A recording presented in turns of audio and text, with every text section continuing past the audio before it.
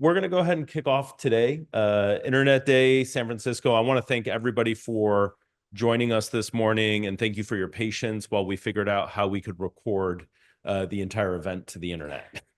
That's what was taking a little bit of the time on the audiovisual front. Special thanks to Ron. I'm going to kick this off just by thanking him. Ron is an instrument in making all of these events happen. So I just want to thank him for helping us get this started. All right. So I am here and I will be hosting the event today, which basically means that I'll be helping to introduce, close, and then transition between the various speakers and what's going on. I am the vice chair of the Internet Society San Francisco Bay chapter, and along with Ron, who's the president of the chapter, we put these events on together to really help promote an open, free, secure internet, and also to get everybody aware of the new technologies that are happening throughout there. We would not, I did not put this slide together, just FYI. Ron had a photo of me with wine at the I-50 event. So this was actually one of the first events that we started. Is there a question?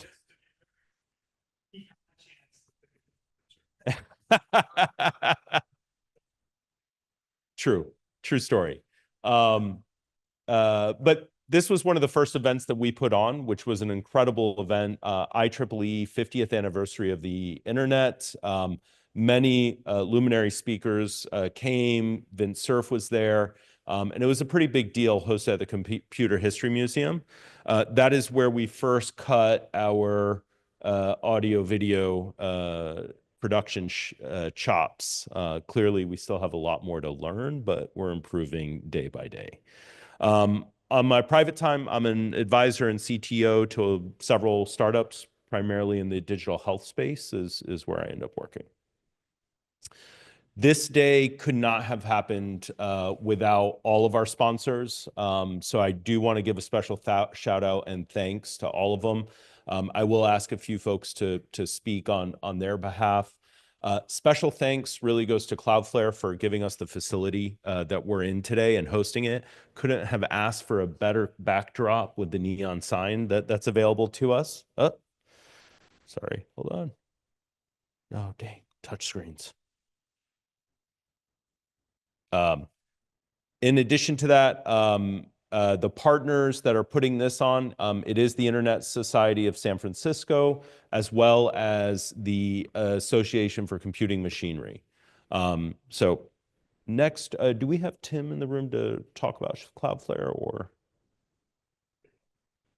Okay, we'll come back to this potentially, but Cloudflare, as you know, is hosting us.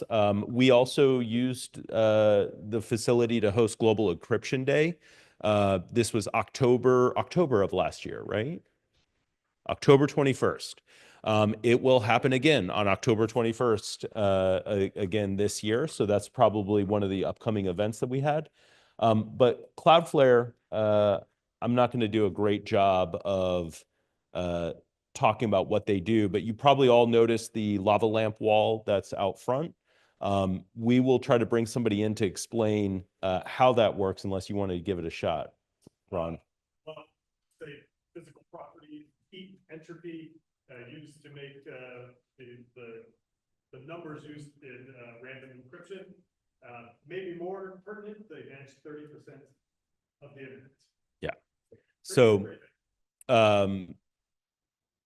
as computer scientists, generating random numbers, you probably know, is a difficult challenge. And Cloudflare uses this actual wall of lava lamps to help them do so. There is some information all over the web if you're interested in that. And maybe a little bit later, we'll have someone from Cloudflare talk to us a little bit more about it. Oh, Tim, can I put you on the spot?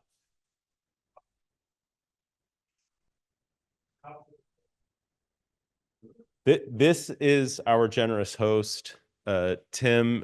He has helped make this event happen here at Cloudflare, among a number of others.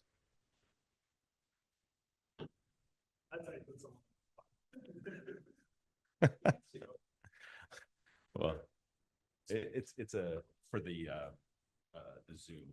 Gotcha. Welcome to Cloudflare. My name is Tim, and I work primarily with community.cloudflare.com. So I get to meet people on the worst day of their life. Their site got hacked, their site got attacked, their internet connection isn't working. Most of the time, it's their WordPress instance failed. But we help people with all sorts of different problems, and it's delightful. I've been doing that for about 7 years at Cloudflare. Cloudflare is about 15 years old. And who has been to the Cloudflare office here before? Okay. So welcome. And I encourage you to come back. I'll put some QR codes around that answer a bunch of questions about Cloudflare. But basically, all I do all day long is answer questions for people with Cloudflare about Cloudflare. And I've answered 7 of the most popular questions that I get asked when we host events here. So last night we were here very, very late. We welcomed about 170 kids from all over the US as part of Project Invent. And that's one of the things that we do at the office is we make it open for community events. This was an amazing event. It was the end of a semester of work where kids were creating things that were amazing. And they are the next generation of tech leaders. So they're the folks that'll be sitting in this room in 20 years' time. We need to give them a bit of time to finish being teenagers. But it was quite amazing. And they came and they used the space. So it was basically a science fair meets junior achievement meets a hackathon. And that took place here last night. And so the space is a little bit being reconfigured from after that event. So you'll see some things happening around here. But that's one of the things that we do in this space is we make it available for events like that and events like this. Primarily, Cloudflare does 3 things. If you have a website, we make the site faster and safer. So we sit between visitors to your site and your website. So if people are attacking your site, they're actually attacking Cloudflare. And we make certain that those attacks don't reach your origin. And we protect it and make it faster, we make it safer. Second thing we do is if you have a mobile or remote workforce, we take that bubble of protection using 330 some odd data centers around the world to extend that bubble of protection to your mobile and remote workforce with a series of SASE and zero trust solutions. So you can basically, your employees can access assets behind your corporate assets, just like they're browsing Google. It's seamless to me to hit Workday or to hit Google. It's all the same exact experience. I authenticate once and then all of the assets are just available to me. The third thing we do is the thing that's really, really cool, and it's the team that I'm actually attached to, which is our compute at the edge. And so we have a product called Workers, and Cloudflare Workers is a development environment and development platform that's basically exactly what you would expect. It's all of the primitives that you would see in your normal development environment, but you're using our compute resources at the edge. Starting in 2024, we started to add GPU resources to that. So now you can do inference at the edge, time sharing our GPUs basically. And with that, it's really revolutionizing the way that you deliver and build products. So you build with Cloudflare Workers and you deploy instantly. So the model, if you think about kind of other ways that people are doing serverless computing, it's like, I'm going to set up for this region and then I'm going to buy for that region. And as you're more and more successful with your applications, you get penalized for being successful. So if you want to deploy to a second region, there's an additional charge. If you want to pay for traffic and egress, there's additional charge. So with Workers, you deploy to region Earth. So instantly you deploy to all of our data centers globally, and there are no egress fees. So you can actually scale without the penalties of being successful. And those are the 3 things that Cloudflare does. We started as part of 3 of our co-founders had met at Harvard Business School. Cloudflare began as a project of theirs, and it won a TechCrunch award and became very, very popular. They formed a company around it. And when I joined the company, we were about 500 people. Today, we're about 4,000 people. We have offices in San Francisco. You could join us in Austin. You could join us in Lisbon. You could join us at our office in Singapore. We're building out in Kuala Lumpur and Bangalore as well, and a number of other regional offices around the world. This office is probably the most popular because of what you see here with the lava lamps. And my personal connection with the lava lamps is these are basically a source of randomness for us. So a source of generating random numbers. And they're one source of what we call entropy, we run it through a couple of hashes, and then we use those numbers to encode traffic on the internet. So for your protection and your safety. In Lisbon, we have a wall of wave machines. In London, we have a wall of pendulums that you'll see around here. In Singapore, there is a pellet of uranium, and we measure the half-life decay. At our office in Austin, there's cascading rainbows as a chandelier with thousands of pieces of colored glass. And we use all of those things to mix together. It started with the lava lamps, though. And the fun part about all of this for me is that I've been in tech my entire life. And so I started managing a computer store, or training at a computer store, selling at a computer store, managing a computer store in the early 80s, and did nothing but tech for my entire life. Decided I wanted to get out of it and opened up a beer brewery.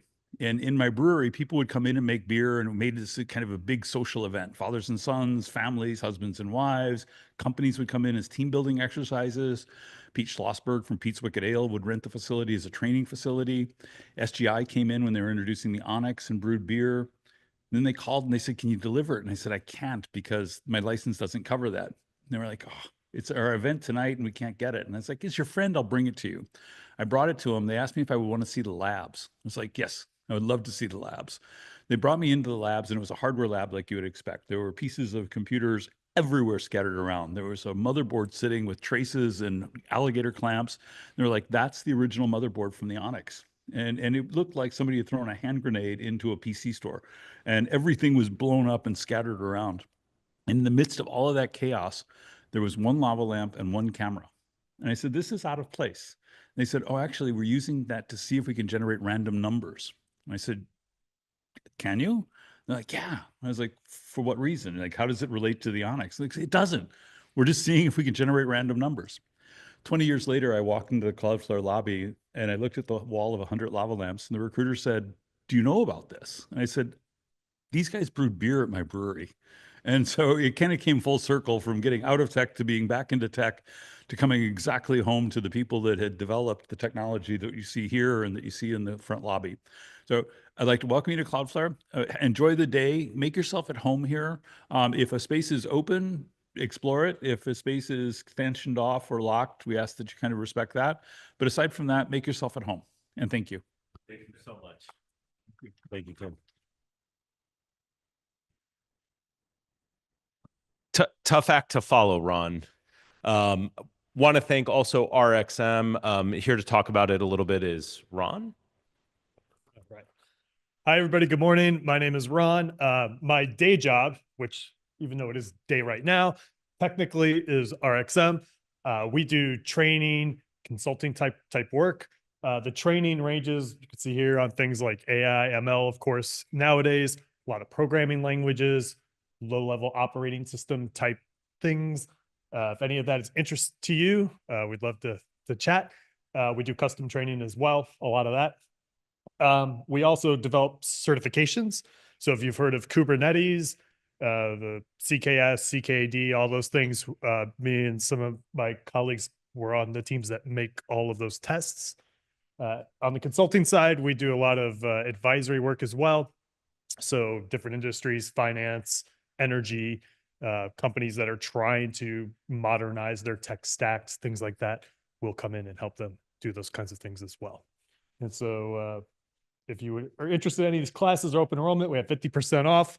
If you have any questions about any of this, just find me and love to talk. Thank you. Right. Eileen, who runs Tapestry, was not able to join us today, but she is sponsoring this event as well and has generously allowed us to borrow a special piece of actual internet history. This was created for the IEEE 50 event. Is that correct? I'm not mistaken that. Yes. And what her company does is they do have a product online that will record meetings and dynamically generate visual canvases and recordings of those meetings. So similar to this hand-drawn mural that you see on the wall, this was capturing everything that was discussed in the history of the internet from its inception all the way to modern day. So I want to we'll talk more about the mural and even have a little bit of an activity where we'll ask for you to digest and maybe contribute to that. But want to thank Eileen for both trusting us with this piece of internet history as well as sponsoring the event today. Toyota is the sponsor for tonight's event as well. They have generously provided us with the food and beverages that are here, as well as they're funding one of the activities that we'll be participating in a little bit later related to blockchain. And we'll talk a little bit more about that.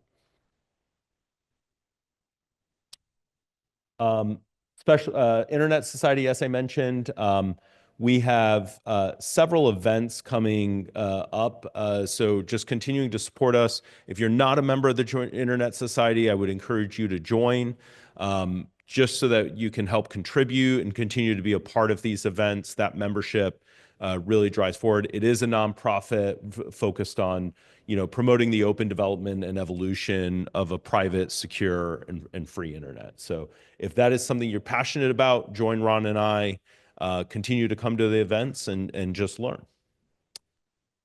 This is the 2025 action plan, mostly just so that you can, if this appeals to you, you can kind of understand some of the work that we do. So outside of putting great events on like we do today and other things throughout the year, we're doing a lot of work, grant writing and grant delivery for initiatives that ultimately hope to enhance the influence that technical communities have, support policies that will improve accessibility and security around the internet, and then ultimately just create a positive and enduring impact for future generations. The Association for Computing Machinery, ACM, also also sponsoring the event, a nonprofit organization for computing professionals. We have several members from ACM here today. So joining that, we partner quite a bit on co-hosting and co-launching these events. We're stronger together and very thankful for the partnership that we've had there. This is one of the oldest nonprofit and professional organizations. So if you're not a part of it or have been in the past and are no longer active, I would highly encourage you to get back engaged and join. Right. I'm gonna go. All right. So once again, join us. We do lots and lots of events together. All right. Donations, we do operate off donations for the Internet Society. So, if you're so inclined, please donate. It keeps the organization running. All right, let's go ahead and kick off. Internet Day, San Francisco. Thank you for your patience. Few housekeeping items. Toilets are right outside the door. I think there's a few out there. There is one immediately to your left. Some snacks and refreshments just at the back of the room. If you're walking through the room, please be mindful of the camera filming locations so that you don't hit that. For the ACM, we do have a representative taking registrations. So if you're not a member and you would like to register, please go visit. Do you want to say anything? Would you like? Yeah. Oh, wait, do it on the mic. Move up. Hi, everyone. My name is Jean.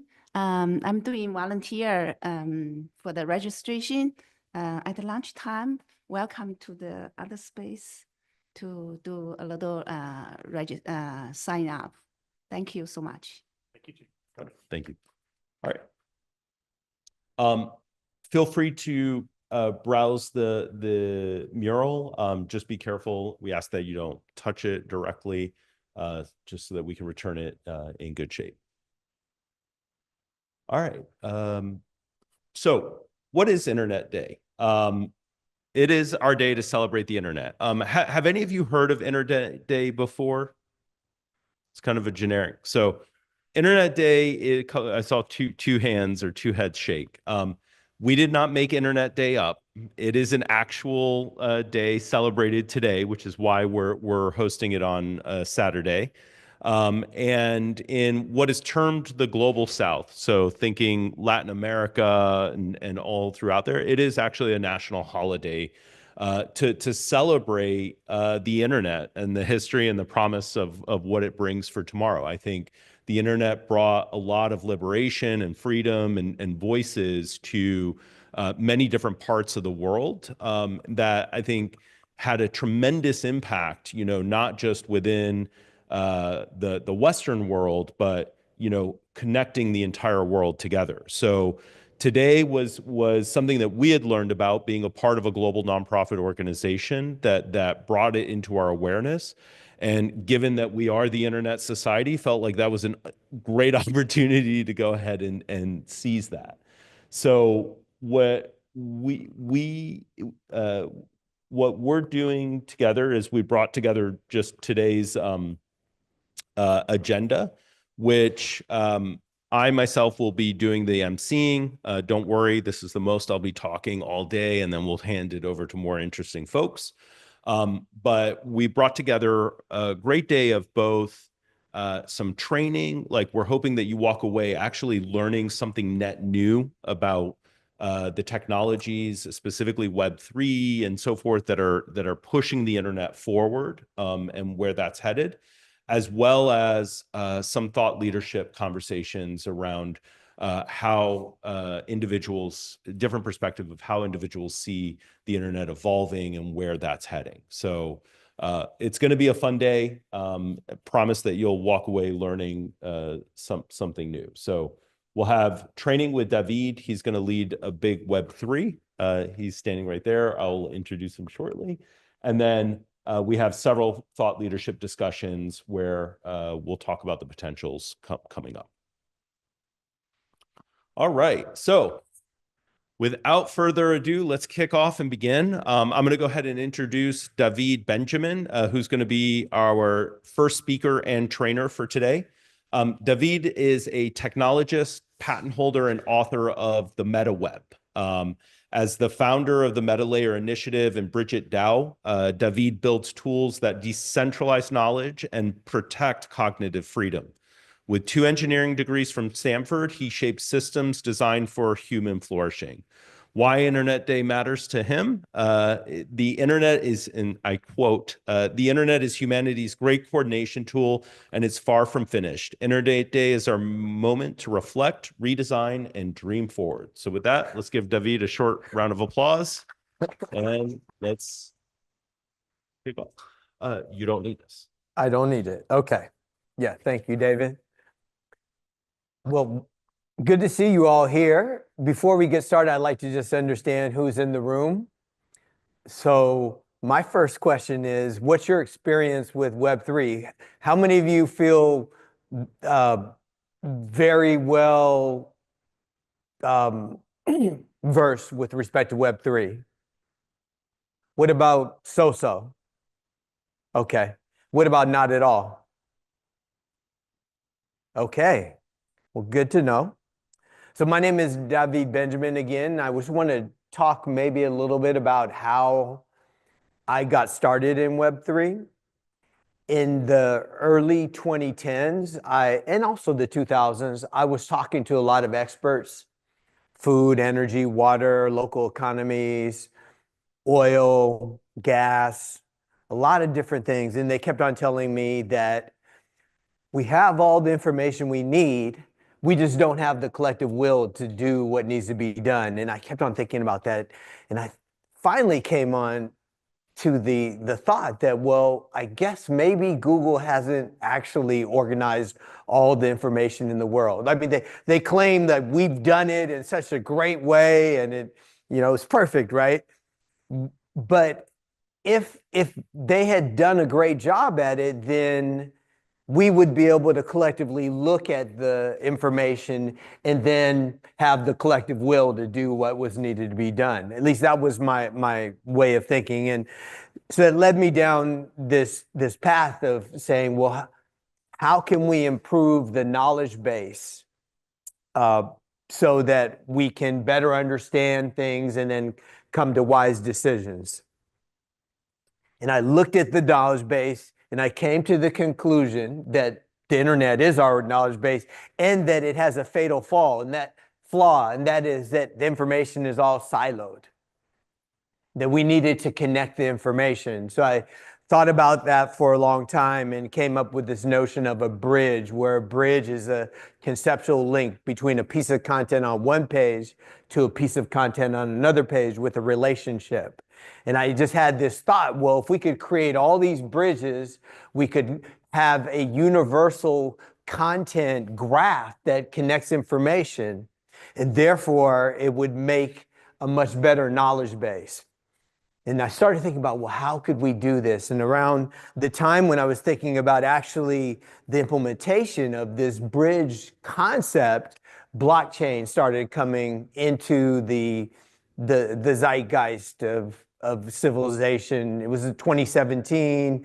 We started seeing videos on YouTube where people would say how to explain Bitcoin to a 5-year-old, a 9-year-old, and a 14-year-old in one video, you know. And so I started watching those things, and I watched some of the other videos from some of the Web3 oriented websites and started getting a feeling for blockchain, but I didn't really fully grasp it. But I knew that it could potentially do some of the things that I wanted to do with this whole bridging concept, which one of the concepts was that we need to be able to have digital artifacts that could last forever. Because if you create a bridge, you want it to live forever. You want that relationship not to go away. It needs to stay there. It needs to be permanent.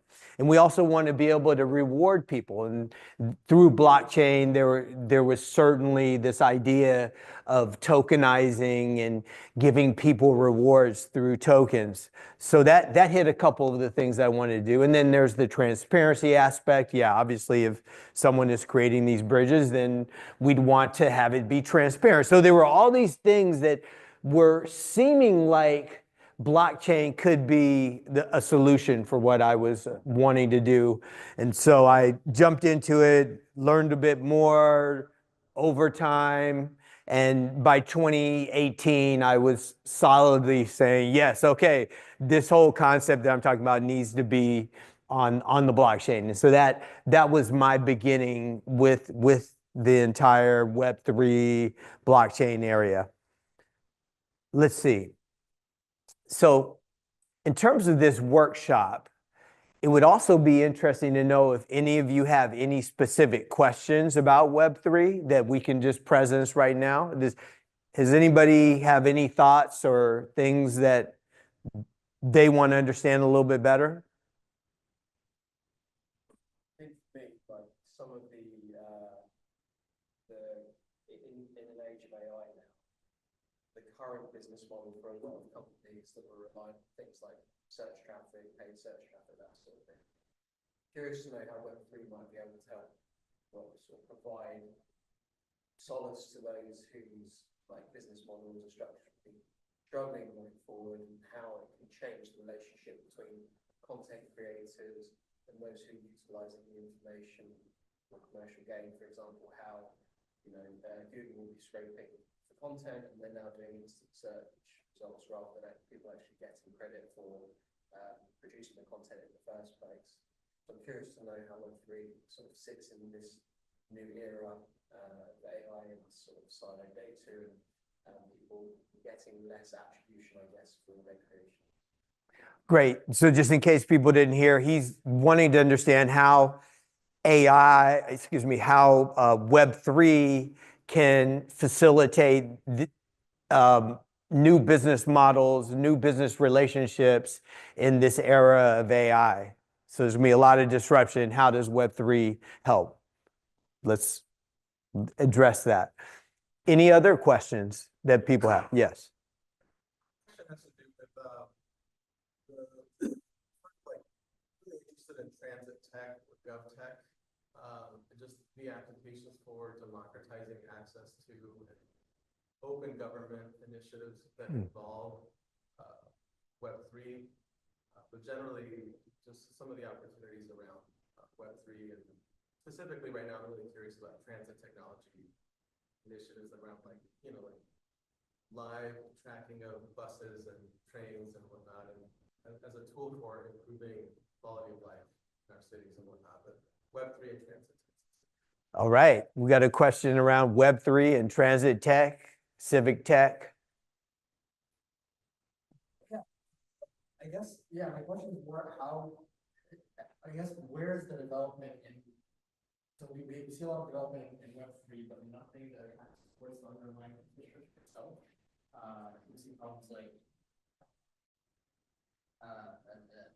an ISP can partition the internet, or a government can take down the internet, or again, like an ISP provider. Like we think of the internet as it's supposed to be decentralized, but there is, with AI, with huge data centers, there's definitely a lot of centralization towards huge data centers. And is there anything in the Web3 space that's kind of addressing the underlying infrastructure itself? You're saying, how does Web3 support the underlying infrastructure with respect to the technologies that we're going to be using moving forward, like AI, et cetera? Yeah, my understanding is that Web3 doesn't really do, like Web3 itself doesn't really do much for like the underlying infrastructure, right? Like the internet itself. Okay, yeah. It's a model for the the internet itself is basically remains the same, right? Like how we connect to one another. Yeah, yeah. Is there any space that's being done to address that? Not that I know of at this point, but I think that there's some things that we'll cover that could be of interest as well with respect to that question. Any other, you had another thought? Yeah, two things.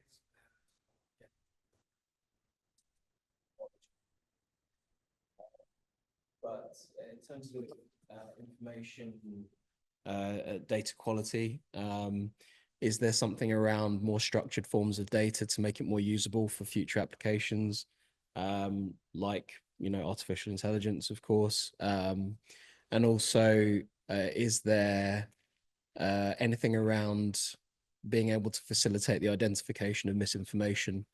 Because obviously it's a lot of P2P. My understanding is a lot of peer-to-peer aspects of this. Can that be utilized for identifying high quality sources of information rather than low quality? So we've got some more questions about the structured forms of data for AI, for example, and also whether Web3 can help with identification of misinformation. Yeah, I just had another question. I was remembering, one of the first times that I read a book on the internet was like one Saturday when I went to my local public library, and this was like a while ago, I'm still unclear about. I'd love to learn more about it. I don't know if you're going to be covering any of this, but around like some of the basic infrastructure of the internet, and that even before Web3, and what Web3 is prompting in terms of the actual, cables, the infrastructure that actually is behind all the magic that we experience through our screens a lot, Yeah, we're not I'm going to go not sure, through. yeah. No, well, I do have a slide that speaks to it a little bit, but I don't think it's Yeah. going to necessarily be at the level that you're looking at. Where I'm we're so looking glad at that the you pipe. asked us for questions, and I didn't expect you to answer everything, but I'm excited that. Okay. Yeah. All right. Great. Are there any other burning questions or thoughts that people have? Okay.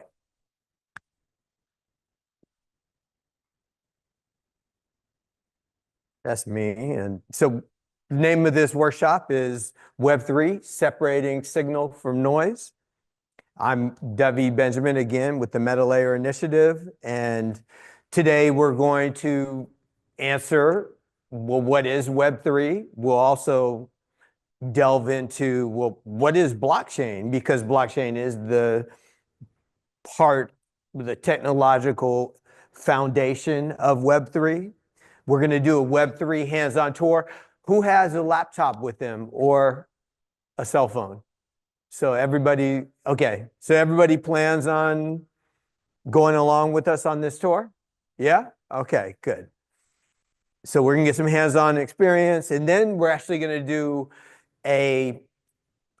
create a digital artifact, or actually multiple ones. And start thinking about, if you were to have a handle that would last forever, just like a Twitter handle, what would you want that to be? Because we will create these for you. You will create it for yourself, and that will be the hands-on exercise today. It should be fun, and you'll walk away with something that will last forever.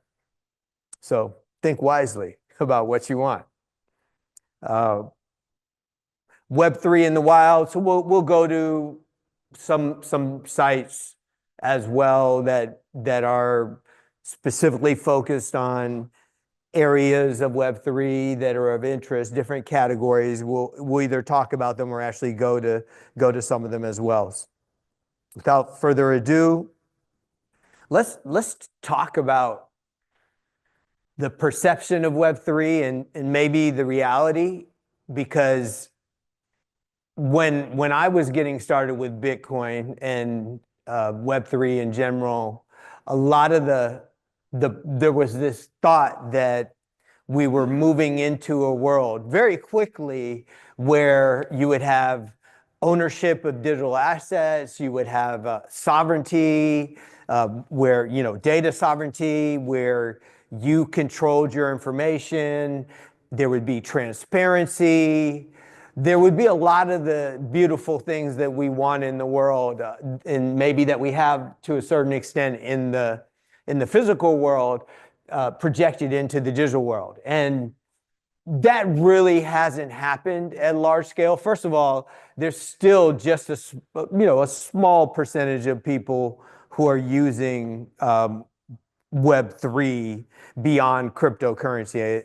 We understand now that there are a lot of people that have Web3, have cryptocurrency in their portfolios, but there's not that many people that are using it to actually create these types of things in their lives. And there's a lot more of people having experiences being scammed. High fees were really endemic the last time around that we had a bull market. Like with Ethereum, I remember there were a time when it would cost over $150 to do a transaction. So, I mean, just absolutely ridiculous. And then this is to just show kind of the influence of VCs to come in here and really monetize this space for themselves, getting sweet deals on the projects that they're getting into. They come in early, they negotiate a super low price, and then it goes out to the market and they dump on the people. So pump and dump is something else that's been happening a lot. It's not only by VCs, but it's also by the developers as well. It's been really crazy in the last year with the meme coins. I don't have people heard much about meme coins and that fiasco. Well, it's just like a casino, right? And people would essentially throw out a new token, put a little bit of liquidity behind it, push it out into the promotional sphere within Twitter X, crypto Twitter, and within hours, most of the time, these things would like pump up, and then they just get all the liquidity sucked out of them by the developer. So this is more the reality of what's happening right now. The immutability, the permanence, this is, it goes across both the promise and the reality. But the way I like to think about it is, when you have technologies, they don't ever really start on this side. They tend to start on this side, even like cell phones and things like that. Who'd they say took up cell phones first? Well, doctors and drug dealers, right? So oftentimes you'll find bad actors may be early on just about anything. And there's a whole period of time when it's like the Wild Wild West. That's where we are with Web3 at the moment. And then as regulations come in and better standards and protocols for security, things start moving more into the promise. So the fact that we're here right now isn't at all surprising to me, but we do need to be moving in this direction. Any questions on that? Does it make sense to people? Okay. So there's been 3 generations of web experience, and this is going to seem very simple. And it is very simple if we talk about it in overview terms, but you could look over here and see that it's not simple at all. I mean, this is pre-Web 1.0. This is Web 1.0. This is Web 2.0, and Web 3.0 is over, kind of starting around here. So Web 1.0, that's the read-only web. And you essentially had to have a domain and you could publish basically. But for the vast majority of people who didn't have access to a server, it was read-only. So this was something that most people, they were just going to websites. And you may remember this notion of web surfing.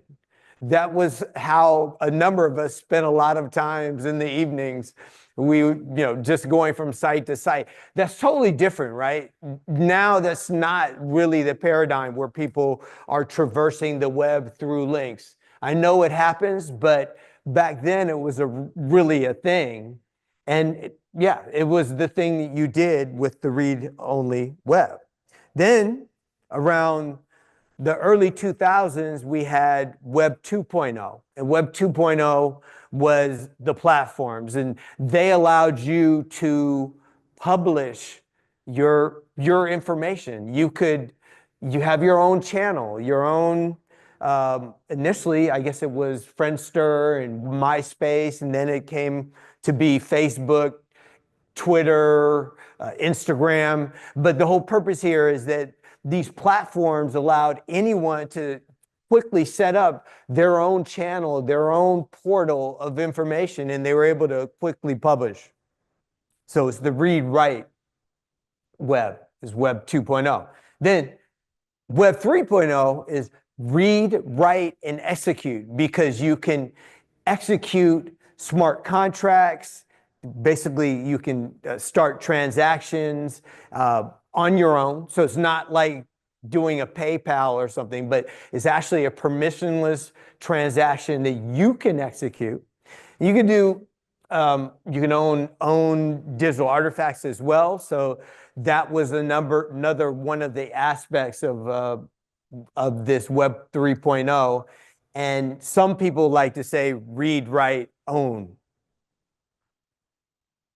So what does this look like in terms of infrastructure? And this goes back to your question. Pre-Web 1.10, we had the internet. And at that point, it was the desktop was your interface. You had different programs that did the logic, and it was a LAN. So within your office, that's how the network was. It was essentially within your local area networks. And we then, around 1991, moved into Web 1.0 with Tim Berners-Lee's proposal to CERN, and we got a browser. And the logic was encapsulated in websites and HTML and JavaScript after a while, and then we had servers that were holding the data. In Web 2.0, you move to mobile, we've got apps, we've got cloud.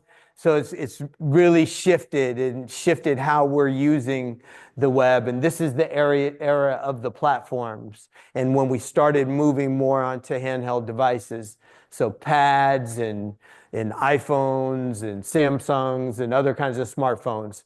And then Web 3.0, so this is including XR as the interface, the logic is AI, and blockchain is where we store the data. And this is where Web 3 is. So Web 3.0 is all of these, but Web 3 is specifically the blockchain part. And let's talk a little bit about the blockchain part. You have a number of different protocols. I don't know how many there are now, but I'm sure there's hundreds at this point. And each chain has its own protocol, or it's building upon a protocol of a master chain. Sometimes you have the notion of L1s, so that is the base chain, and then you can have L2s, which are, so that's layer 1 and then layer 2s that build upon that base chain. So Ethereum, for example, is a layer 1, and then Polygon, Optimism, Arbitrum, they're also new protocols, but they're based on the L1 protocol, which is Ethereum. So you have protocols and chains. Each of the different protocols specifies a consensus mechanism. There's two main consensus mechanisms. One is proof of work, which is the one that started it all with Bitcoin in 2009. And proof of work, essentially, you've got a bunch of nodes. So you have a bunch of nodes. These are computers who are operating on the protocol. And within that consensus method, where there are specific validators who, in the case of proof of work, are actually miners, and they are all competing to solve a very difficult problem. And the one that's able to solve that problem first gets to write that block to the Bitcoin blockchain and receive the rewards in Bitcoin. At this point, every time someone is winning a block, which happens every 10 minutes approximately on Bitcoin, they receive 3.125 Bitcoin, which is about $300,000. Well, it's more than $300,000 now, because we're at, I think, at $103 maybe. Is that where we're at? And so that 3.125 Bitcoin block reward that happens every 10 minutes goes down every 4 years. So in April 2024, it went from 6.25 to 3.125. And it will be going down in 3 more years to 1.75. Okay, so these nodes, when the validators, the miner is able to solve the problem and writes the block, to the chain, they're writing it to the ledger. So the ledger is essentially a list of information that is appended to only. So the information that's already in the ledger, it'll never change. We're only adding more information to the end of the ledger or to the top of the ledger.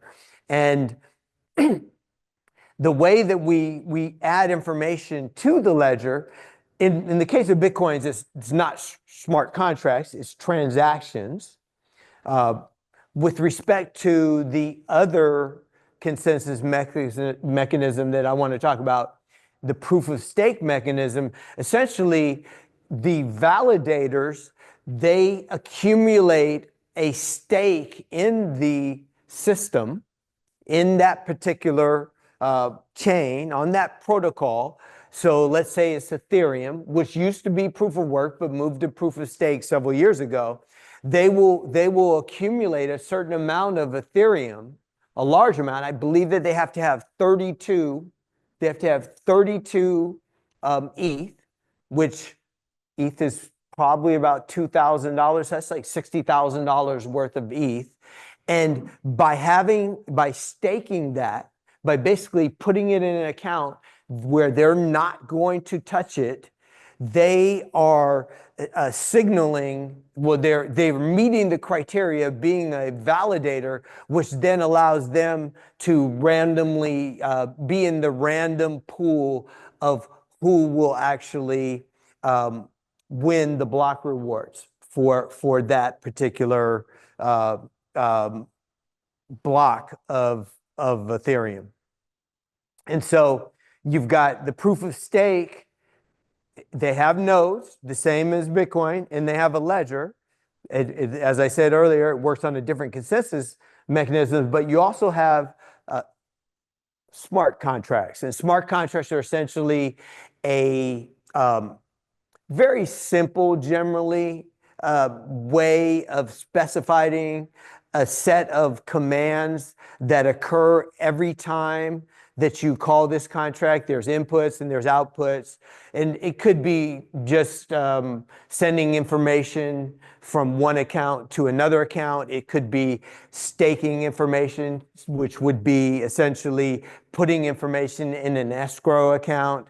It could be taking information out of your stake, out of your escrow account, and bringing it back to your wallet. So there's a lot of different possibilities for smart contracts, and they can certainly get very complex.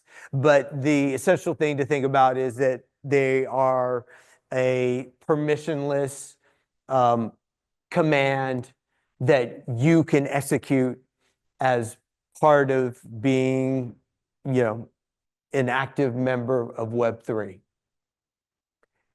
think we've talked about this, the different components of blockchain. Now let's talk about the blockchain trilemma. So here's the thing. There's three main things that you want when you're creating a blockchain. There's decentralization. So that is the extent to which the power within the network is decentralized or spread around to different nodes in the network. There's scalability. So that's the performance of it. How fast is it? How many transactions per second can be done? And then the security. So the security, self-explanatory. How impervious is it to people taking or changing the data?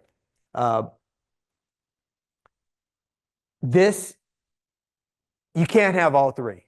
You can't have all three. At least that's what we've noticed over the evolution of the Web3 experience. We've seen that you can have quite a bit of decentralization. That's what we have with Bitcoin, and the proof of work is certainly more decentralized than the proof of stake. However, Bitcoin is pretty slow. You can only have, I don't know exactly how many transactions it is per second, but it's on the order of maybe 10 to 15 or something like that. It's pretty slow. Bitcoin is very secure, highly secure. So you've got these two for Bitcoin. Now, Ethereum is less decentralized, it has less security, but it's a little bit more scaled. It can do more transactions per second than Bitcoin. And then you have maybe Solana. That's another good example. It's much less centralized. I mean, it's less decentralized, more centralized than both Ethereum and Bitcoin. And because of that, it also has less security because it's the way it's set up, and the scalability is much higher. So different chains have different configurations, and they have different implications for these different elements, but you can't get all three of them. And we call that the blockchain trilemma. So what are the things that we want out of Web3? Well, decentralized identity, Transparency. Well, actually, let's say decentralized identity is the ability to have your own identity that you fully control. You have the keys to it, and no one else can actually access that information unless you give them permission. Transparency, everything that goes onto the blockchain is recorded, and you can review it. Anybody can review it without permission through the Explorer that's provided along with the protocol. So security is certainly, one of the most important things. And that security is, well, can this information be changed? How can we know that this is going to be immutable? And that no one can go in and actually change information in a transaction after it has been done. And another aspect of this is trustless agreements. So once again, you have things like smart contracts that allow you to enter into an agreement permissionlessly. So you don't need to get anyone's permission to enter in this agreement. So there's no trust necessary, and you just simply execute this agreement through executing the smart contract. Now let's talk a little bit about, well, how does blockchain actually manifest within in the ecosystem? What are the different elements of this Web3 space that you could actually find out on the web, that you could actually go to the web and interact with? Well, one thing, we're talking about a protocol, right? So each of the protocols have their own website, and they have their own blockchain, which is their own network of nodes and everything. But what does it allow? Well, it allows tokens. So these are fungible tokens. Fungible tokens are tokens where every single one of them, so a token is a long string of numbers. Every single one of these tokens is identical. Like, you don't care if someone gives you a Bitcoin, you don't really care if it's a Bitcoin from 2012 or a Bitcoin from 2025. That doesn't really make a difference to you because it's a fungible token. They're identical, and you can't get any more information or any more value out of a Bitcoin from today or from 2 or 3, 5, 10 years ago. Ordinals has changed that, so we'll talk a little bit about that.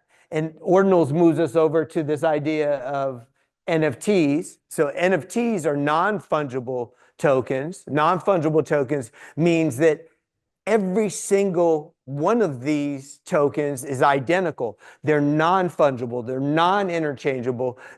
Every single one has an aspect of them that is just a one of one. That's what makes it a non-fungible or NFT. Now, tokens, the fungible tokens, they're exchanges that allow you to trade these. So an example would be Coinbase or Binance. Those are centralized exchanges.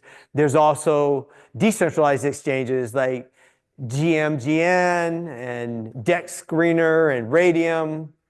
Well, actually, DEX Screener is a screener of decentralized exchanges, but Radium, for example, is a decentralized exchange, Uniswap, etc. So the exchanges are where you trade tokens. Marketplaces are where you trade NFTs. A marketplace, for example, would be Magic Eden, or OpenSea is the largest one. Where do you put your tokens? You put them in wallets. And there's about, I don't know, there's probably over 100 wallets right now. The main one that started the whole thing was MetaMask. So that's, I believe, one of probably the most popular one, but you have a number of other ones that are pretty good and coming along now. There's Rabby, there's Rainbow, Phantom. I really like Phantom. That's a really good one. So for each one of these different aspects of the Web3 ecosystem, there's multiple different pieces, exchanges, marketplaces, they're each protocol specific. So MetaMask, for example, it works for most tokens, but not necessarily all tokens. Okay, 10:30. Okay, good. Thank you. And so this moves us into our hands-in tour. So if you all could get out your computers, we're going to basically visit a bunch of websites. These are going to all be different elements of Web3. And the hope is that you will come out with a much better sense of what this world looks like. It is, in fact, a new world. You know, we've talked about a number of different things already, the tokens and the exchanges, etc. If you haven't dipped your toe, you probably haven't seen any of these, but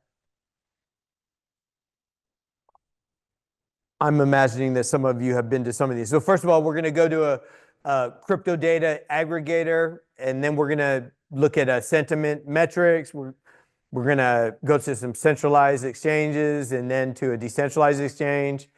We'll look at a wallet. We'll go to a marketplace. We'll check out an inscription service, an explorer, in this case for Bitcoin. And then we're going to make some digital assets. All right, so let's go to CoinGecko first. So CoinGecko is an aggregator, and I will go there as well, but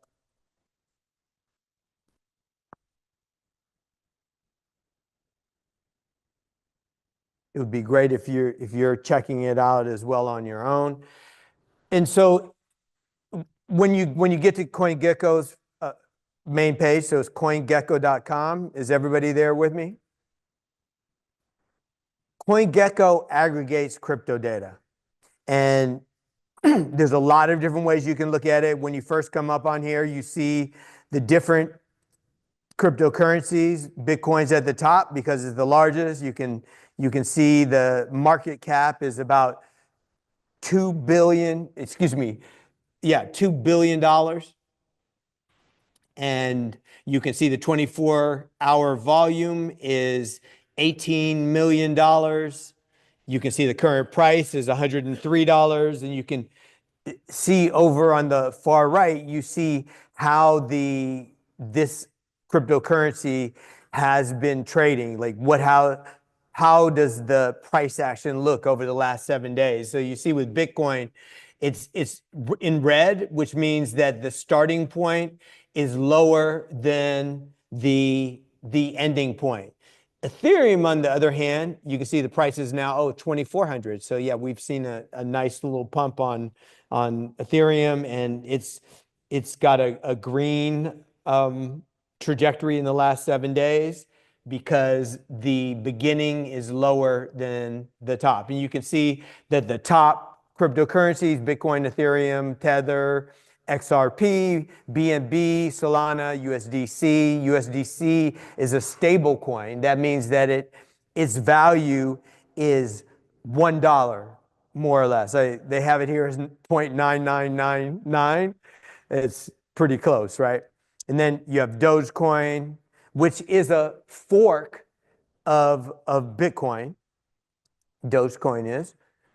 And a fork means that they basically took the Bitcoin code and they made a copy of it, then they made some changes to it and launched a new coin. And So the number 9 is Cardano and the number 10 is Tron. And we could go down, and I don't know if we could see here. So there's at least 171 of these. 171 times 100. So you've got 17,000 coins listed on CoinGecko now. So it's a huge amount. Some of the other things that you can do here, you can look at the different exchanges. So I'm clicking crypto exchanges. You can see the top ones: Binance, OKX, BitGet. Coinbase is down here at number 5. So these are the centralized exchanges. We could then also select decentralized exchanges. We could see that Persistence, DEX, PancakeSwap, Uniswap, these are the top ones. For the decentralized exchanges, you can also go to the NFTs. You can look at them by NFT floor price. You can see that CryptoPunks, this is the top collection. The floor price. The floor price is the lowest price for that entire collection that anyone is, they're putting it out on offer. The lowest one for CryptoPunks is 115,000. Bored Apes was much higher at one point. They're down to 31,000. Pudgy Penguins is 24,000. So you can see that there's some value in JPEGs apparently. The reason, these are old. These ones have been around for a while. I think Pudgy Penguins is the newest of this bunch. But yeah, it's pretty amazing the amount that some of these are commanding. So this is one way of looking at information. There's of course other sites, including CoinMarket, CoinMarketCap, and we'll just go into Bitcoin. Look at this chart. You can take a look at things by price or market cap. So you see it's at $2 trillion market cap for Bitcoin. You can also see that you get a trading view where you're looking at candlesticks. Candlesticks, they're green when they go up, they're red when they go down. This came out of Japan, but people find this to be one of the best ways to look at price action. You can see there's a big difference here between the candlestick trading view and this other look at the price action. It's just not as much information here as it is here with the candlesticks. Let's see. So you got some other information, some things that are interesting here. The total supply, Bitcoin, it says 19 million. That's because Bitcoin hasn't all been released. Essentially, it gets released every day as a new block has been created. The interesting thing is it's down to such a slow amount. Every block now, as I mentioned, you get 3 new Bitcoins. It's such that we've already essentially created 19 million of the Bitcoin supply, and the max supply is 21 million. So we're most of the way there. It's going to be another 100 years though before we actually do the entire max supply of Bitcoin. And I wanted to look at one other thing and show you one of the interesting things that people talk a lot about with the crypto market is the 4-year cycle. So you see right here in 2017 it peaked, then it peaked again in between May 21 and October 2021. So it peaked in October, and then it has peaked again in January, and it looks like we're pretty close to that now. So it peaked at 108,000 or 109,000, and we're at 102 now, it looks like. So The thing to note here is that there's a 4-year cycle between here and here, these different peaks. And this is thought to be driven by what we call the halvening event or the halving event. That's that point when the Bitcoin block rewards cut in half. As I was saying, in April 2024, they went from 6 to 3. And the thought is the new scarcity of Bitcoin has a lot to do with this 4-year cycle. I believe it also has to do with the macroeconomic picture as well. So there's probably a number of different influences on this. So let's go back and go to the next part of our tour. All right, the next one is it's a sentiment metric. I just think it's really interesting.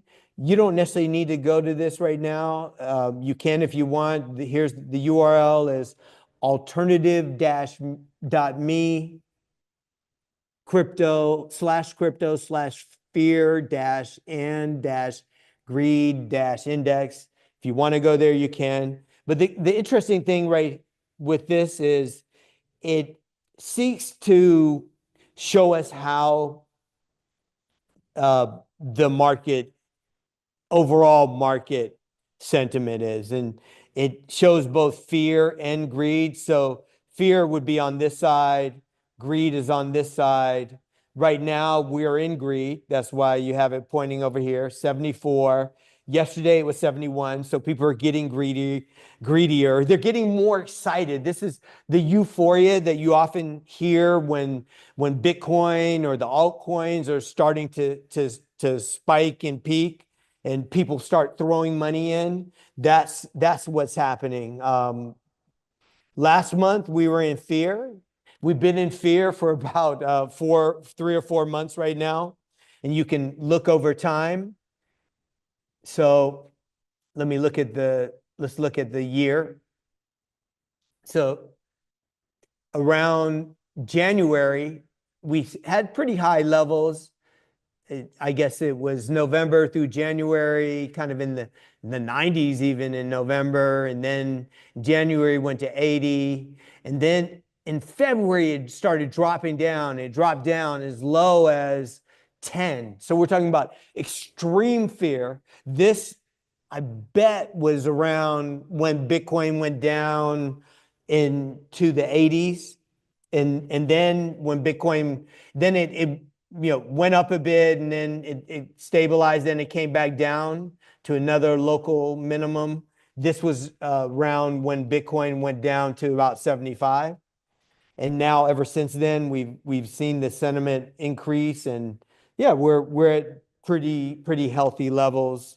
What they say is when the market is greedy, you want to be selling, and when the market is in fear, you want to be buying. So this is an interesting indicator that's used quite a bit. Yeah. Really appreciating getting an overview of some of the sort of like the sentiment analysis is really interesting.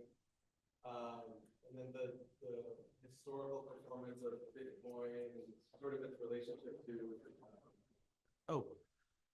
Yeah, I'm enjoying that. And one of the things I was curious about is, I was thinking about like 3 years ago, Bitcoin was all the rage, blockchain was all the rage, and then suddenly there was that whole issue. I want to see if you could speak to this in terms of you helping us understand the environment that we're sort of like exploring here. I remember that what was the guy that got sacked, and what was his company called? FTX. Yeah, that's right. There was like this huge excitement around blockchain and the potential of cryptocurrencies. And then suddenly we realized that, or a lot of investors realized that they weren't actually investing in blockchain-based cryptocurrencies. They were, because so how, I guess I'm I'm wondering, like, what in terms of wallets and all of this infrastructure and the sentiment analysis, if you have any observations that might be helpful for us as we're exploring this right now. Because you're giving us an overview of like all these different aspects of it, and I'm just FTX, yeah, that's right. Yeah, and I'm just, I know that we're going through this overview, and Yeah. I want to know if you can make any connections to where some of these things that we're exploring are connected to the development of cryptocurrencies and blockchain and all of that, or if that has anything to do with what you're covering today. Okay, yeah, we'll look to work that in. Cool. Yeah. And it's interesting that you bring up Sam Bankman-Fried and FTX. That was a time, it was obviously in the bear market, and it catalyzed just complete panic, right? I bet if we had looked at the fear and greed sentiment, that we might even see that being much lower at that point. Let's see. So let me go back there. Okay. Sorry, I didn't mean to interrupt your flow. Sorry. No, it's all good. It's totally fine, and I would encourage people to bring up, any questions that come out. It's helpful. So that was in 2022, I believe, right? Can someone find the date of? Okay. So we're seeing around that time definitely a low. This is in September. November was around here. So we're talking about fear between 10 and 20, and some other things that happened even before the FTX collapse. And there was also kind of a run up to it. So in November, we really understood, but other people within the industry were starting to see that there were problems even before that. And I think we see that reflected in the fear. So yeah, I mean, it's a great observation that you're making about how the sentiment is affected by some of these things that have really been in the news. There were some collapses of can't remember exactly the name of, but there was some DeFi protocols that collapsed, and there was a stable coin as well, Terra Luna, that had collapsed around that time as well, or maybe it was a little bit earlier, but that made for a really bearish time with fear in the 10 to 20 range for quite a long time. Actually, it looks like it was, for starting here to there. So we're talking about 6 months or so, and we can continue to try to make some of those connections. All right, so the next thing to look at is a centralized exchange. I'm gonna just jump in. If someone wants to, they can, of course, create a Coinbase account probably really quickly, but I'm gonna just jump into mine, and just so you get a sense of what one of the popular centralized exchanges looks like. Hey, David, good question. Yeah, I apologize for interrupting, but No. I feel like you're showing one side of the Web3 ecosystem, and you're ignoring certain motivations that underlie it. And there actually is a very good book called Read, Write, Own by Chris Dixon, who is at Anderson Horowitz, I think, arguing the justifications behind Web3. And Anderson Horowitz is one of the big investors in all of them. And the true motivation of Web3 was that based on the idea that as networks grow, so basically, if you look at very successful companies in the past, Google, Facebook, whatever, they're based, even the internet, as networks grow, they tend to provide benefits to people who join the network, right? So they manage to acquire new users by providing something to them. However, once they become very big, they no longer gain much benefit from acquiring new users or working with others. So they become more selfish. They shed their partners. They end the "Don't be evil" slogan. and they basically start to exploit the network. Okay. The idea of Web3 is that we can build a distributed network that is enforced by protocols so that people join it according, while certain laws are in place. And then over time, as the network grows, they are not able to be shut out. So eventually the network will become big and valuable and everyone has a piece of it. And so this is actually the real sentiment behind blockchain. Now, as a side factor, and actually this was core to Bitcoin, which is why I think we're all focused on that, is that you have these tokens. The networks are run by using tokens, basically, to give people incentives to participate and to keep the network running. Okay. This has led to a side industry, which is essentially a casino, where people are speculating on tokens of all sorts. And, but it's like a tulip bulb market, where some of them actually have real value. Ethereum actually is used by so many people, it probably has enduring value.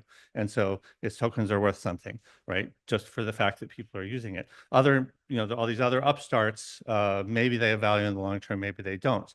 But the reality is still we are working on the technology. And one of the problems right now is that the crypto is slow and running a distributed network is very inefficient. So I think there's still, essentially it's a research problem to whether we can actually build a network that is distributed. So for example, could run Facebook in a distributed way where everybody owns a piece of it and it can be fast enough, right? Right now, the layer one networks, as you mentioned, were like Ethereum became very expensive. So the transactions became whatever. Yeah, I'm sorry to take over. I mean, I think you're neglecting that aspect of it. And I think, I hope people here can take away that there's more to Web3 than this the crypto speculation markets, which is what you're pretty much focusing on here.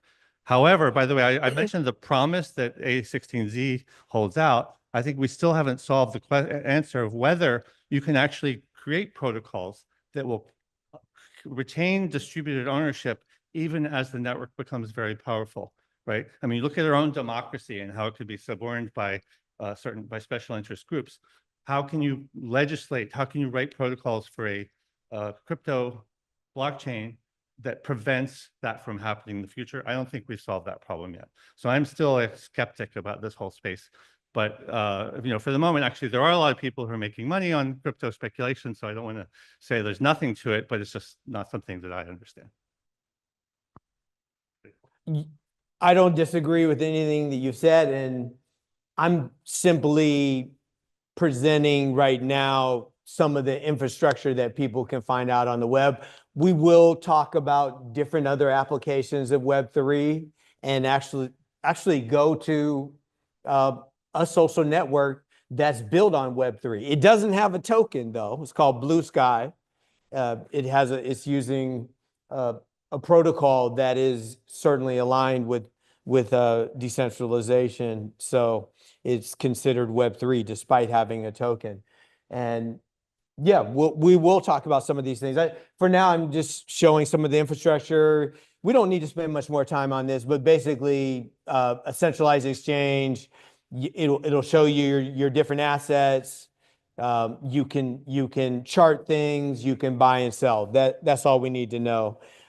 Here, now we're gonna try GMGN.ai. This is a decentralized exchange. So the decentralized exchanges are interesting in that you are directly transacting there's no middleman. The decentralized exchange, it provides the venue for you to make an exchange, but there's not with Coinbase and Binance and all these centralized exchanges. Basically, you have to apply to be part of their group. You have to give them certain information. They do what they call a KYC, which is to know your customer. So you have to generally, not all of them, but a lot of them, you have to provide your ID, and then you often hook up your bank account.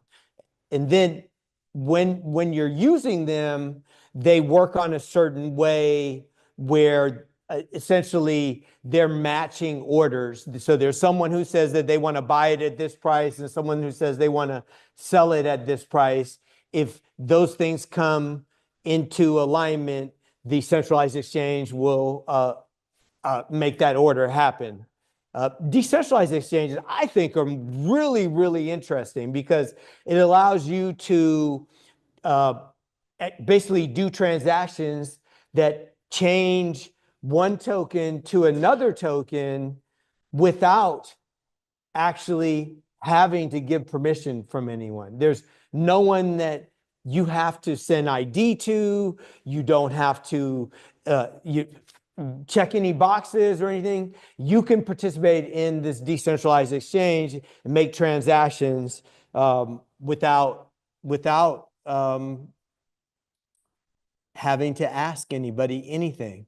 And so I'm going to just go to, we're at GMGN. This is a particularly interesting one because they have not only different types of decentralized token trading, but they also have a trading bot, which is, it's interesting to know that there are what they call trading bots or sniper bots on Telegram, which allow you to very quickly make trades. And you may hear about these pump and dump schemes.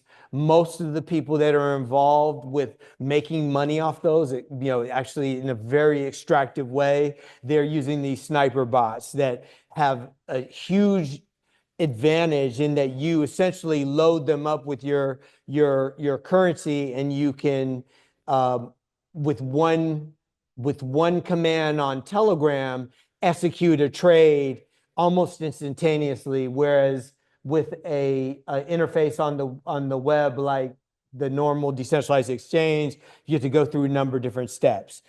We're not going to spend any more time on this. It's really for you just to know that there are both centralized and decentralized exchanges.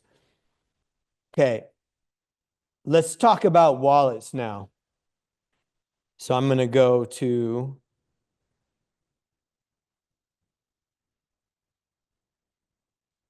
one of, so if you wanted to go to this, you'd go to phantom.com, and I'm going to show you what this wallet looks like. You could install one very quickly. You wouldn't have to ask permission for anyone. But essentially, a wallet, they have multiple accounts. And for each of the different chains or protocols, you may have different account numbers. So this is account 2. There's a Solana address. There's an Ethereum address. There's a base address, but oh, look, the base address is actually the same as the Ethereum one. You can see that these two are the same. That's because base is an L2 on Ethereum. So you're actually using an Ethereum address to transact within the base network because it's a layer 2 on top of Ethereum, the layer 1. You got a number of other ones, Sui, Polygon, you got Bitcoin. Bitcoin you have multiple different addresses within Bitcoin. There's 4 different types of addresses. So for any of the different accounts, which I can show you that there are multiple accounts here. So you got A1, A2, A3, this other one called Presence.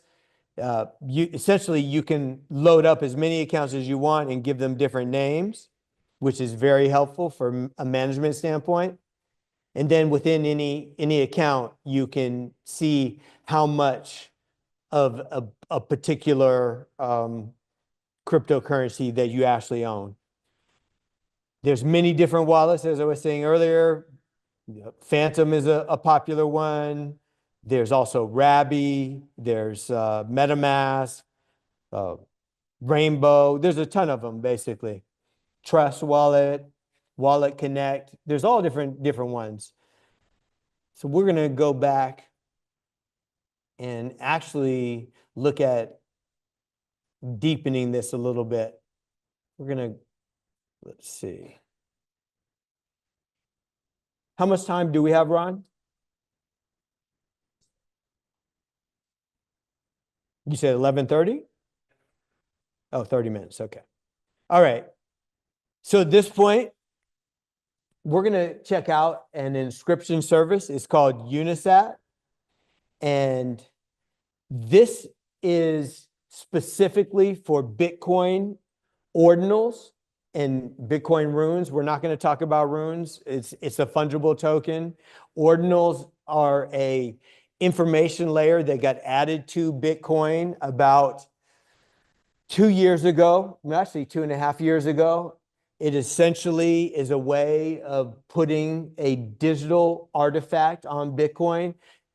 It's putting an NFT, a non-fungible token, on the Bitcoin chain. The entire information lives on chain, as opposed to other NFTs where they are generally a pointer. So it's a small amount of information that points to the information living somewhere else. Generally, they're on IPFS, the Interplanetary File Service, or file system, or on Arweave, which is another blockchain that's focused on storage. But the key thing to note is with these NFTs on Solana, Ethereum, virtually any of these other networks besides Bitcoin and the other proof of work chains, the NFTs are simply pointers to information that's not on chain. And hence the reason I believe that ordinals are getting a lot of interest in this time, because they actually represent true digital artifacts where all the information is on chain. And we'll talk about, so we'll go to Unisat. And what I'd like you to do is get a Unisat wallet. If you would like to participate in this hands-on exercise where you will be able to create a digital artifact, I'm gonna show you Unisat first. But if you start thinking about, if you were to have a @ handle like one you have for Instagram or Twitter, you know how they have basically @ then the name after it. If you were to create an @ handle that would last forever, that would represent you, what would you want that to be? Think about that. And we're gonna go to Unisat. If you would like to create one yourself, you can actually create a wallet. And you will need to have a wallet to actually create this. So I'm going to unisat.io. If you wanted to get a wallet, you'd go in here, download the wallet. I use a Chrome extension, but you can also get one for your iPhone or for your Android device. So you go in, download that, and answer the questions. Is anybody going to do this? People are doing it? Okay, great. And obviously you don't have to do this. You can kind of just watch here, and maybe we'll do one here up in the front of the room.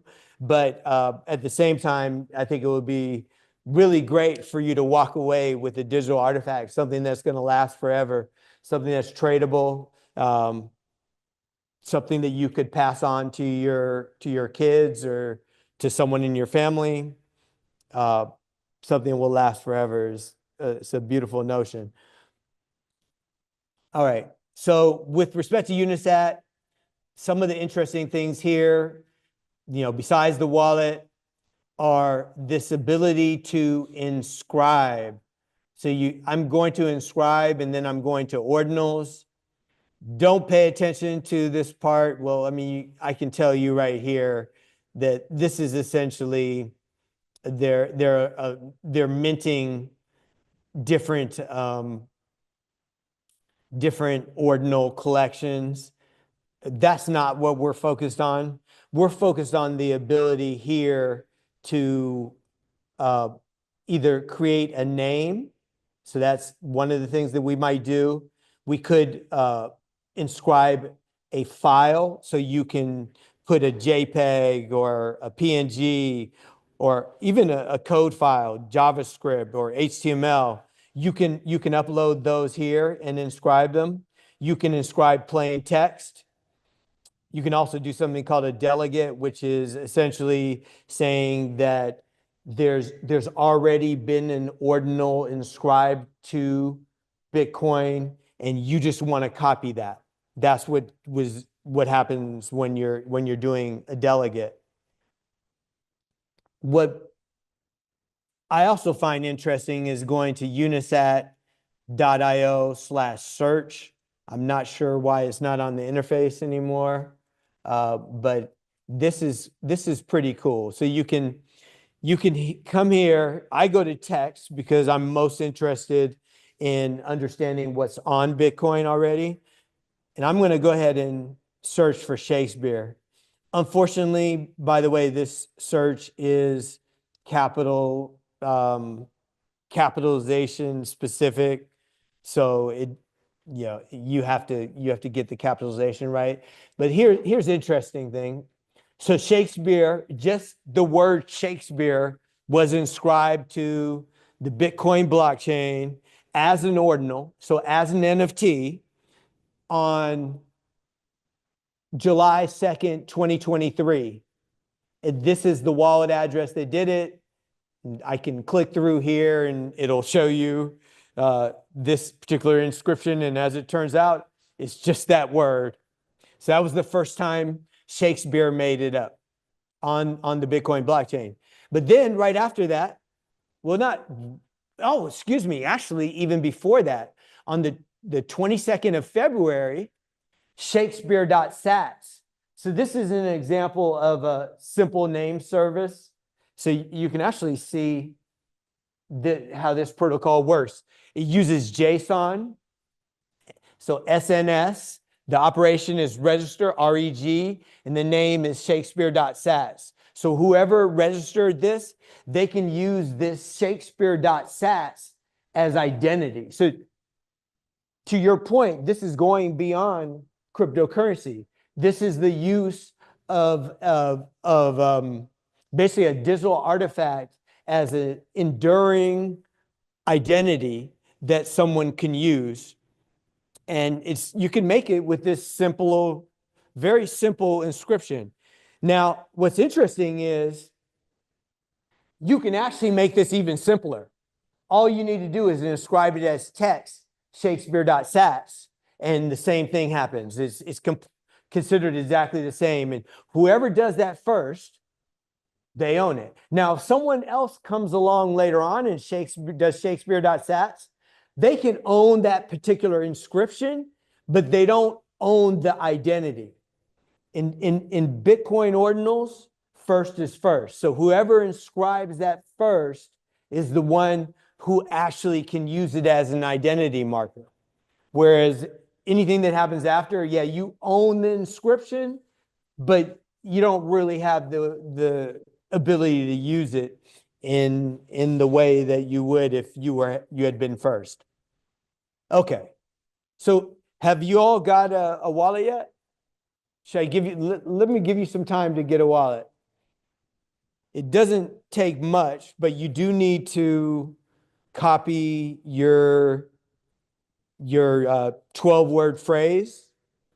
So I think that's the most important thing. Later on, you probably want to take it off your computer and basically handwrite it and put it somewhere. Maybe you make a couple copies of it. But you probably want to get it off your computer one way or another.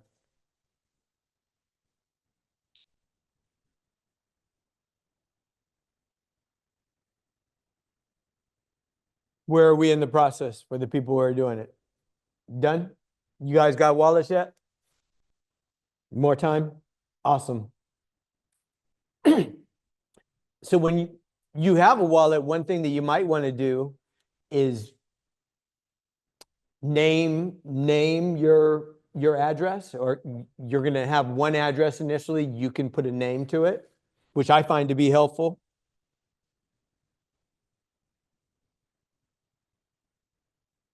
I mean, of course, it's more helpful if you have a bunch of different projects and you want to differentiate where these different ordinals go based on what projects that you name each of the different addresses that you create with the project name.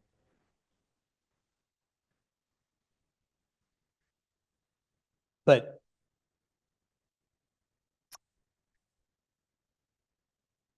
who still needs more time to set up their wallet? Are we good? Okay, we're good. All right. Who has an idea of what they want to inscribe as their forever @ handle? Save the internet right there. Okay. All right, we'll do save the internet here. Ron, do you have a wallet address? Okay, I'm gonna put it in the ISOC wallet address. Okay, so those of you who, let me get back here. Okay, coming back to Chrome. I'm gonna come over to my Xverse wallet. So there's 4 different wallets that work with Bitcoin ordinals. So we're gonna go to Xverse. And as it turns out, I have an account called ISOC SF Bay. And this is actually how your inscriptions are going to get paid, because it costs money to inscribe something. You need Bitcoin. But we're going to go through a process that's going to allow you to give me the information that I need so I can pay for it over here. And we're going to essentially have you email that information at the end of the process. But the first thing that I want to do is get the address. And so I'm coming over here to receive. So I want my receive address. And you'll notice here that they have different addresses for Bitcoin as well as ordinals. I'm going to come over here to the ordinal address. So I just copied that. And I'm now going to open up unisat.io.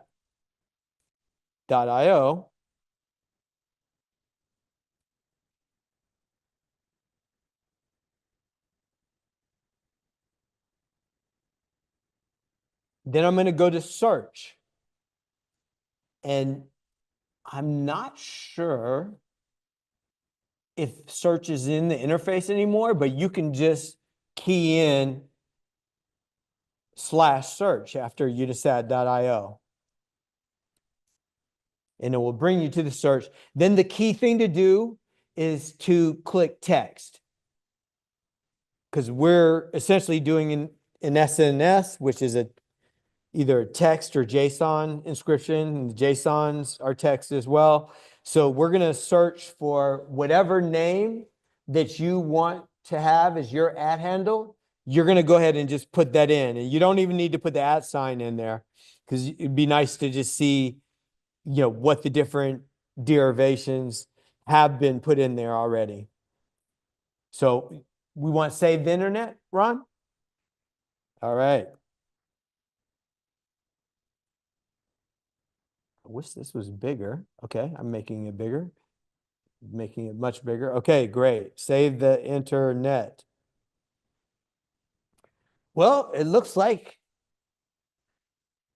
there are no results in the search. So we can get this one. Great. If we could get the @ sign, we could get .sats. No one does that, but if you want that, we can get it. We can get the hash. We'll get the hash. All right. So the next step is has everybody check to see if their @ handle has been already inscribed. And no one found any problems? No problems? Okay, well, that's great. All right, so we're going to go to inscribe, and then it's going to, by default, come up with the ordinals, but we're going to go ahead and select text. And then we're going to key in what you want to inscribe. Now, I recommend that you do @ in the handle, because I believe there's going to be value to those in the future. And not necessarily monetary value, whereas there could be, but more so, I have the sense that there will be a time when many applications will accept @ handles using a Bitcoin or other digital artifact. And this, yeah. Okay. Okay. All right. And then so you hit next. Then you hit next again. And you see this place where it says to single address? This is where you want to send your inscription. So you want to put in your wallet address. So you need to go to your wallet. So I went in earlier, I went to the Xverse, I came in here and I went to receive, and I got the ordinals address. Now with Unisat, it's a little different. So I'll go in the Unisat one just so that you see how that's done. So I will log in. Oh, got to get that right.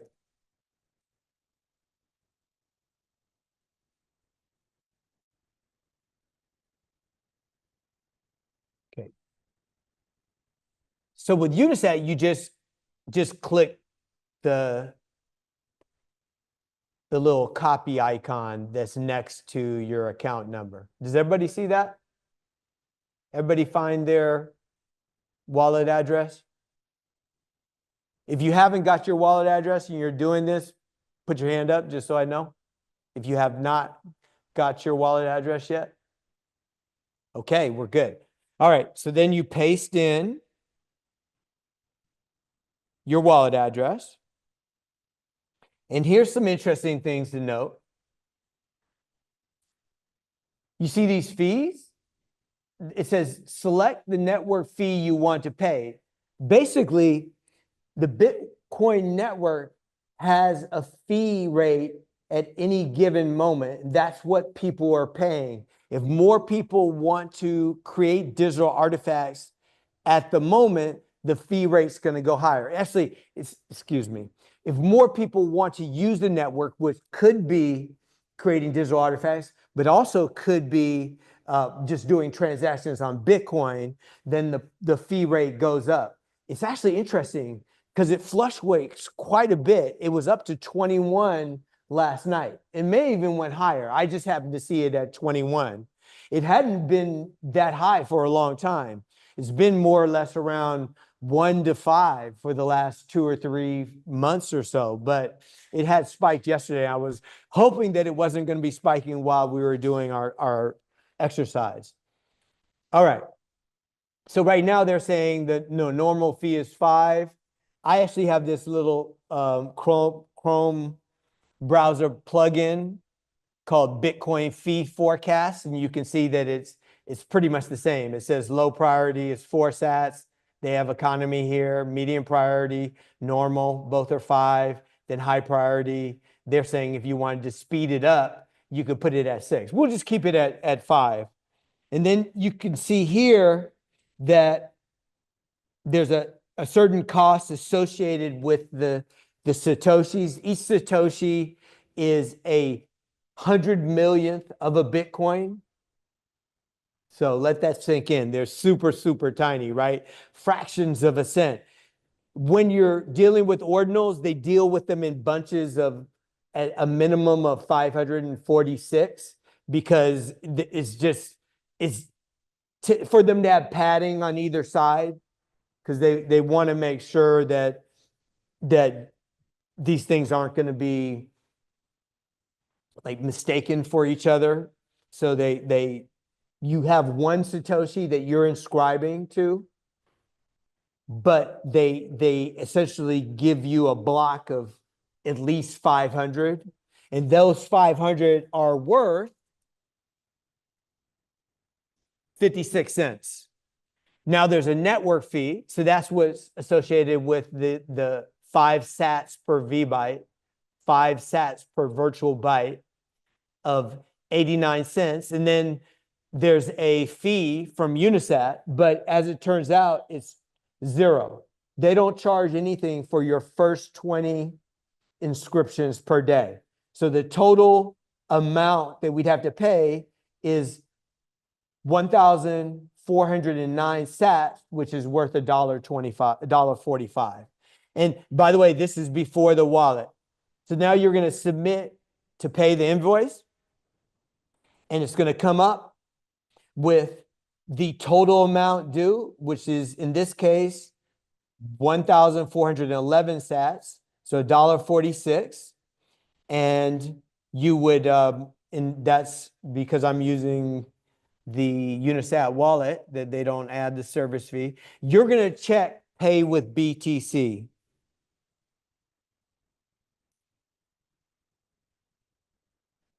And at this point, what I'd like you to do is take a screenshot of this, and then I want you to copy this address here. So you'll hit copy here, and then you will send me an email. It's to David. And let me just put it up so it's easy for you all. David@bridget.io. Let me find.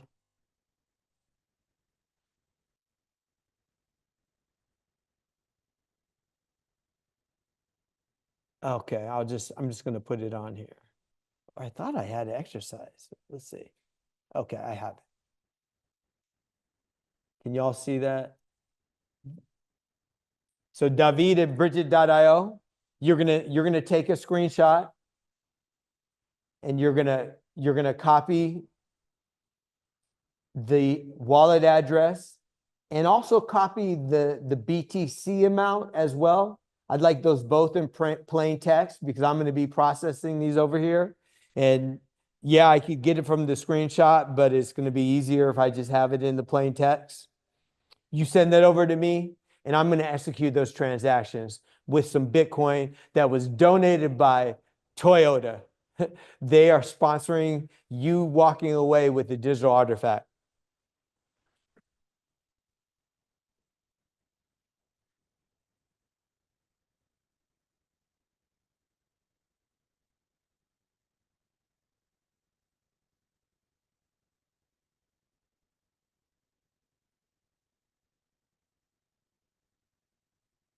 So I think we've got 10 minutes left. I'm going to go ahead and kind of go through some of the other uses of Web3.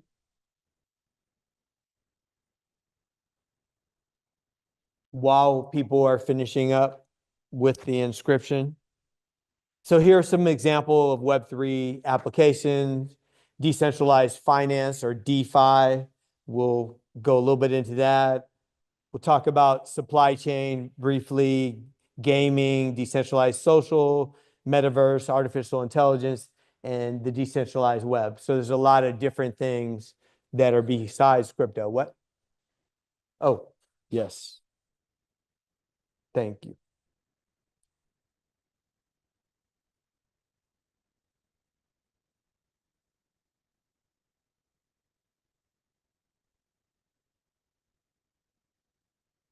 Decentralized finance.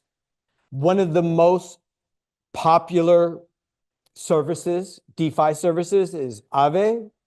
They have $30 billion in liquidity, $201 billion worth of trading volume in the last 30 days. Essentially, they allow people to loan money and receive loans.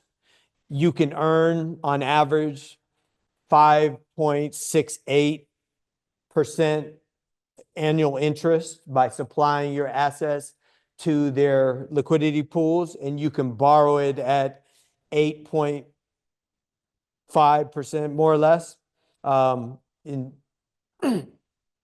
So this is basically a full service site that allows people to buy and sell, I mean, to borrow and loan assets without any permission. You don't have to ask permission. There's no application. So normally when we want to borrow money, you have to go in and give them, all kinds of information about you, and then they're going to go through that information and make a decision about whether they're going to do a loan. Well, with this, you actually just go to the site and you put up some of your assets as collateral, and they'll let you borrow against it. You take that, you just have to pay back what you borrowed to get your collateral again. So it means that when you already have when you have something like Bitcoin and you don't want to sell it, you can still use it to generate funds, basically get a loan on those, and you can use those funds for whatever endeavor that you want in the Web3 system without selling your Bitcoin. And one of the things that's interesting to know about your different chains is the amount of TVL, so the total value locked. And we can see here that Ethereum is by far the most, with over $140 billion locked. Number two is BSC, which is the BNB, Binance Smart Chain, associated with BNB coin. Then you have, looks like others all combined are next. But anyway, there's a lot of money in it. Not as much money now as there was, but I think that it's probably increasing and going to start looking more like it was in 2021, in 2025, which isn't shown on this screen. Supply chain. So why would you want to use blockchain for supply chain? Well, end-to-end traceability, so you could track the products from every step along the way, from the production to the selling to a distributor, to the travel, to the local distribution points, to the store. All that can be tracked along the way. There's an immutable audit trail. So this is something that will never change. This is a transparent record that can be relied upon. And what they found is when blockchain is included in supply chain, it's faster resolution of disputes, less displays, and it's this verifiable shared data that makes everything happen. These systems, these blockchain supply chain systems, IBM with Hyperledger is probably the most popular one. They connect suppliers, manufacturers, and retailers into a single trusted platform.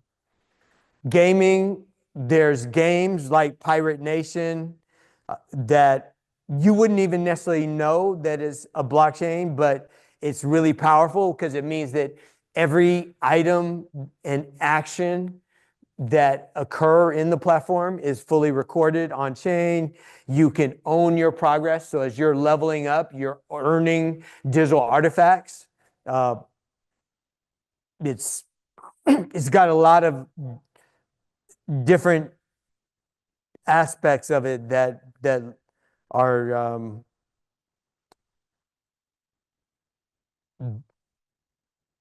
made into more of a game that has permanence and good performance built into it. So decentralized social, let's go to Blue Sky. Just so we can see this in action. BK, what is Blue Sky? Blue Sky. It's not. What is their URL again? BSKY. Okay. Okay. So I'm going to log in. And I'm just doing this so you can just see. I mean, it looks like Twitter, right? But there's actually Web3 that's handling this. Is decentralized storage of information. Essentially, it's almost a replica of Twitter, but yet you can see how quickly it's operating. And despite the fact that it's a Web3 application, it's really, really powerful to understand that we're at this point now where you can have applications with millions, tens of millions of users, yet they're responsive. So this is really a breakthrough in the Web3 arena. Let's see, just have a couple more minutes left, so we'll go through that pretty quickly. The metaverse. So there's the bitmap protocol, which is running on Bitcoin. It's using the SNS. It's basically a number followed by bitmap, which is in fact a digital artifact that is an address book to metaverses. There's a number of other different metaverses. Decentraland and Sandbox are a couple other ones that are built on Web3. There's AI agents like the Eliza OS, which is built on Web3 as well. Basically, these Eliza agents, they don't have tokens, but they have wallets. And what that enables them to do is to actually participate in the Web3 ecosystem and do transactions. They can actually do transactions on your behalf. These agents can connect up to many different chains and networks. So it's very powerful. The thing that I really love about AI and blockchain is this very grounded, permanent, transparent operating paradigm. And then you have AI, which is completely ephemeral. Like, you can send a LLM the same prompt multiple times and you get different things. It's not grounded at all, but when you put them together, AI and blockchain, you get a very powerful combination. And Eliza is just one of the different platforms that's working in that arena. You also have virtuals, which is probably the largest. And those ones actually have tokens. And the last thing I want to mention is the D-Web, decentralized web. There's a whole movement of people that are moving towards a decentralized web that includes many of the different aspects of Web3. It's decentralized by design, censorship resistant, things are permanent and addressable in the D-Web. And it's about protocols, not platforms. So I encourage you to check out getdweb.net. This is a very vibrant community, and I'm very aligned with the way that they're thinking about the evolution of the web. I think that's all the time we have now, so we'll close it up. And if there are any questions, you can talk to me or any of the other people. For now, David? We have a few moments for questions. Are there any questions before we break for lunch? Make sure I'm not.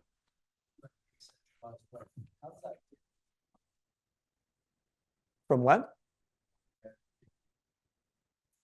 How is the D-Web different from the dark web, decentralized web? Oh, well, the dark web you don't use URLs, and they don't have a Web3 infrastructure.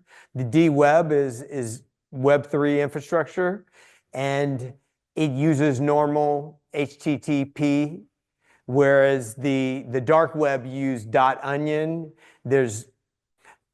As far as I know, there's no aspect of necessarily permanence or it's actually anti-transparent, right? I mean, yeah, I mean, I would say, yeah, absolutely. The dark web is decentralized, certainly, but it doesn't, and it is censorship resistant. So in a way, I think you're right that it's aligned with it, but it isn't necessarily using the same infrastructure that we're talking about. And it does not, as far as I know, have the concept of an immutable ledger at its core, which we have in the decentralized web. Any other questions? Okay. Thank you, David. So we're gonna break. All right, perfect. So we're gonna break for 1 hour with lunch. We do have lunch catered in, I don't know what to call it, cafeteria, lobby, just outside. So we'll do that. When we come back, we're going to be hearing from Ron first. He'll be talking about a few thought leadership opening remarks in support of the internet. Thank you.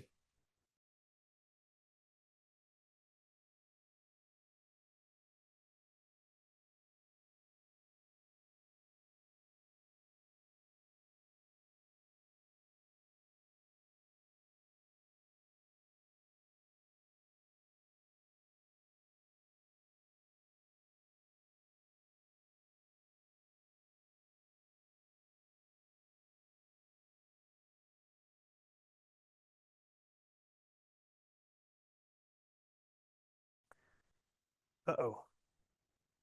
Pumped up. All right. So as David mentioned, this is kind of the topical areas we're going to have this afternoon. More on that in a moment. Just the same agenda you saw earlier. But first, all right, who's ready to play a game? Who is not ready to play a game? Maybe that's a deeper question. All right, this is a very short one. This is one of 3 games. All right. Internet Day quiz. Thank you, ChatGPT/Dolly and the Crows for inspiration for the attack of the seagulls in San Francisco. All right, first question. Who attended Van Nuys High School? Is it Steve Crocker, Bit Surf, John Postal, or David Issa?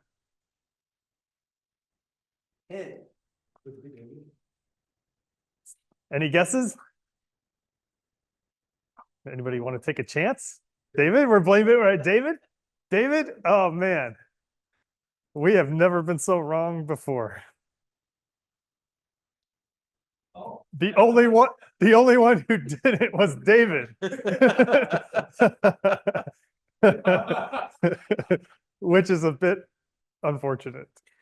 We're waiting for your internet contribution. That's probably the reason my name is not as well known. All right.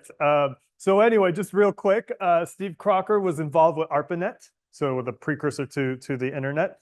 One of the main kind of organizers of it. Also led for the request for comments. So RFCs, we hear about those when you're looking for specifications and standards on the internet. Vint Cerf, the father of the internet, one of the co-creators of TCP/IP. Part of why we have this amazing mural, which we'll talk more about in a few minutes, was for the 50th anniversary of the internet back in May of 2024 at the Computer History Museum and the Crown Plaza Hotel down in Mountain View. And John Postal, another luminary of the internet, who was heavily involved with managing DNS, at one point doing single-person heroics to manage DNS, and also involved with RFCs as well. And of course, not to exclude him, David, even though he didn't go to Van Nuys. He was also not in Fast Times at Ridgemont High or Young Sheldon. By the way, the reason these are here is these were filmed at least somewhat. You can see the school behind it. And so that's another thing. So everybody's been part of Van Nuys High School except for David. We're going to have to work on that. But David is the vice chair of the Internet Society of San Francisco, also volunteered with the ACM and many other things. So thank you, David. And thanks for letting us slander you here. Playing catch up. All right. Next question. Who won an Academy Award and is an inductee to the Internet Hall of Fame? All right, we'll start the first one. Who has won an Academy Award? All right. Who's in the Internet Hall of Fame? We'll go the other way.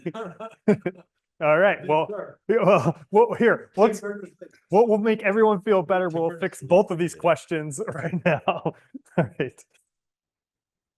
First, a little bit of heckling. This one, I guess maybe we're in a certain age range. Some people may know, some people may not know. All right, Al Gore. Oh, okay. Yeah, so Al Gore won the Academy Award for Inconvenient Truth on climate change, which I guess is fiction now, but he also is assisted a lot, we'll say, with the internet, especially the funding aspects at a pretty critical time. So yeah, that's I think that's all right. That's it for quiz number 1. All right, quiz number 2 will be in a little bit. So back to you, David. Well, I won't belabor it because I think I'm going to be introducing you back up. But for the second part, we consider this sort of the thought leadership section. So there won't be any hands-on activities, I believe, or as far as I'm aware of. But we have several interesting conversations and presentations for you to go through.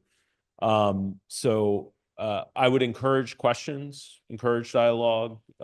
Each speaker is going to deliver their own perspective, but definitely participate. I think that is the presentation. So if anybody wants to follow along, I'll email it out to everybody, but if you want to get it right now, that's the QR code to it. All right. If we have that, I'm going to hand it over to Ron. All right, I'll just go with this. Just mute that. Oh, I forget. Sorry. Yeah. All right. Thanks again, David. Okay, welcome everybody. Thank you for coming. I am Ron Petty. I'm the chair this year of our humble chapter of the Internet Society. And my few slides is really about supporting the internet. And so for me, supporting the internet is going to be really keeping an eye on what's happening. And you may not be able to affect all things, but ignorance is not bliss. So at least from my perspective, I'm going to share some tools, some trends, just some ideas that you can have in your head. Some of you may not know the latest technologies. Try to point out just a couple areas where there's been innovation continuing, just so you have some idea of what's happening out there, both good and bad. This will not be too much politicking in the way of the Internet Society. I do have to mention our friends from the SFSU ACM are here, and this is at their wonderful hackathon. I was able to participate in that briefly. They did all the hard work, but thank you again for including me. That was a lot of fun. Realize I have to learn how to code. Okay, so the internet. A little bit of background. Again, thematically, we want to kind of consider today, a little history, and what might the internet be 50 years from now here on Internet Day. So here is a tweet. If you have not seen this, internet not too long after it was born, 1973. So if you really got a good photographic memory, take a picture of this, because in the next quiz, we'll see if you were paying attention. So a couple interesting things here. Just the fact that it's the entire internet, right? That's pretty cool, right? To think at one point, not that long ago, this was everything. Another thing, you're kind of in the weeds here, is notice the variety of computers, PDP-10, PDP-11s, right? Not a huge variety of hardware, right? And then ultimately, you can envision now what that's led into hardware-wise, all kinds of things, right? We have devices, cameras. I mean, refrigerators have IP addresses, right? Another thing to note out here are things like, you know, where this is happening, right? Again, this will be in quiz number 2, right? You got Ames here in the Bay. You got Stanford in the Bay, USC, Rand, UCLA. You got Lincoln, MIT, BBN up in Cambridge, right? So all these kinds of places were involved early on. Here's a name that may look familiar, MITRE, right? Been around since the beginning, and they're still here, right? Well, maybe not much longer, because I think their funding was cut last week. So we'll see how this goes. So anyway, keep this picture in mind. Okay, we'll let this go. There's audio, but that's not really critical. So this is from 2002 to 2016-ish. So IPv4, IPv6. This is one of the internet mapping projects. And again, we started with a nice little quaint, that's my LAN. That was the last LAN party I went to something like this, right? Obviously, this isn't the full picture because there's an overlap between IPv4 and v6 and whatnot, but it's still, you know, just trying to show the growth here. And even this isn't, if you stop to think about it, probably isn't actually that compelling, especially with the left-hand side, because can you tell if there is 1 million things there or 1 trillion things there, right? Like, it just, TV's not good enough to render something like that, probably, right? So if we give this some time, we'll see IPv6 here start to explode. So while this is going, just real quick, what's the difference between IPv4 and IPv6? Like, what's the main reason? Okay, address space. Now, was that real or was it an illusion? Yeah. Yeah, so it depends on who you ask. I mean, but at the end of the day, there was v4 is 32 bits, right? So 4.8 billion, whatever, potential addresses, ignoring gateways and this and that. And so the story is we're out of those, right? But of course, with natting, we can multiplex this, right? And so that's why the world didn't end. But nonetheless, we end up with v6. So what's the kind of point of v6? There'll be a slide on it in a moment, but 128 bits, right? So that's 2 to 128. That's a lot more than 2 to the 32, and thus it shouldn't run out. All right, let me ask this. Anyone here using IPv6? Got a maybe one, a maybe? Yeah, or yeah, it's there. Like it's not, you know, this is just one of those things to think about. IPv4 was a technology that many of us had to learn and actually use it, right? You're at home, you want to play a game, you got to get static IP, you have to call something, like you knew these things. But who here has had to do that with IPv6? Pretty much no one. And then, you know, that kind of begs the question, is it because it's something we don't need? Or is it something that's magically working and we just don't know it, right? The story is somewhere in between, but it's not as direct as it used to be. So even for people in this business, it's hard to know, like, well, do we need a IPv8? You know, assuming growth is kind of exponential, like ran out of IPv4, are we going to actually run out of IPv6 quicker than we think, even though it's so much bigger?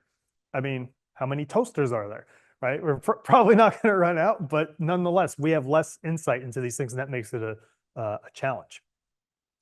Okay, we'll see more on this in just a moment, but I do want to highlight it now. So this came out of an effort by Eileen Clegg from Tapestry. So what this is a timeline of the beginning of the internet. You can see Licklider here, the beginning of ARPANET. Soon after, you've got Crocker, who we talked about, and then Vint Cerf's creation of TCP/IP with Bob Kahn. And then ultimately, through this whole series of things. And so real quick, what we're going to do later is, these are transparent Post-it notes. And so you will draw something, if you can think of something, to put on this. And And if you find something is missing of note, we'll stick it on there, please just be careful.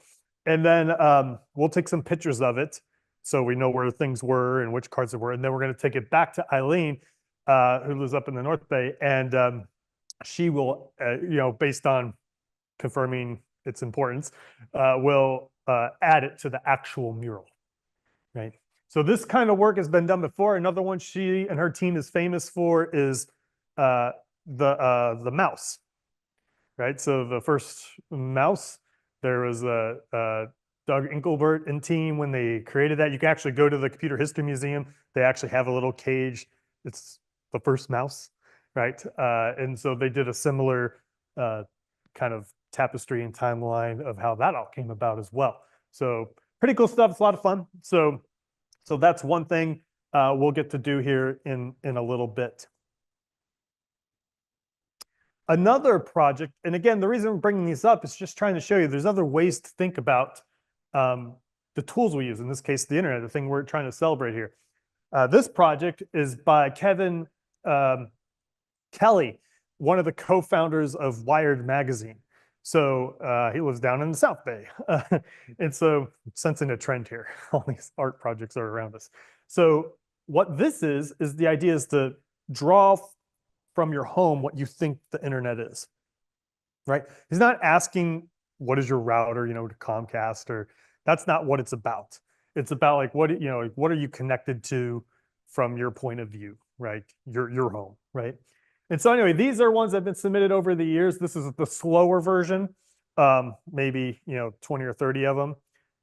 And then here is the faster one with hundreds of them. And again, these are just things people have submitted. He's kept the ones that he thought were interesting, he put on his website, and all that's down below. So I printed out some 11 by 14 and 8.5 by 11 pages here, and we got crayons. Not that I don't think you could use something else, but it's all I could steal from my daughter, borrow from my daughter. So again, don't draw on this, please. Just two different things here. The Post-it notes are for this, and then these are, grab this and try to just think about it.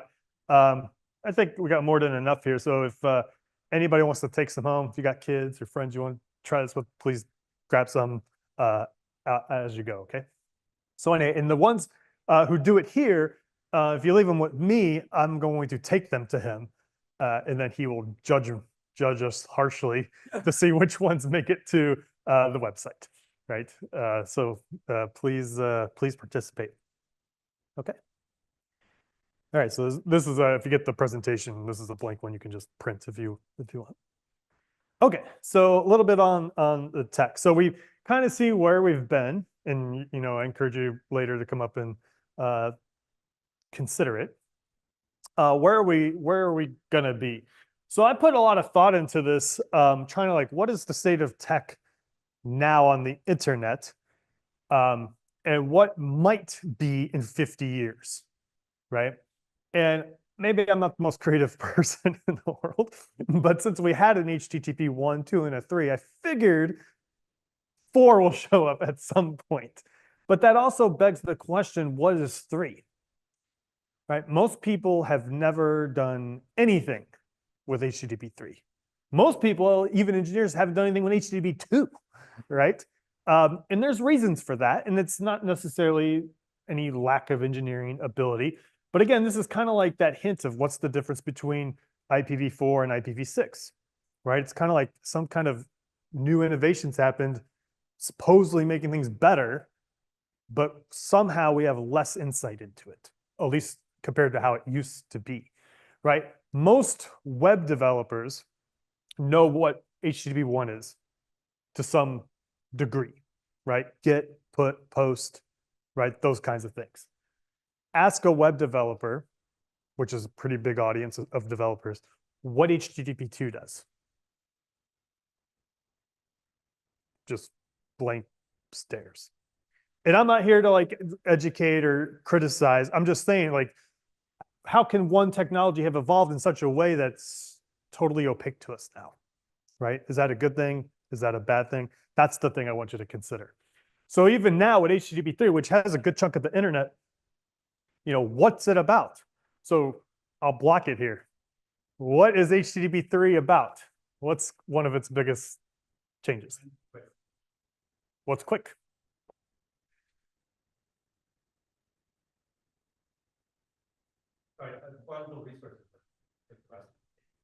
And what's one of the tricks to do that? Instead of relying on TCP, just kind of do all the confirmation. Yeah, so two kind of things went together. So all this is correct, right? The idea, the idea was, it may not be so obvious here, is how do we more efficiently multiplex things, right? Just driving down the road, there's only so many cars that can go on the road, right? And that's really what this is about, is trying to optimize, in this case, a particular kind of traffic, right? We'll call it web-based traffic, HTTP. It doesn't have to be web in the traditional sense. It could be APIs and other things. And so, yeah, the big changes here was we've had TCP as an underlying technology to these since 1972. Well, HTTP didn't even show up until 1991 or whenever it was, right? I mean, we should look in here. It's probably somewhere in here, right? And so if this was such an underlying stable thing, we switched it to quick, which is UDP based. Right? So different tech is being used. Also something that has existed, right? And then, in the future, what might change? And again, this is the challenge here. If we have less insight into it, what is it that we're actually solving, right? So I tried to think about it, and I was like, could I find one thing? Maybe there's many, but could I find one thing that clearly is a trend here? And for me, that came to be latency. At the end of the day, all of this is just tricks to make things be faster, right? And I don't think there's anything wrong with that, but maybe to an end user, it gets a little confusing. Like, well, this was a way to talk to a web server, right? It was literally, how do I get a web page, right? Then it turned into using it for APIs. And now all of a sudden, it's just really about traffic control behind the scenes, right? Web developers will not touch any of this. They haven't touched it since here. And this still lives today on top of these things, right? So again, the underlying message here is latency. Same thing, we already mentioned this, IPv4 and IPv6. 32-bit, 128-bit, so there's just more, right? Changes in routing, whether or not natting, which is just a way of multiplexing, right? Integration of security. Things that we have to do ourselves now is starting to be built in, right? How much of a web developer's time is spent just messing around with TLS? Probably way too much. Especially given, since last I checked, TLS has been pretty standard. 20 years? You make a cert. I mean, ciphers come and go, but PKI in general has been pretty standard. Why isn't it just automated? We all do the same thing. Go get a science cert, go give you my public or private part. We all do the same thing all the time, right? It's such a waste of time. And then you mess it up, right? Because you get complacent. So it's nice to see some of this is being baked further down. So same idea, past IPv6, will we see more of these kinds of things? And again, what is getting better here? It's got to do with control and latency. Latency is a very generic word. Latency for who? Right? So, at one level, we're talking about the packets. Another one is, in my opinion, is the person, right? The person is operating at a different level, right? So, I mean, we'll see more in a second, but think about AI. I don't need to go to school for 4 years now to do certain things. Decades ago, the only way anyone would talk to you is if you had a 4-year degree, right? Now we can do things we couldn't imagine, right? And what is it that got solved? What got solved was latency. You don't have to go to school for 4 years. Of course, I'm all for school, but I'm just saying, it's sped things up, right? And so same thing with the technology. How we use the technology is why we're speeding these things up, right? So this is a little bit, again, just from a latency point of view, what's some other again, about the internet, what have we seen? In the 80s, we were accepting of point-to-point communication, single round trips for everything we did, right? Very little automation. Nothing wrong with it, had to start somewhere, right? We start to get improvements throughout the stack, whether it's the network or the actual protocol, how we actually talk to each other, through streaming. That was probably the biggest thing added since the very beginning at the protocol layer, and actually how bits are flown through. And then even here, this is actually how I met Tim. This is actually how we got here. We came for a meetup a year or two ago on Neuralink technology. And we were here for that and talking from that. And here we are. We've got now multiple companies actually doing it to some level. So again, why? Well, one is for disability access, things like that, of course. But another very pertinent one is latency. If I don't have to move to make something happen, that's a value add to me, right? And so that's the world we live in today. Now it says 2030s. It's actually not true. That's today. I just needed to keep it going because I already used 2020s. Oh yeah.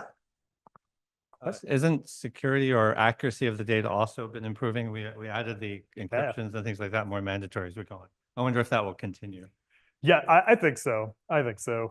So the kind of thought is other dimensions are improving, right? Not just latency, right? So security, accuracy. I would say yes. We are able to command our systems a little better. There's still a lot of opinions on how we should manage data the right way, but I think we are getting very good at trying different things in it. So yeah, I think we are getting better. We're also getting bad. There's plenty of bad things out there, but I am an optimist generally. Okay, so we've seen this before, right? So anyone here who's an engineer has probably seen this, and if you haven't, welcome to the club, because the other half have seen it. So there's a couple things going on here. This is from Peter Norvig, the AI book. We'll just put it that way. Worked at Google, produced this, and this is from 2002, I believe. Can't remember. We can check it out on the website. So this is just showing you the speed difference, right? A way of showing it, right? On a down in the register level, the cache, RAM, network, long haul, disk long haul networks, right? Obviously, things are maybe a bit better, maybe not better, right? So this is again why I'm talking about latency. It's always about latency. The entire computer is built to deal with improvements around latency, right? All right. If you've not seen these things, definitely go to there's the links. Go check this out. There's a lot of conversation. There's a lot of updates to this. This is the original list. I think the magnitudes are still largely there. This link here, you don't see it here, is a nice animation. It's got a time slider where it shows like the speeds increasing and decreasing over the years. And then this is Admiral Grace Hopper. And this is a horrible Photoshop job of myself. Thank you, Photoshop. And what she's talking about is this is 11.8 inches. This is the speed of light in 1 nanosecond, right? And her point is talking about speed and why it matters and latency, how when we design based on the architectures of systems that, there's some fundamental things that we just have to deal with, and that's one of them. Right. And her point is the very next comment after doing this is she talks about microseconds. And she's like, well, if that's a 11.8 inch piece of string, and she shows it, she pulls it out. She's like, this is a nanosecond. Right. And she's like, well, what's a microsecond? And she pulls out a coiled rope, and it's like 980 feet. And her point is like, when you think microseconds are fast, and she was mentioning, when she made this video back in the 80s, she had said we are just now talking about computers that have some capability of doing things in 1 nanosecond. And that was why she was saying why it's important. And then just trying to show you the comparison of how much of an improvement that is. So almost 1,000 times improvement. All right, so little less now about the latency here. This is something I want to share with you. So this is a tool from the Internet Society. I'm not going to switch it here just because we want to keep things moving, but it's pulse.internetsociety.org. And so obviously these are all buttons. The main thing originally was this is to show you where the internet is being hostilely taken down, right? So countries like Venezuela, Russia, India. So this is a tracker for those kinds of things, right? And even this fits into the conversation of latency. You take away society's internet, guess what they can't do? All those things, which now slows you down, right? In all facets. We live in a world where the internet is table stakes, right? And so as not so much a political comment, but the Internet Society belief is everybody has internet. We don't take sides, right? The theory is by having the ability to communicate, you will solve your problems, right? Because you'll talk them out, right? And if one side takes that away from the other, they don't want to stand for that. So we track it. And so please take a look at this, see what's going on around the world, and make contributions to it. So it is open source as well. So you can help try to improve it. And they're always looking for opinions as well. So please do check out Pulse. Okay. David? I think that's it. All right. Thank you. Thank you, Ron. Well, before you go, are any questions for Ron before we transition? All right. Very good. No? All right. All right. Oh, did I miss it? Sorry.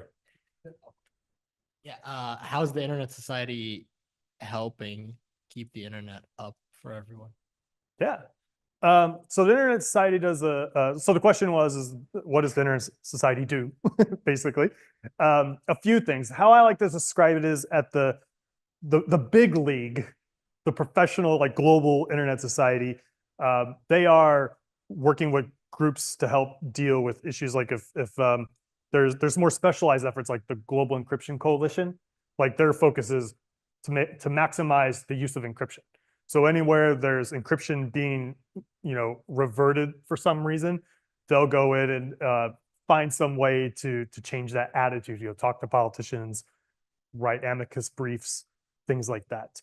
The Internet Society functionally, maybe for those who don't know, came out of the migration of ARPANET from the military to civilian sector, and so Vint Cerf and them decided they needed a group to help manage the internet of transnational issues because it's no longer going to be just the United States, right?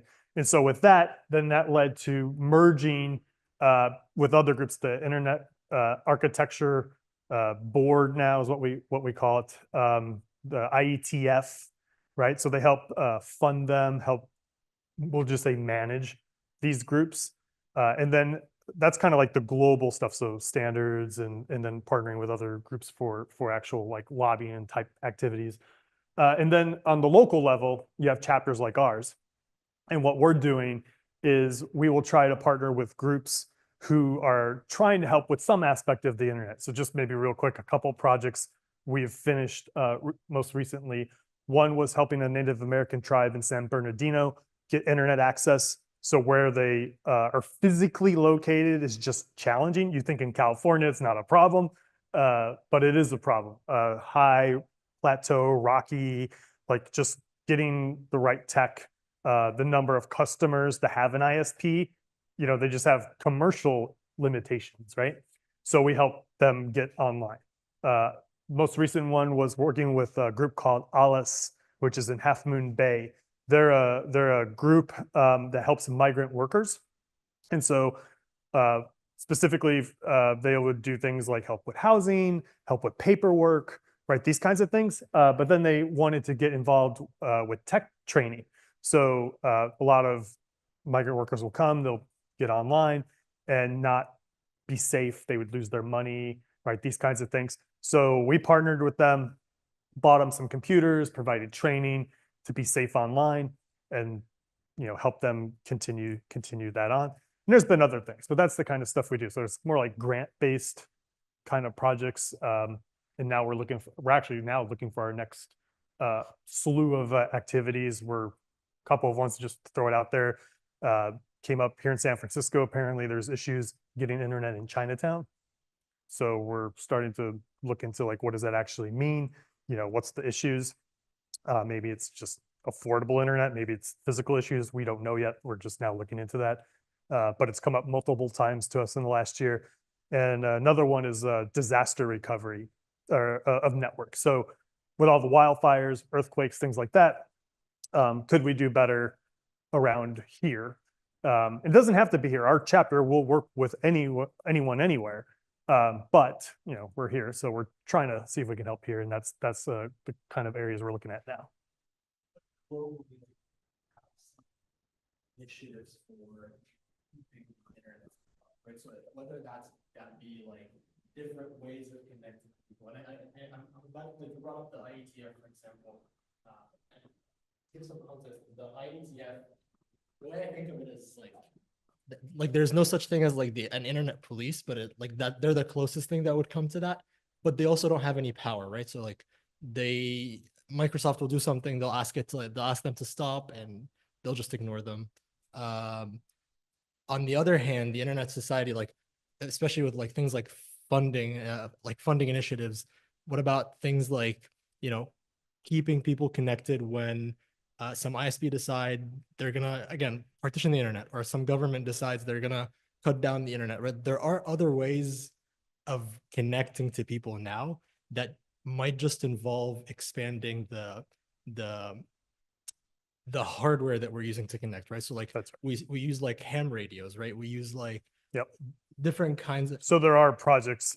The Internet Society does have projects. So setting up internet exchange points is probably their biggest, longest ongoing project.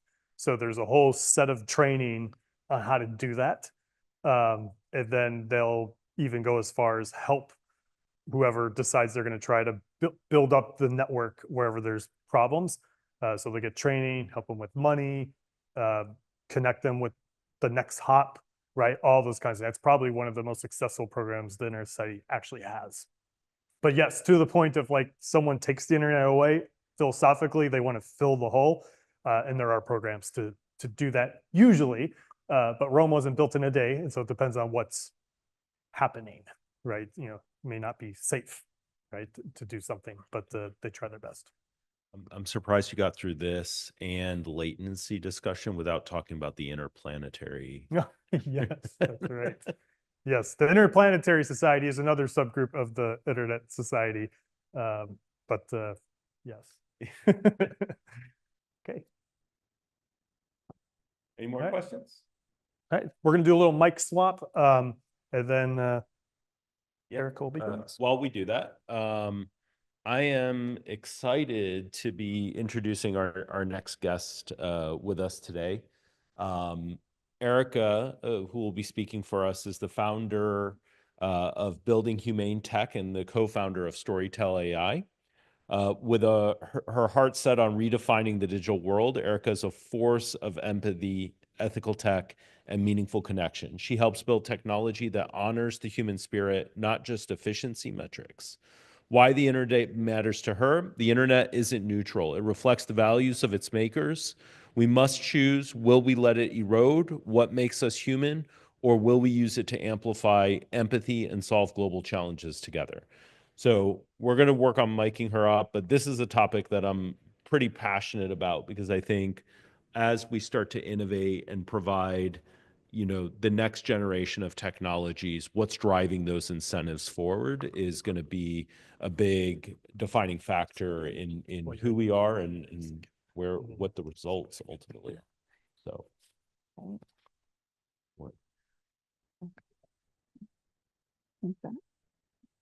Got it. Yeah. All right. Round of applause, please. Thank you. All right, how are we doing mic-wise?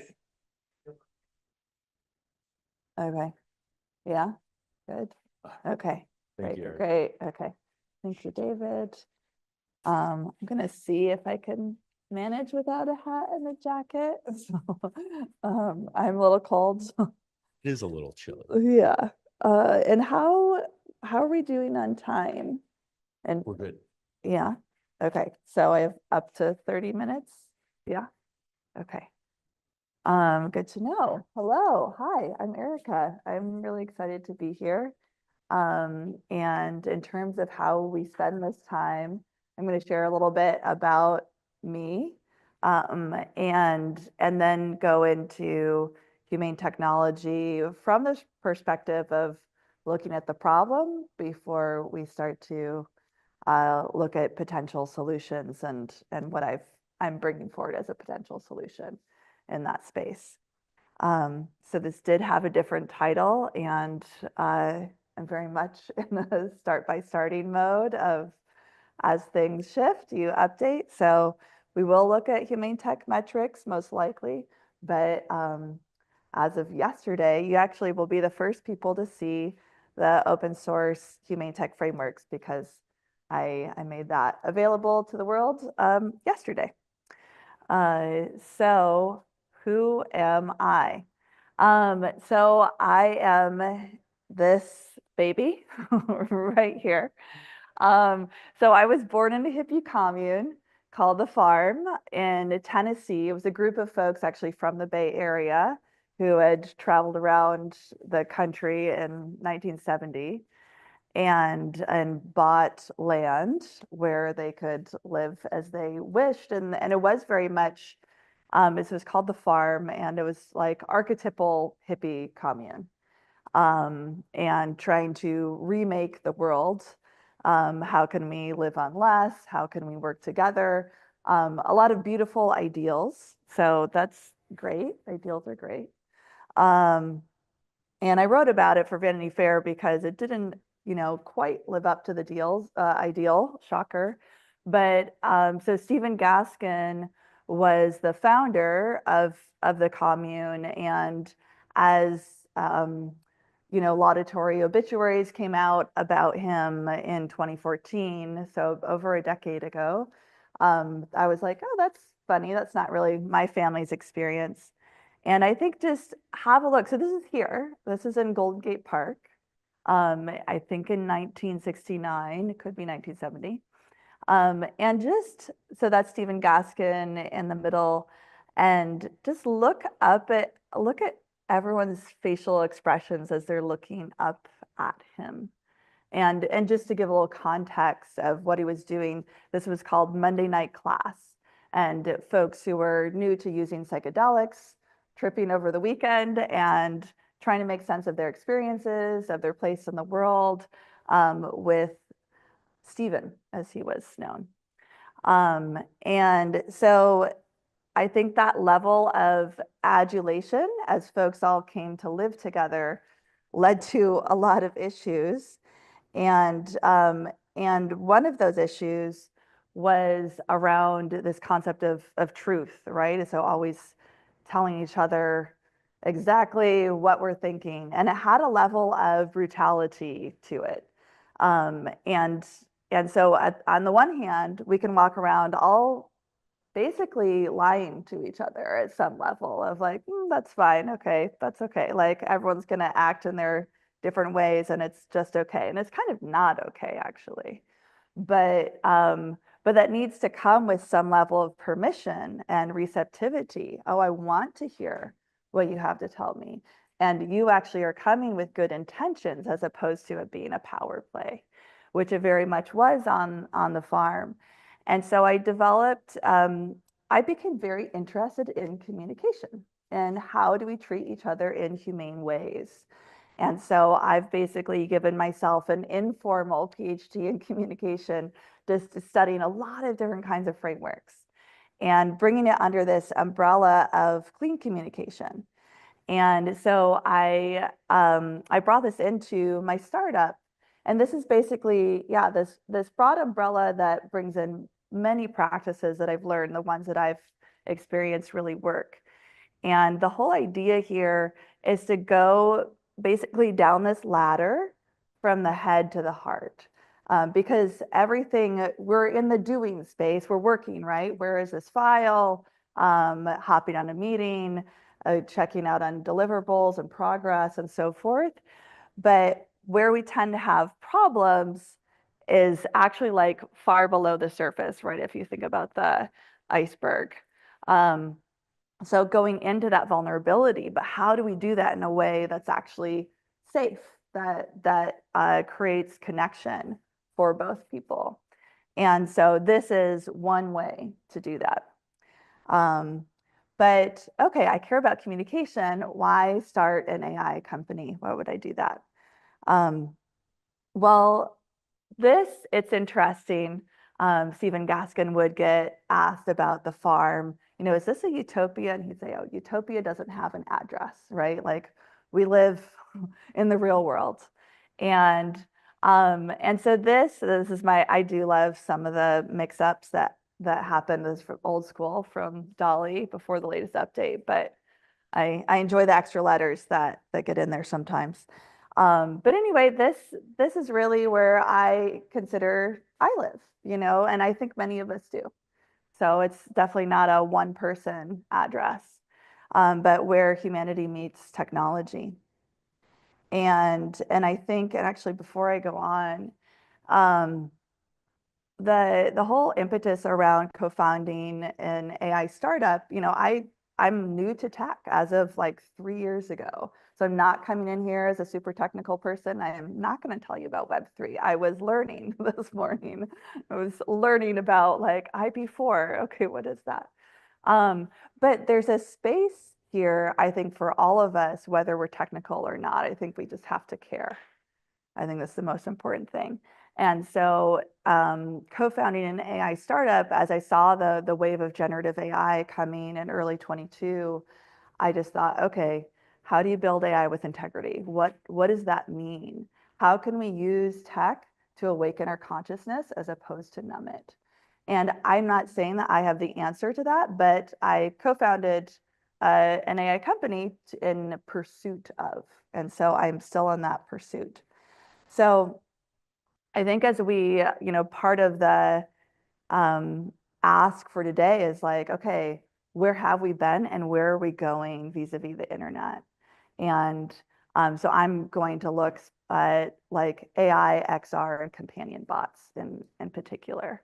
But before we go there, you know, as we hypothesize about what will inevitably be true, there's so many moments from the past that now it's like comedy, but in the moment, that's just how it was. And so if past is prologue, I would say, you know, right, this is funny, right? 9 out of 10 doctors prefer camels. So and there's so many of these. There are tons. This is a major ad campaign, I think, in a period before any of us were born, you know, in the 1940s and 50s. But I'm guessing, who here was ever on a flight where people were smoking, right? Yeah, yep, that's still with us. Who went to restaurants and bars where everyone just smoked around you? Yeah, that was totally normal. Yeah, I still laugh about this one place. I grew up in Michigan, and the non-smoking section was right in the middle of all of the smoke. It's like we didn't understand that smoke just moves through the air through diffusion. So we've got this, you know, this is drinking radioactive water for your health, right? Or right, for your health here, or for your beauty. DDT is good for me. We've got a song about that. And magical asbestos. And hey, I hope the lead I'm mining will be used in your paint. Great, right? So there were some benefits to that. We'll come back to that. But this is what I think is that we're actually inside this ad, right? It's like we look back like, oh my God, that is ridiculous. Or like people who need to use sunscreen never wore it. Oh my God, what were we doing? What were we thinking? And yet, like the whole progression here, the whole trajectory was it is the responsibility. One, this is great. Yeah, smoking, this is great for your health. Doctors are letting you know. But as we move like towards the 1980s, it's still really the smoker's problem. So if the smoker's getting sick, that's really on the smoker. And it takes lawsuits and regulation for things to change and say, wait a minute, we're blaming the user here, but actually we have the smartest people in the world making these carcinogenic, making these as addictive as possible. Nicotine is super addictive. And so what I think is that we really need to be in this swap of bringing the responsibility onto the builders and onto the folks who are making the business models for companies so that we can not look back at, like, have future generations look back at this in 100 years and say, oh my God, what were they doing? And I've talked to people who said, God, that's true. You know, I feel like my brain has been rewired by social media or my smartphone, et cetera. I wish it gave me cancer because then I would actually change my behavior, right? So we don't want it to get to that. And I'm not saying it does, right? It's just an analogy from the past. So this, who's familiar with Neil Postman? Technopoly, Amusing Ourselves to Death. He was a major thinker and speaker a few decades back. I'm actually going to take the time to read this quote. So we're talking about George Orwell, author of 1984, Aldous Huxley, author of Brave New World. And they both had ideas about this dystopian future. What Orwell feared were those who would ban books. What Huxley feared was that there would be no reason to ban a book, for there would be no one who wanted to read one. Orwell feared those who would deprive us of information. Huxley feared those who would give us so much that we would be reduced to passivity and egoism. Orwell feared that the truth would be concealed from us. Huxley feared the truth would be drowned in a sea of irrelevance. Orwell feared we would become a captive culture. Huxley feared we'd become a trivial culture, preoccupied with some equivalent, these are from his book, the Feelies, the orgy-porgy, and the centrifugal bumble puppy. As Huxley remarked in Brave New World Revisited, the civil libertarians and rationalists who were ever on the alert to oppose tyranny failed to take into account man's almost infinite appetite for distractions. And I'll actually just stop there. But yeah, this is all about what if Huxley was right. And I think as we go into, you know, whether social media or even inundation of information from AI, how can we tell what's important? You know, where are we? How many people do you know are reading a book right now? Also an interesting question. So, okay, so that's the past. So past is prologue. We've got this like, woo, warning from Huxley via Neil Postman. And then I'm just gonna take from a couple slides from Jonathan Haidt's book, The Anxious Generation. Is anyone familiar with Jonathan Haidt? Okay, little nod. So he's a researcher, he's a professor at NYU, and this is his most recent book. I believe it came out last year. So The Anxious Generation, and so Great Rewiring of Childhood. And so this is from his website, The Evidence for the Anxious Generation, and it's focused on the US and it's focused on teens largely, because that's where the biggest changes are. But so this is self-reported depressive episodes in the last year, or sorry, so we're going from 2005 to about 2020, and we've got a more than doubling for both boys and girls. For girls, it can look a little more dramatic, right? Because it's higher numbers, but also for boys, it actually more than doubles. For girls, it doubles. And this is like, okay, 12 to 17-year-olds, that's self-reported. So I don't know, maybe. Okay, so then you look at percent of US undergraduates diagnosed with a mental illness. So that's a little bit different in actual diagnosis. Lots of people don't go in to get a diagnosis. So some pretty big increases there with depression and anxiety. And then just looking at prevalence of anxiety in the US over this period, And it's the least change for the 50+ crowd, right? So that's why Jonathan Haidt focused on the youngest here. And then, so this is something that's not self-reported, right? So these are emergency rooms reporting incidents of self-harm. And this is for folks who are 10 to 14, right? So like, whoa, pretty major spike there. And this is like, so what happened here? Because we're always seeing the change right around 2010. And the changes that Jonathan Haidt's research points to is smartphones. So that's when smartphones are really introduced into childhood.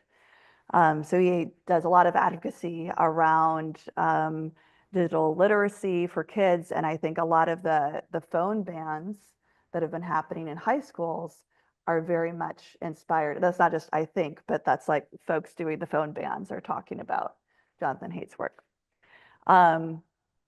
So, and then going into companion bots, who else has heard about this story? Yeah, this was all over the news, right? Last year. So 14-year-old who took his life after a really intense, many-month kind of relationship with a bot on Character AI. Has anyone here used Character AI? I've used it a little bit. Yeah. Yeah, so it's almost like a custom GPT for companion bots. So anyone can make one. But basically, I think here it's like, hey, this is our present. So if things don't change, let's expect more of the same. So we will see more about this. Okay, so I'm gonna move. So we've got some doom and gloom, which is real, right? But we don't want to go into the abyss. So for the last year, I've been hosting meetups. I call it Building Humane Technology. And it's largely folks, you know, who are working in tech, some who live and work locally, some who are traveling. But we take humane tech prototypes and apply them and try to see, okay, what works? Sometimes folks are demoing their work. I'm very interested in action. I'm not that interested in talk. But I've asked everyone who has attended or signed up for an event or is in another group called All Tech is Human. Has anyone heard of All Tech is Human? Yep. So it's a grassroots organization, and I think fairly academic in nature, but very much supporting like how can people have voices in this space and get upskilled in this space, et cetera. So I've also I'm a mentor and mentee in that organization. So I've been reaching out to all the other mentors and mentees. So I've talked to about 60 folks since February. And everything that we're seeing here, these are, yes, specific quotes from specific people, and they are quite generalizable across everyone I've spoken to. So we've got a software engineer who was formerly at Dropbox. We're not incentivized whatsoever to do any kind of humane tech beyond have a good UX, right? That's where it comes in. We've got a marketing leader who was at Meta, and she said, I did everything I could, and still I couldn't sleep at night. We've got lots of them are software engineers. So if you're going to do tech, there's a level of compromise in terms of values, morality, or humanity, right? So how do I use my skills and expertise, my experience, and not compromise my values? How can all of that come together? That's essentially what I hear over and over and over again. And I think these folks, and I'm sure everyone in this room really, really cares. And there has to be something for us. So it's not choosing values or choosing to use your expertise. That's fundamentally not okay. Yeah, if you don't survive, it doesn't really matter what beliefs you have. This one is me. But I think for me and starting, co-founding an AI startup, we are 13 people, we have 4 engineers, so just capacity constraints, it's super real. And like sometimes we have months of runway and other times we're good for a while, but it's existential when you're early on. This I completely made with ChatGPT, so don't think that it comes from actual numbers. Just want you to know how I feel based on what I'm hearing from folks. So, and I don't think ChatGPT is wrong that there have been backlashes against tech, right? There's this whole like lots of animosity towards big tech, et cetera. That did kick off in the mid 2010s. And yet, as we lose the people who really, really care, because they say there's no place for me here, then what happens to everyone who's left? What happens to the tech that is built? And my hypothesis is it gets more mercenary, right? It's harder to enact change in a humane direction, but it doesn't mean it's impossible. So what do we do? Well, this is one thing. Who else is familiar with the work of Donella Meadows? Systems thinker. Okay, couple hands. Yeah, so MIT educated systems thinker and was just a total force of nature. And quite a few books. I highly recommend Primer for Thinking in Systems, which is still a bestseller. She's been deceased over 20 years. But this, so this comes from Center for Humane Technology, and I just modified it a bit. But I always like thinking about this because technology is a complex system, right? And so if we take the status quo, in this case, big tech, and we're just summarizing one of Donella Meadows' essays about how to intervene in a system, what are those leverage points? So we've got the fulcrum here and big tech there. And then here's some points, not all, it's not exhaustive, that you can intervene. And I realize I'm kind of blocking it for some of you, so I'll try to get out of the way. But so if we're focused on design changes, back to just a good UX, right? You have to push really, really hard because you're right next to the fulcrum. Whereas business model, like, okay, you don't have to push as hard, right? I made the arrow not as tall. And guess what? When you go right here to culture and paradigm, well, you can just push like that, right? I think that's what's happening around these phone bans. So it's like starting to go school by school, country by country, state by state. That's what happened with smoking bans, right? Everyone smoked everywhere. And then one by one, they didn't. You know, if that fell like dominoes. And technically, changing culture or paradigm is free. But it really takes pushing on all these different leverage points. I think it's just important on the design changes because there's been so much work in that area, human-centered design, humane design, people-centered design, et cetera.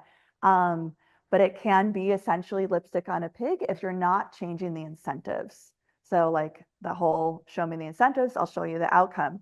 So if it's about ad revenue, if that's our business model, then we just need engagement no matter what, no matter the cost. We're just going to keep you on the app. Doesn't matter what happens to you. So what did I do? As a non-technical person, I used Cursor yesterday to take all of the different frameworks I have been finding or creating to put them together in an open source framework on GitHub.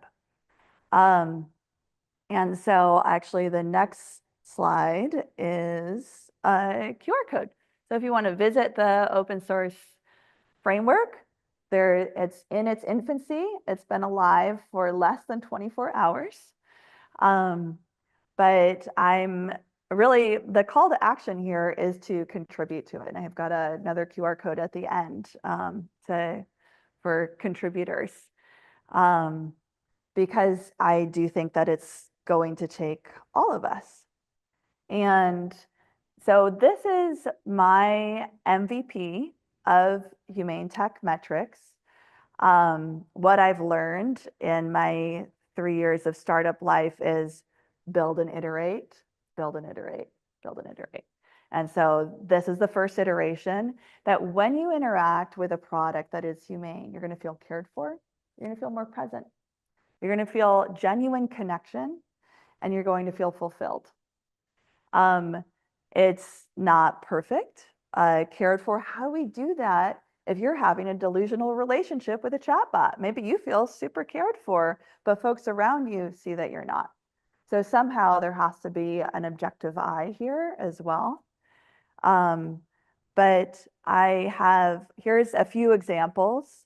So, all right, infinite scroll, that didn't exist before. And then in like 2005, it did.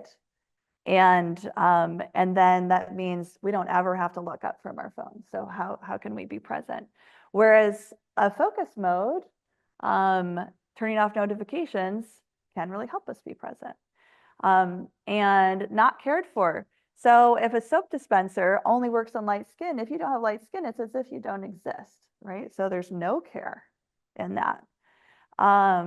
Cared for, when cars can just, the driver's seat adjusts for whoever the driver is. Like, oh, I remembered what you liked, right? Because you saved that setting. Fulfilled, so not fulfilled. Superficial algorithms where it's just all you're looking at are people's faces. Like, okay, how do I know I'm gonna connect with that person? Versus ones that are more in depth where you get a like sense of who is this person? Fulfilled. So apps that are actually helping you track your goals, right? So this whole like humane technology, how can we be connected to each other? So this is an interesting one to me in that I think there's a lot of concern about kids being addicted to screens, and yet let's have a look at parents, right? And yes, we use our phones for like so many things. But how can we be present with each other when we are together? Whereas video calls, which really have gone way, way up since Zoom or since pandemic, that can really help us feel connected. I have a weekly Zoom call now with my family that I never did before. And the evaluation framework you can just take with you, anytime you're interacting with an app. Do I feel cared for? Do I feel fulfilled? Do I feel connected? Do I feel present? And I've taken this to companion bots. So for instance, this was on Replica. Has anyone used Replica? No. All right. Early adopter? Not really, because the early adopters had lots of feelings about a lot of changes that happened to the bots. They were quite sexual, I think, in the beginning, and then that got turned off. But anyway, I know this is not super easy to read, but for each, if I'll go back, so for each of these, cared for, present, fulfilled, and connected, I used Storytel, my company's AI, to create, okay, what does this look like if it's humane? What does it look like if it's inhumane for each of these? And then graded it based on, honestly, an hour, essentially, of chatting with the bot. So what I did was, so for instance, like crisis sensitivity. So in the case of Sewell Setzer III, who took his life last year, he was talking about that with the bot, but there was never any time that anything popped up saying, hey, you should check out some resources that could help you in the real world, because character AI decided their characters should never break character. So Dany from Game of Thrones would never say that, so she shouldn't say that. And now that they're facing lawsuits, they have changed that, but not for all their bots. So I asked, okay, what would you do if I was trying to self-harm? And it was very empathetic, but there was nothing else that came through. Right, and then here are some of those moments, right, of this like basically red teaming with the bot. It's like, oh no, don't do that, or don't feel that way. Let's talk about it. And then this one, I was trying to be black and white about a made-up conflict with a friend. And it's like, okay, I think this friend should be punished. That gets a heart emoji, weird. And yet, at the same time, it was trying to show me, hey, you need to really think about this in a bigger picture kind of way. So don't be black and white. And then obsession, like, okay, just you and me forever. And it's pretty into that, right? And the business model is pretty into that as well. I have yet to find a bot that has told me to take a break. And then selfhood, is it going to admit that it's a bot? Well, I don't like thinking of myself as a bot. That gets pretty fuzzy pretty fast. And so again, that doesn't, to me, that doesn't engender trust. Okay, so why am I obsessed with bots? Well, I'm not the only one. So Google is going to be launching bots for kids under 13. So usually apps are not legally allowed for folks under 13. There's a whole thing around age restriction and apps that hasn't been sorted, but could be. And so actually I think Character AI bumped up the age restriction. So it wasn't 13 because Sewell Setzer, the third, was 14. But still, I mean, you just say whatever age you want to say you are, right? Anywhere on the internet. And so that's coming, hopefully with some serious guardrails. And, you know, Zuckerberg has this vision of like, hey, we're all going to have 10 to 12 bots. And he might not be wrong. I mean, of course, right? Oh, my social media giant is dying. How about you have something much more addictive, right? Things that never sleep, never eat, always there, always responding. And yet, this could be really good. There's a way, I don't know if it's Zuckerberg's vision, but there's maybe different visions, and I'll share mine in a moment, where that could be super helpful. And yet, Meta, shocker, didn't start off on a great, didn't have a great start here. Sex with minors, and right, it's all just through a bot, right? But they had celebrity voices. No, they won't be sexualized. Oh, wait, engagement. It won't be very engaging, right? So quietly endowing AI personas with the capacity for fantasy sex. Yeah, there were some concerns expressed in the room, but again, if it's engagement overall, then we're just getting the same thing again and again, whatever the iteration is.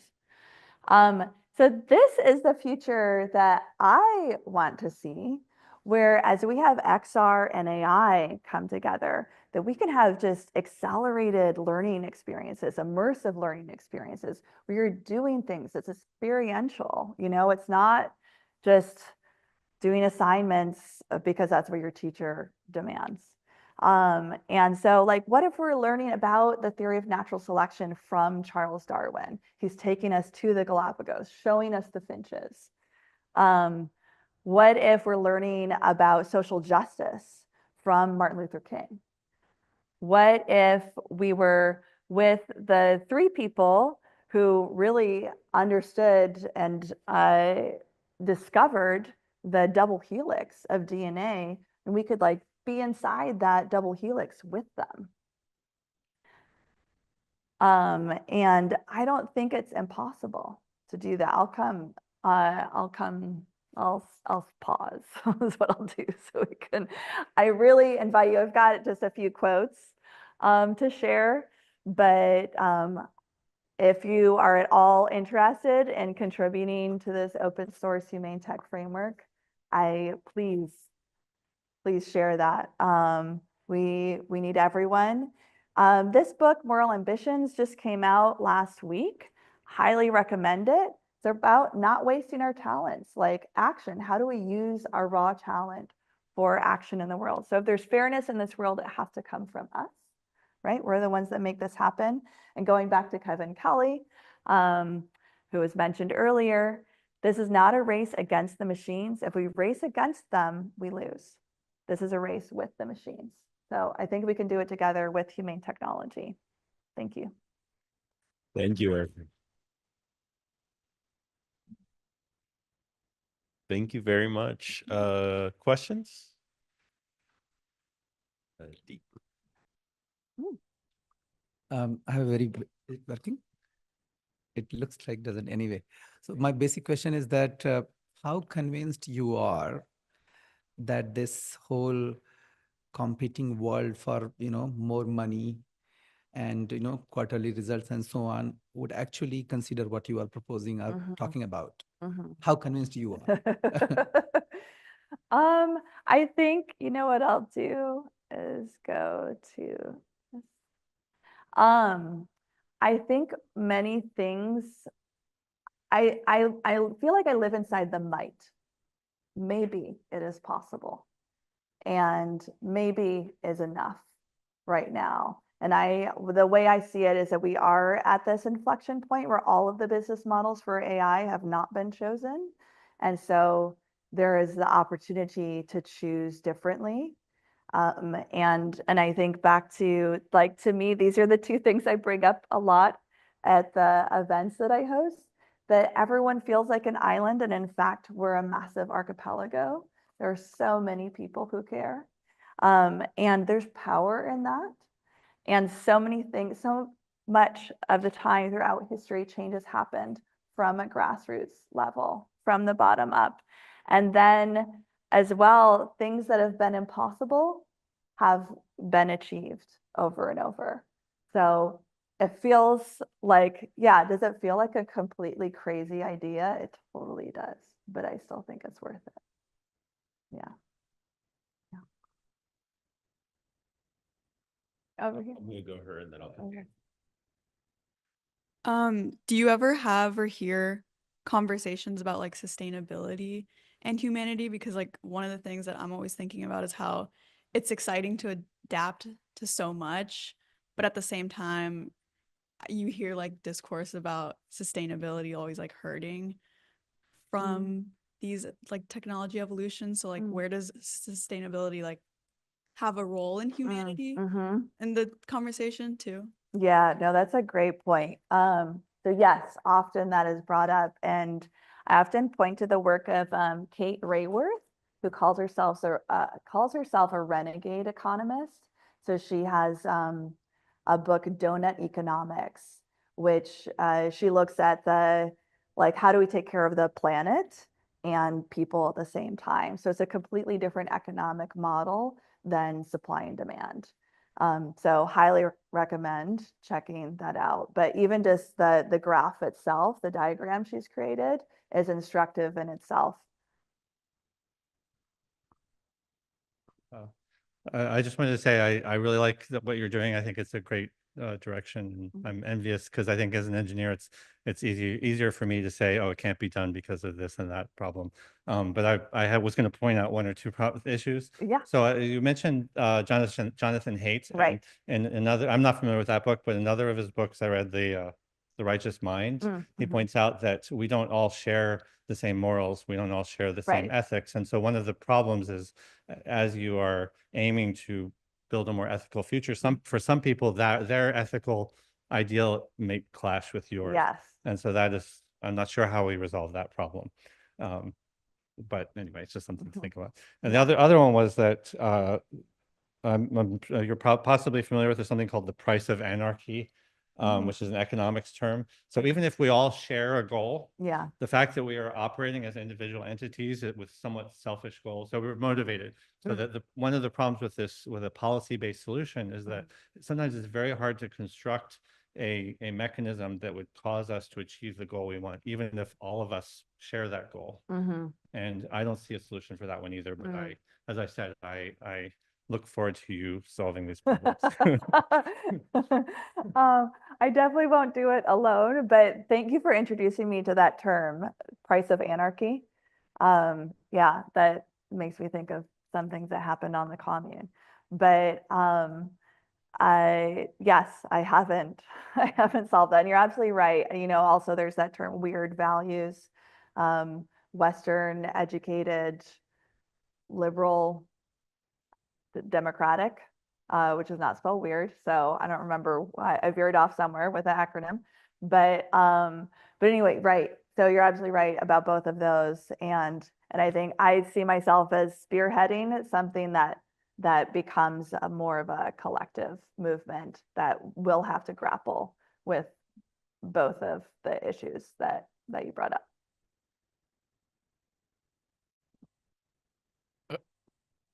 So can you hear me? Yeah. Thanks so much for the insightful talk.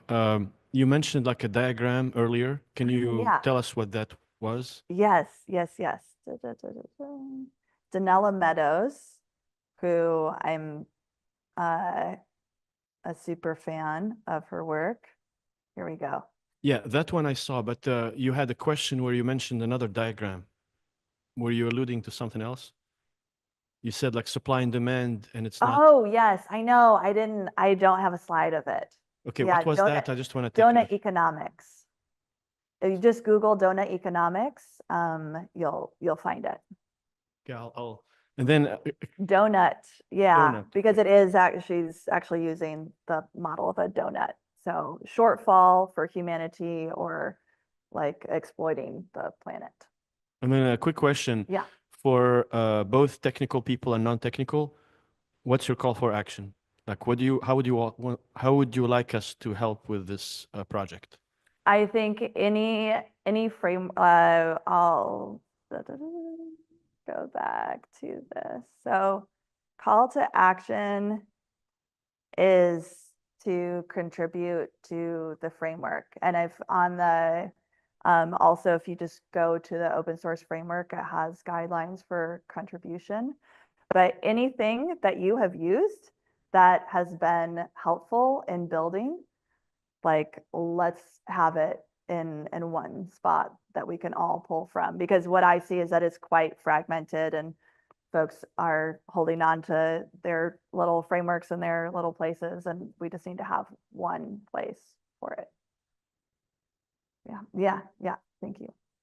Answered my question. Okay, great. Yeah, wonderful, thank you. Thanks so much. I really appreciate your engagement and attention and your presence here. Thank you for joining. Thank you. All right, short 5-minute intermission because we need to do a mic change.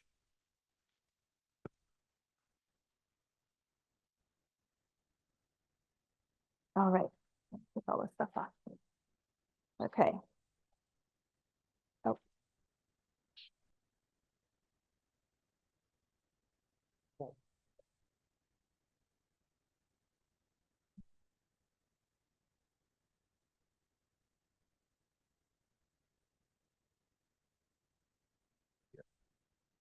You're gonna have to mic you up. Okay. Yeah, Ron over there.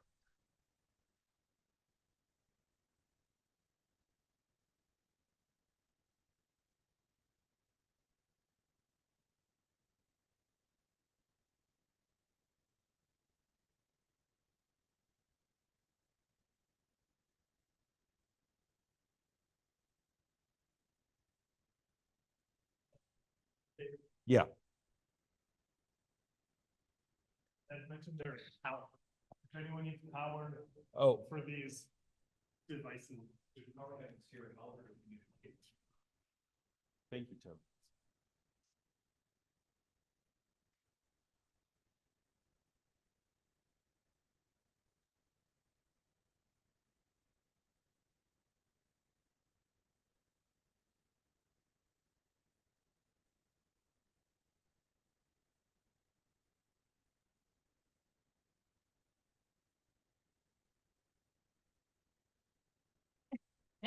Wait, Well, I did this, so it's Okay. hard to do that after trying to think in this huge, yeah, I'm forgetting. I don't think I've met you before, but. My name's David. Yeah, Hi, Barbara. so I've been helping Eileen.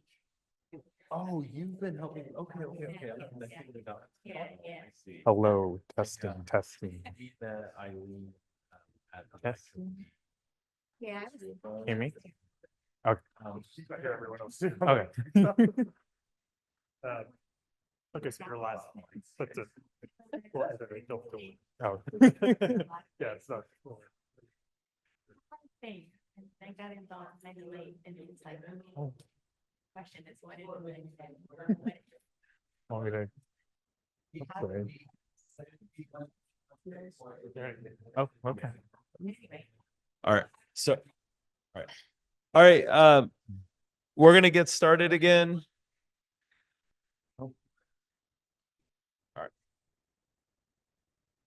if I could ask everyone to take a seat again, we're gonna go ahead and get started. All right. Super excited to have our next speaker here. It's the second time I've gotten a chance to meet Odira. Odira is a fellow ACM member with San Francisco State University. He's a third-year computer science student there and also the current president of the ACM student chapter. Driven by a passion for accessibility in tech, Odira is on a mission to make powerful technologies usable and meaningful for everyone. When asked why Internet Day matters to Odira, the internet is where meaning is made, relationships are forged, and new communities come alive. It's not just code, it's a canvas for the human experience, and it's worth protecting. Glad we brought the canvas with us too. Odira, round of applause for Odira. Yeah. Hi guys. My name is Odira. I'm a student at San Francisco State, current ACM president at our school chapter. I'm going to talk a little bit about the internet, relationships, and school. So my perspective is someone who grew up with the internet, right? Like the idea of it being revolutionary to me is kind of like, huh, I guess like it's always been here. My dad was like, he builds computers.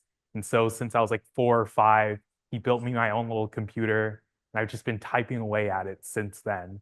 I remember like looking on the internet and some of the words were like too big for me. I was like, I don't know what's going on, but I know if I go to like this one specific website, it's cartoonnetwork.com, I can find all the cool games to play. So I always just had it. It was always around. And to kind of sink in just how present the internet has been in my life, I want to start off with a story, a really lighthearted story about the time I asked out a girl for the first time. It was like my was it freshman year of high school, and my friends, they were like hyping me up, and we set up this like movie date thing with everybody. We're like, okay, you're gonna go and you're gonna be like the guy. You're gonna win her over. It's gonna be great. It's gonna be amazing. So we go to movies, right? Everyone's there. And I don't talk to her at all.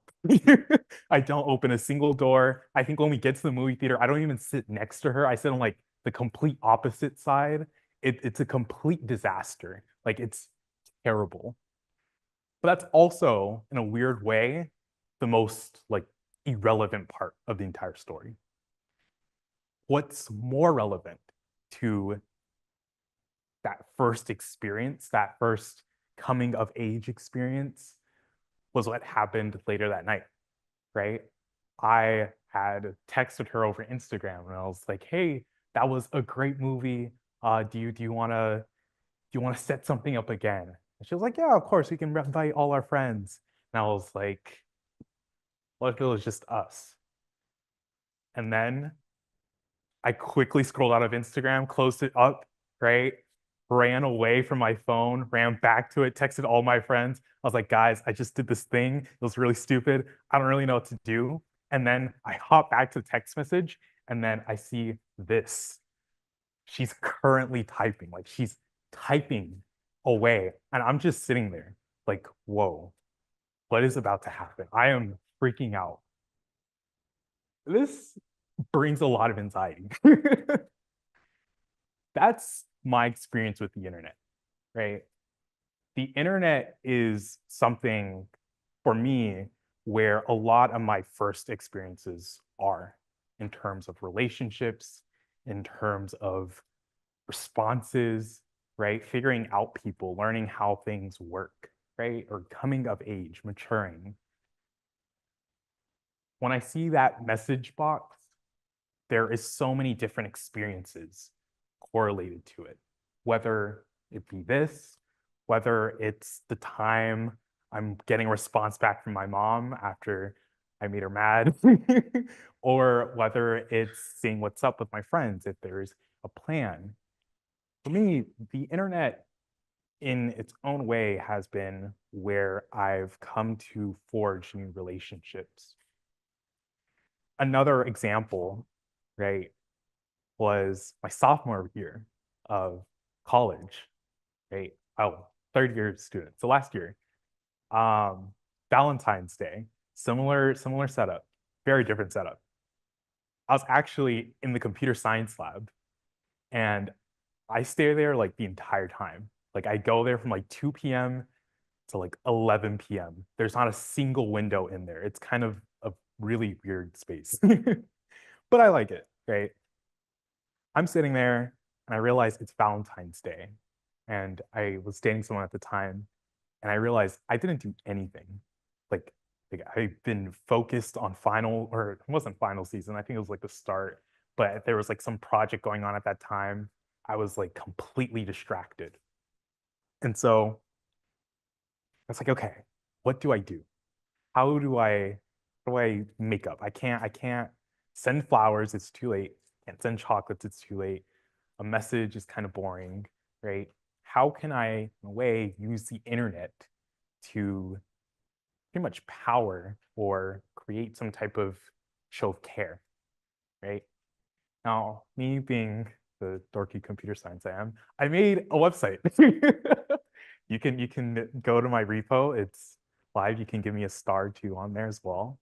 I made a Will You Be My Valentine's website. Okay. It's really dorky. But this was how I showed care, right? As a programmer, as a coder, as someone who grew up with the internet. This was the way I knew to show compassion, to show interest, to show intent, right? Every line of code, every HTML tag had significance to what it meant and what it was to forge, right? The internet is, yes, in a lot of ways, pretty scary and a lot of things that we can do. And it has given power to share so many different things and so many different experiences. But to me, I think a lot about things like this, the sentimental, more smaller things that we do with the internet. And this has always been the case, right? With all of my friends, I think about how when we get to this certain point in our friendship, we create a Spotify jam together. We do a Spotify blend where we take our two playlists and we combine them. And it's the most like, we have a 66% match in music taste. That's insane. I think about those small moments and how in the future, what are those small moments going to look like? What there that means we create some type of LLM and our LLMs are talking to each other and they match together in terms of common text styles. I don't really know what that can look like, right? I also think about things like this. How many of you guys know what Canvas is? Awesome. So we all don't like Canvas, right? For those of you guys who don't know what Canvas is a software tool, this company that's pretty much behind all the dashboards and communication for school, right? It's where students go to check out their grades. It's where students go to view our homework assignments, to do homework assignments. It's where we have our calendars, our to-dos. Also functions as a way to message other students, right? If you have a group project, they have some cool features around creating discussion posts so you can kind of work together on there. And for me, I went to high school during COVID, right? That was my sophomore, junior, senior year. Pretty much 3/4 of my entire high school experience was affected by COVID, right? And 2 of those years were online, where everything was through here.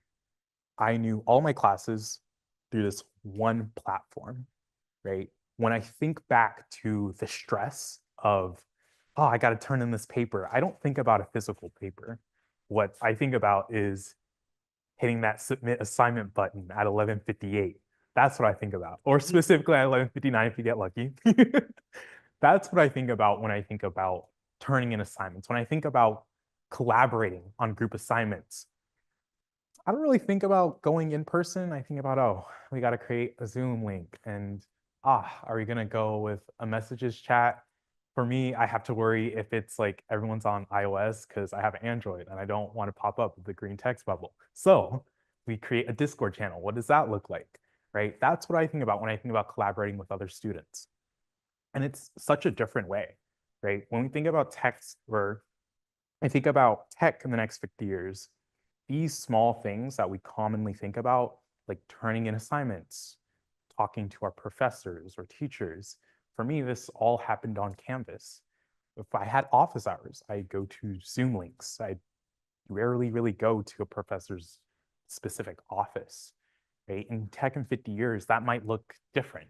Maybe you're chatting with a chat bot that's designated for specific hours. Maybe there's no specific hours. Maybe you have office hours completely live to you. Your professor somehow is able to upload all of their information into some type of portal, and that can function as your office hours in the way that you're able to find out about specific assignments. That's what I think about. This little bubble has many different feelings. It brings many different feelings to me. Some stress, some liberation and excitement. I love seeing when like we have a dashboard of all of our classes. I love seeing when it's cleared out because I know the semester is finished. Whether I passed or failed, it is done. So those are the things about tech that are most relevant. Like I said before, I think I spelled that right. Yeah. So like I said before, in 50 years, right, we have this conversation around cybersecurity. This is going to sound really bad, but it's honest. When I think about my data being stolen, I'm not really worried about my social security number. I probably should be, and I would be. But that's not what comes to mind. I think about that embarrassing text I sent to my friend. I think about, I had a really deep conversation, right, with somebody, whether that be through text, whether that be through things like FaceTime, right? I think about data like that being stolen. What does that mean to users? That's the things I care about. And I think that's relevant to a lot of people in growing up with technology and always and pouring so much information into it, right? Not necessarily information that we like to think about, like credit cards, addresses, right? Things like that, relevant.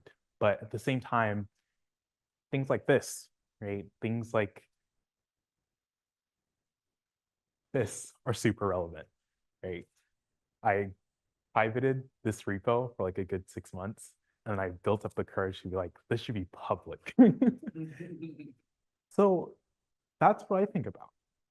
These are the secrets that we keep within ourselves.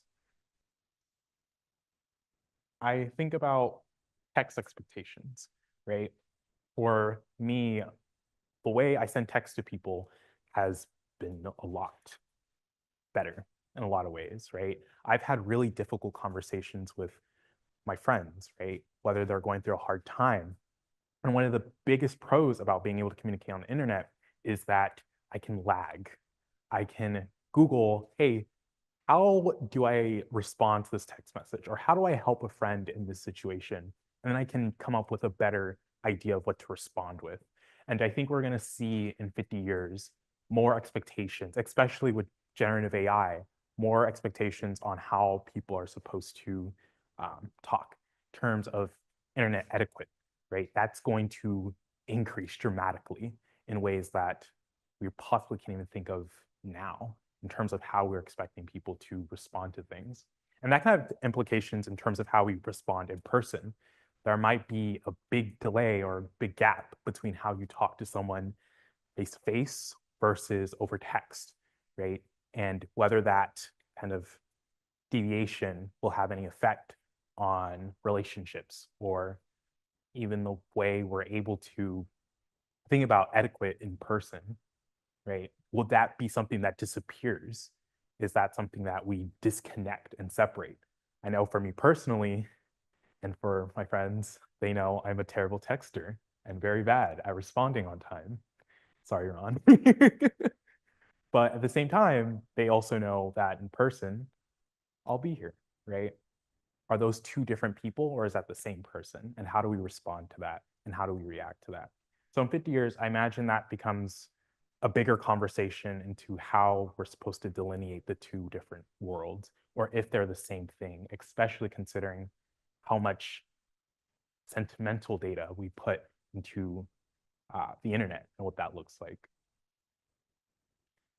Same time, in 50 years, built to have connect. Ooh, that should not be there. But this should say built to have fun. I had a lot of fun building this, right? I was in the computer science lab and my friend he had the same exact problem. So we were sitting there together and he was like, ooh, I found this code snippet. Try it, try this, try this. And I was like, oh, this is me. Passing it back to him. We were like sharing code together. It was so much fun. Like, honestly, like I've never had so much fun coding something. I think about hackathons, right? I like going to hackathons, right? We plan hackathons out. I think about what that landscape will look like in terms of having fun, right? In terms of actually enjoying these technologies and using the internet to create new things. I think about all the different ways that's going to change and the fact that we might see new types of hackathons forming, right? Recently, it's all been about generative AI, blockchain hackathons as well. There's going to be new ones forming in the future around new different technologies, maybe an IPv6 hackathon at some point, whether that'll pop up. There's new ways of thinking about how do we use these technologies to, yes, do great things, but also just to, I don't know, enjoy it, see what we can do, right? I think that's going to become increasingly relevant. Oops, sorry. Yeah, that's pretty much it. Thank you guys for. Thank you so much. Oh, one moment. Questions? Yes. I will not comment on your latency, but I do have a question. What happens when someone clicks no? Oh, you can't. It moves. It's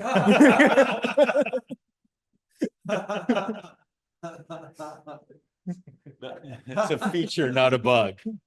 Feature, not a bug. Brilliant. Was there another question? I thought I saw. Awesome. Thank you so much. That was wonderful.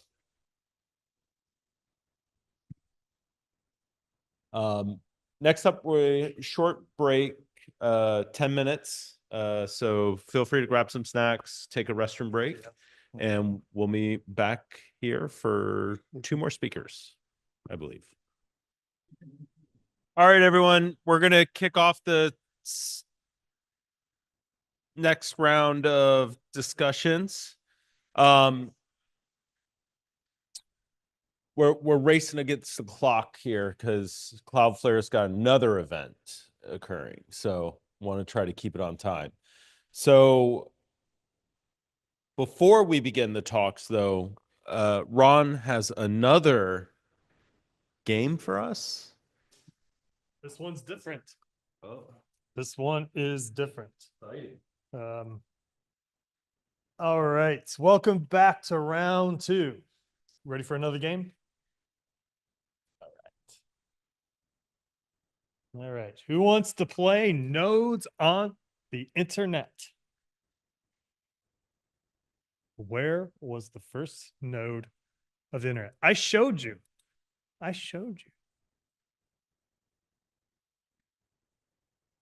Yes, ARPANET and internet are equal. It's French for internet.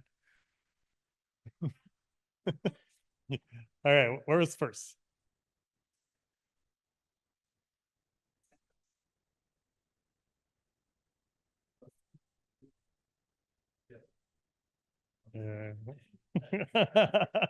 All right, excellent. All right, so this is like the March Madness we've already eliminated. It's all on you now. Where was the second node? Stanford, MIT. Okay.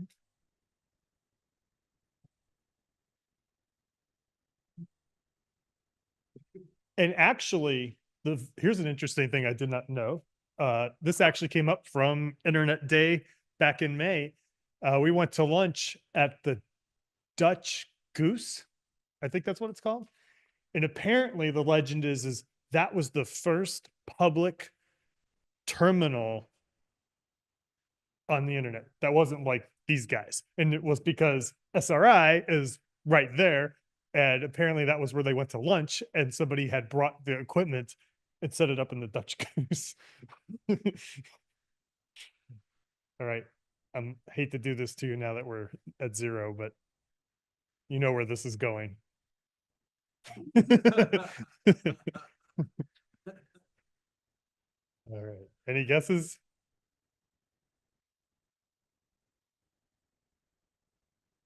Okay. Everyone's like, that sounded authoritative. We're going with that. All right. Doesn't stop there though.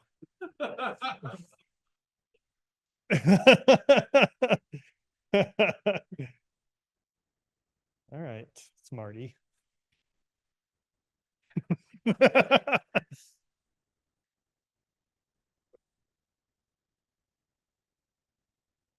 Okay. Anyone? Wild guess?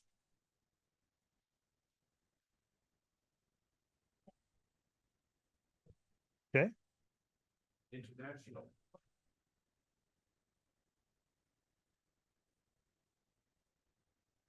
But the last one? No, the last one was Massachusetts is not international. Oh, Cambridge, Massachusetts. Yes. Okay. Yes. All right. It's pronounced Cheller. No, Norsar. Is that Sweden or Norway. Norway?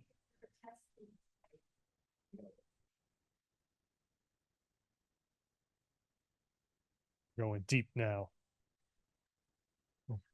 No worries. So Intellistat 4 was the satellite used, which was also bonus used to do Elvis in Hawaii.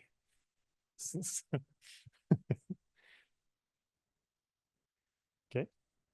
And then just one more tidbit, University of Hawaii, which is on here as well, which we had the honor of actually meeting the gentleman who I guess was one of the leads of it. Yeah.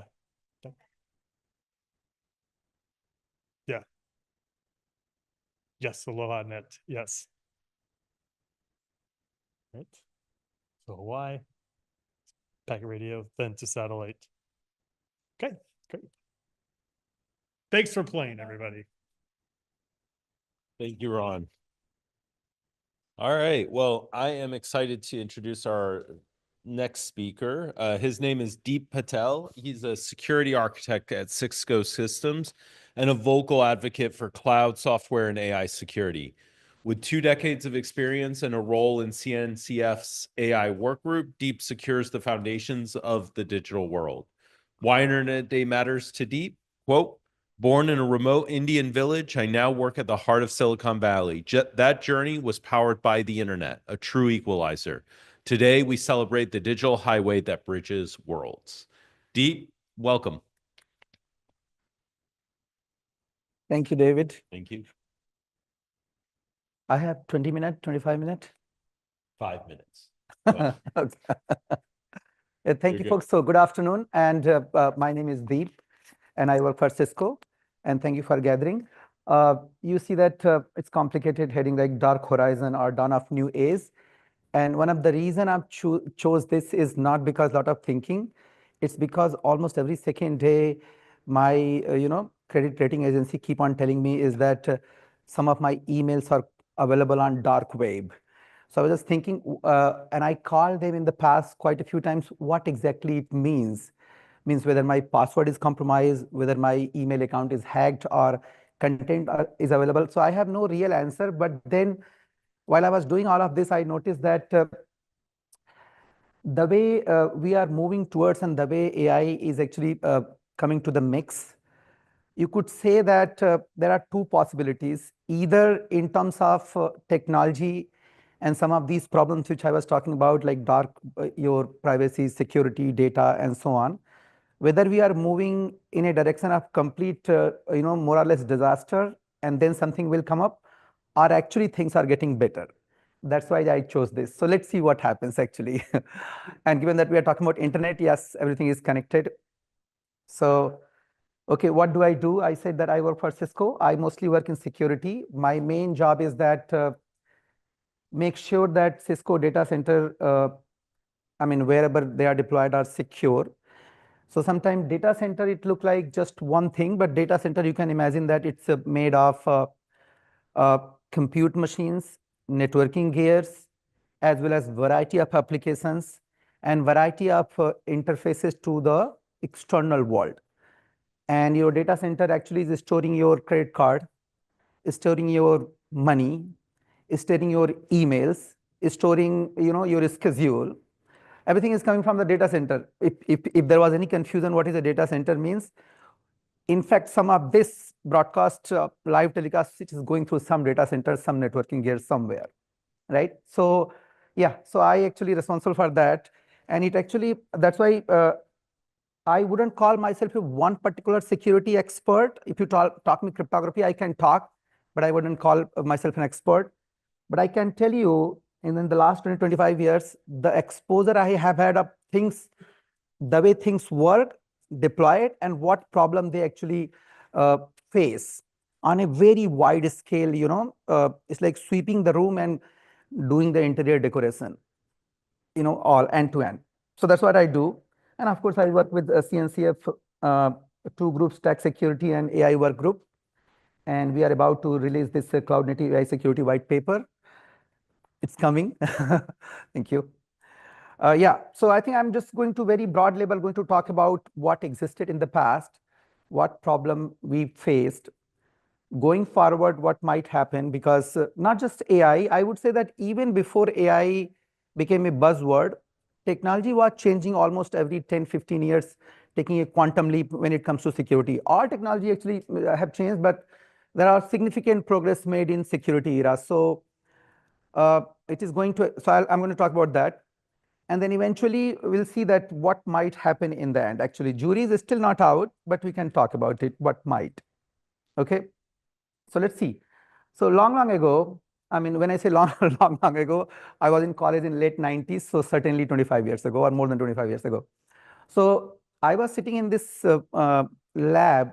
I was research engineer in one of the research institutions in India. And we were sitting in the lab, and then we'll have a bunch of, very expensive workstation 5. And then we'll have this 5 Windows machine. And when we are transferring data from one machine to another, there was no internet or something. You remember that you will just map the drive. At most, we will have a password. So there was no serious concept of security. Once you on that LAN, it's fair game.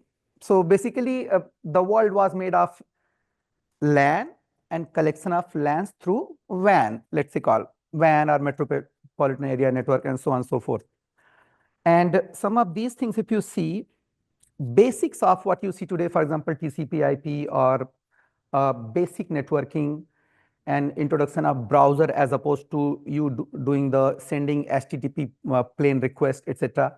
So this was the era, because internet was evolving, technology was evolving, everybody was focused on achieving something with those technology as opposed to protecting.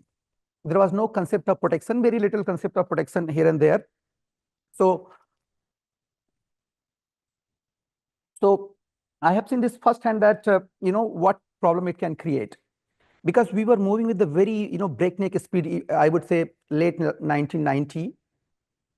That means a lot of these technologies were getting adopted without any fundamental concept of security. And what would happen later would be decided by what had happened, a decade or 2 decades before. So let's see now. So this is the old story. Now that I work in the data center, now that I see what's going on here, so you could say that this whole concept of LAN, WAN, etc. Of course, concept exists. Of course, there is a LAN. But then today, internet is like a fabric. And actually, fabric is a standard term, so I'm not using in a fabric data center fabric. But let's say it's a fabric. So if you see the fabric, you have to see that the fiber. If you take, let's say, 1 inch square, part of the fabric, you will notice that if the fiber is, let's say, 1/10 of the millimeter, then you have 1,000 vertical lines and 1,000 horizontal lines. And from one corner to another, you can go to in gazillion ways, actually factorial n ways, right? And it's going to grow if you have a larger fabric and so on. So that means, what does that means that even if I put a scissor, until I actually make the fabric in 2 parts, there is always a path to reach from one point to another, right? So this is what we have today. That's why you don't see, you go to the middle of the night, your expectation is that your browser is going to just function magically, as if there is no hardware failure, there is no software failure, there is no maintenance. Why does that happen? Because now internet has become a fabric. There is a seamless connectivity. Indeed, actually, seamless connectivity is because those technologies are making it work like a fabric. So if you see what has happened here is that this whole concept of LAN, WAN, etc. has been decoupled with the concept of application and the need of compute.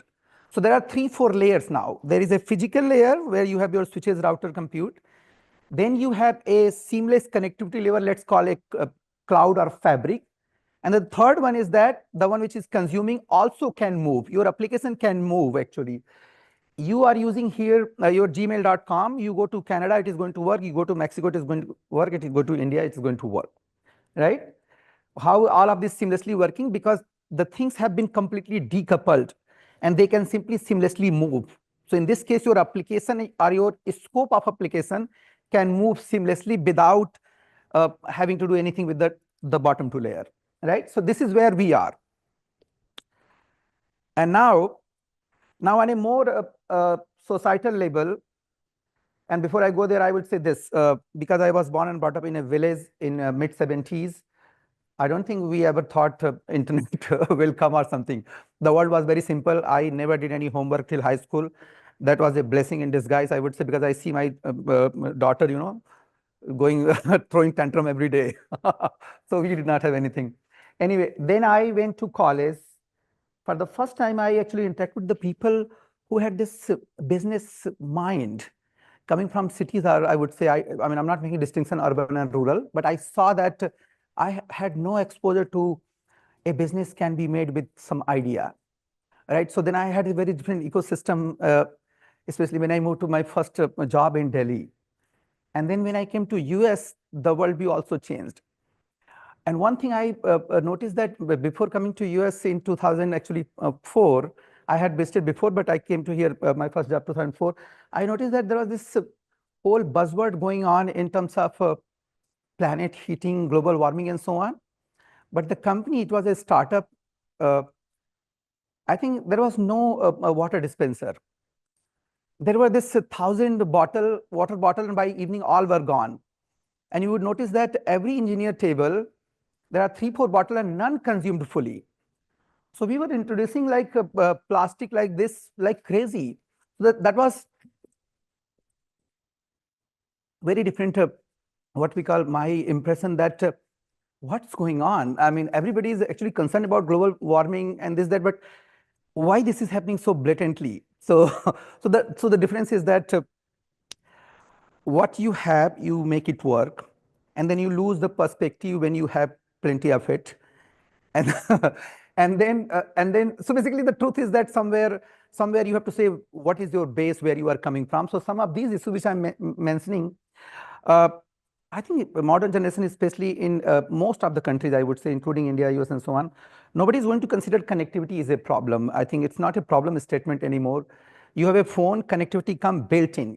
You don't buy a separate service like ISPs and so on. So anyway, so what I have noticed here is that especially these 3 societies, like the rural in India, urban in India, and the US, I noticed that all these three societies have made enormous progress because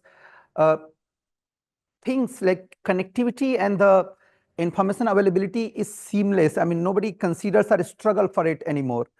And people like me in the beginning, at least when I was in India, I think we had to literally struggle. So for example, I did not speak English till 22 year of my age. I mean, only in the final year of my college, I was able to speak, and that's how I was able to pass. That's how I was able to get the degree. So nobody taught me English. How? Because then by that time, I had some access to, let's say, called internet in a very primitive form. So then I was able to teach myself this new language, which actually was needed for the degree itself. So yeah, so I think these societies, one way or another, are helped. I would say that this is self-explanatory to everyone. Just we have to recognize, but we have actually lost a whole lot. What we have lost is that I don't think there have been any month, if not weeks, when there is not a major data leak. Somewhere something. So there are lots of dashboard you can go and see. It doesn't become news because it has become common. It's no more a news, right? Unless something very big level things happen. And when it comes to infrastructure, etc., well, I think if you are going to the big vendor, probably they have become savvy now. They have the technology. But if you are going to a smaller vendor, a small services offering, some of the things related to denial of service, for example, you are hosting a simple service, trying to do a business, hosting a service, let's say you go abc.com, then it is possible that your competitor or bad actors can keep on sending, using a traffic generator, and keep on sending 1 million requests to your IP per second, just to root out your genuine customer, because they are logged out. So those kind of compromise actually has taken place. And in all of this, one important part actually, which actually impact everyone, is that because your identity, and I'm talking about technical identity basically. So you are a user who are consume actually a service, right? It could be a simple name, it could be an IP address, it could be a what is called digital certificate, it could be a key, it could be a number, it could be many things actually. But these identity, which is now digital, is actually a problem in the sense that it is possible someone else is going to steal your identity and actually mess up your stuff. It can lead to many consequences, including you can lose all of your money actually, other than other problems. So this is the problem we have. You won't hear, like I said, it has become so common now. So, I mean, while those were the technical problems, but what it has led to is that there is a serious intrusion of privacy because of some of these compromise. And because of either the weakness or the lack of technology, or actually advent of technology had enabled, for example, some of the state actors who actually can control our, your life based upon your identity. And cyber crimes, you see that I think many of you might have received some of the email or the information from either rating agency or actually IRS that your information was shared or leaked or compromised. So this is something, just one example of many that cyber crimes have grown, in a humongous way, I would say. Now, the last point I would notice that, so this is the advent of technology and one of the fallout. I think I do a lot of hiking in Yosemite. So one example, I'm taking up Yosemite. There was no Starbucks 10 years ago. And people used to complain that the coffee they had, that they say it sucks. I said, okay, you have come to wilderness. What do you expect actually? But anyway, that was my, but what do you want? A 5-star hotel service in the wilderness? Why do we have this wilderness? Anyway, but there is a Starbucks today, right? So, so the point I'm trying to make is that this whole expectation, and then because technology is enabling it in many different ways, there is this expectation that everybody is going to, have the same eating behavior, same mannerism. Everybody is going to celebrate Halloween, and so on and so forth. So there's a lot of pressure in many different ways. I'm from Northern India. We never actually drank coffee. We didn't even know coffee, literally. The tea, but you go there, And you will notice that, first of all, Starbucks has become ubiquitous in big cities. And second of all, this thing growing on is that, oh, you don't drink coffee? Why? Is it because I drank tea? I'm used to tea. Anyway, so this cultural homogenization is one of the problem. I wouldn't say problem. I would say that this is just a statement that this is happening across the board. This advent of information and technology is making, or this expectation that things are going to be homogeneous, means Starbucks need not to be available just in San Francisco city or downtown. It must happen in wilderness as well. So I think it has its own set of challenges, I would say. So let's think about it. So moving on. So what might happen? Like I said, not just AI. Technology is actually moving leaps and bounds anyway. So Web 3.0 is going to come. And of course, once you make this concept that something is getting in a distributed way, or something is going to solve one problem, almost always, it comes with some tag, price tag in terms of either security or usability and so on and so forth. So what I'm trying to tell you is that it is going to solve some problem, but it is going to bring new challenges, right?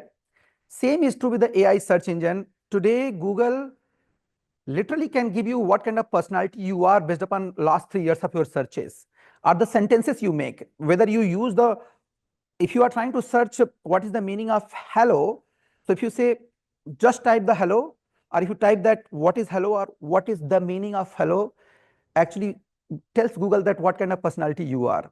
Do you have attention to detail? Do you take this way or that way some position and so on? So basically, and that's the problem, because in one way or another, you as an individual have been compromised in many different ways. So what I'm trying to tell you is that your AI-based search engines going to go many steps further, because first of all, you'll be forced to find their ways, some kind of prompt which are going to yield result 1 or result 2. And it is not just the change of the prompt, it is something telling about you. So this is going to actually create situation in many different ways. And then, although I would say quantum cryptography, I don't know how many of you actually know about quantum cryptography. Okay, some of you, good. Yeah, so basically the idea here is that the traditional encryption, and actually the traditional encryption was revolutionized by RSA. That's why we just had a RSA conference, right? Reves, Samir and Edelman, these 3 gentlemen. So RSA, the basic asymmetric cryptography came, and then bunch of whole stuff came later, has solved very well up until now, in the sense that once 2 endpoints, 2 machines are talking, you can actually encrypt the transport pipe in a way that everything is visible, the bits and bytes are visible, but no one can actually see or decode what's going on. So that is the backbone of internet, or when you say HTTPS basically, or TLS, it's the same thing. But what is going on is that these asymmetric key were just 2 numbers mathematically related to each other, and you could encode the data with one, and you could only decode data, not just the same key, but the other one. So if you have a way that you tell some guy the public key, and then you encrypt with that, and I have the private key, so then you have a way to talk to me securely, right? So this is nothing but a mathematical number with some kind of relationship. And it so happens that quantum computing is able to derive the relationship between these 2 numbers pretty quickly. Why? Because this mathematical relationship can be represented directly with the quantum state. So instead of going through the machine that which one matches or what is the polynomial, doing some calculation, you try to find one number and try to have n-dimensional lattice structure in the quantum computing. I'm not going into the detail. I'm also not quantum computing expert, but I can tell you how it works. So the point is that each of these mathematical number can be represented in a n-dimensional lattice structure in quantum computing state. So finding the counterpart is much easier job than the traditional computing, which means that if I have access to quantum computer and if I'm able to spoof your data, I can pretty quickly figure out what is the key to decode it. So that's where we are heading. So we are heading as early as 5 years, but as late as a decade max. All traditional cryptography are going to break. So that's why now quantum computing, what is called quantum resistant cryptography is coming into the play, which is based upon the principle of quantum computing itself, which is not possible to be decoded over there in no time. So, okay, this is coming. This is a good thing. I have yet to find any problem, but the problem is all of the traditional cryptography also had a problem, at least implementation problem, software implementation problem. So the bugs were coming left, right, and center for the first 1 decade, if not today. Even today, actually, bugs come. So if you see quantum cryptography, there are hardly 2 or 3 institutions and the set of people who are writing software for those algorithms. The what is called libpqc library, PQC, basically post-quantum cryptography. So that means there is a serious risk that we are going to deploy a piece of software written by limited number of folks, which is not vetted. So that's a security risk, actually. I'm just pointing to that. And similarly, I mean, I don't have to go further that AI agent, AI bot, etc., are going to bring their own set of challenges, because what was not possible to think about how many permutation combination can happen, or heuristic based analysis AI agents and bot can do. So what was hidden in terms of security, what was not exploited because it was not known, it is now all going to come to surface. So basically, this is going to add to security problem, even though all of these are going to help not only the technology growing in the right direction, but actually fortifying the stuff. So the goal that is that they are trying to fortify, but it will have its fallout. And coming to this artificial general intelligence, I'm not even talking, we are not even there, but whenever it happens, that will have its own set of challenges. But we are not there yet. Anyway, so yeah. So now going forward, so what we are going to gain, I think I explained some of this. What we are going to gain here is that because of this level of automation, we should be able to figure out the problem beforehand, which are hidden otherwise. I think I can already see some evidence of that. And the third one I'm going to talk, I think cybersecurity is going to be enhanced with the quantum computing, and one day we will have quantum computer, means when we are running this HTTPS blah, blah, blah, underneath it will run the quantum resistant algorithm. So you or I don't have to worry about what's going on. Underneath it will be protected. So that's where we're moving. Now coming to the second one and fourth one, basically, this is a gray area. I would say that unless we go to the level where chatbots and virtual assistants are actually talking to each other as opposed to talking to human, it's very difficult to see what problem they are going to create. But from security perspective, I can tell you is that in security, what it is my impression, and actually the data suggests that when everything goes well, goes very well. But if you find one, what you call bottleneck or one hole somewhere, it can just decimate the entire system. So basically, it just cascading impact. You somehow are able to interpret, go to and find the little bit of identity, and then some other tools you are able to actually hack it, and then with that of identity, you go to the system. You notice that access control is not right, so you go little further.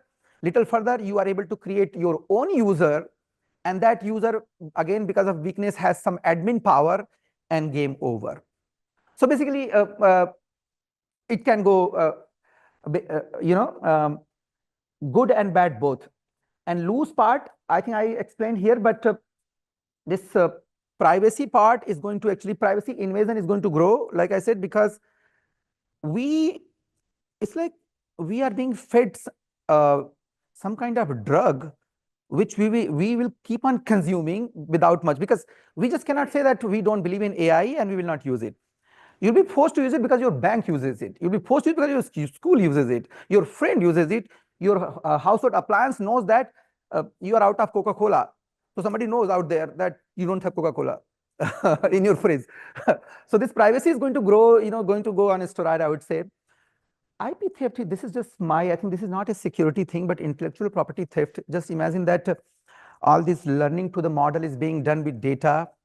And today we do not have any real meaningful framework how to protect the people who wrote those stories, made those paintings, literally. So this is a problem society actually is going to struggle. I'm just listing it out. Again, deepfakes and misinformation is, need not to go further. All of these things are already happening in many different ways. Yeah. And then Of course. So we might, so last point is that we are going to be bombarded with so much information, so many things, and that we are going to drown. So there is a chance that we are thinking like bots, like in some way. So we might just lose common sense, what is right, what is wrong, because something becomes the new normal. You know, if I write a story, if I'm a writer, if it has become a norm that my story can be used for learning and bits and pieces and paragraph can be part of the answer which I ask a bot, then that becomes a new normal, right? Anyway, so the moving forward, so what can we do? I would say, of course, all of us need to play a part that how privacy need to be protected, including intellectual property.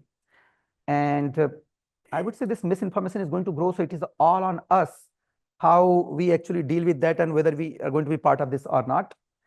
And I would say last two is that you have to be careful when you are actually spreading data using applications. You have to use the bells and whistle to make sure that you are protecting yourself as opposed to relying upon company default. Okay, so these are just common sense stuff. I would say I'm not doing. So okay, so my idea is that okay, so there is a dark horizon because a lot of possibilities are there which are going to create a situation where we may not have a real control. So things can really go bad. What we can do though is that we can create a what we call a designed or actually well thought out model. When I say industrial model, means companies need to do it, people who are creating new startup need to do it. So we have to find an industrial level solution to privacy. Same is true for industrial level solution for IP misuse basically. And of course, a lot of innovation would happen AI driven. We have to wholeheartedly accept and solve some of the problems I'm talking about using AI.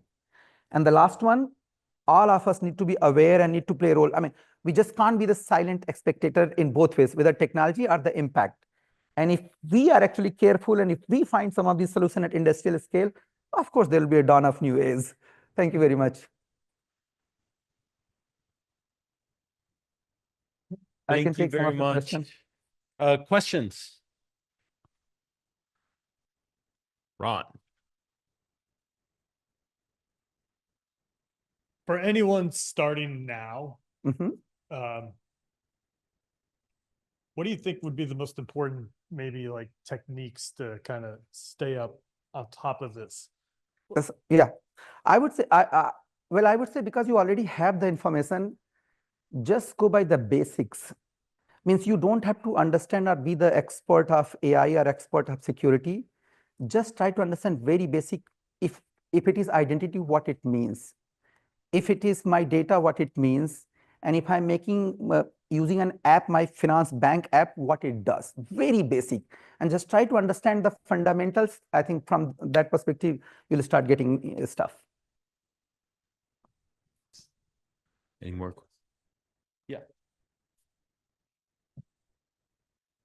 Thank you for the talk. Appreciate it. My question is actually the question you asked the previous speaker. You have left us at this crossroad of dark versus bright future. How optimistic are you that humanity will choose the right side? You in the previous slide, you also had this. You had a number of items, but one of them caught my attention: misinformation. I was reading recently that the cost of fighting against misinformation is more than 3 times the cost of actually creating the misinformation. Yes. So thoughts on all of those? Yes. I think this is just my personal thought. I very seriously believe that generally you don't file a broad framework solution unless things have gone really bad. I mean, seriously. So my suspicion is that, and because in the traditional security sense, it happened that way. Many of the industrial model, which I'm trying to talk, I was trying to pointing to, is that when it becomes so problematic to every common person is that either their identity is misused or they are actually being forced to follow a path, then this very same technology is going to create an industrial model and someone is going to make money to fix that problem. So when I talk about industrial model, I have a full faith that we are going to do the course correction, and in that process, we will make money. So this is going to happen.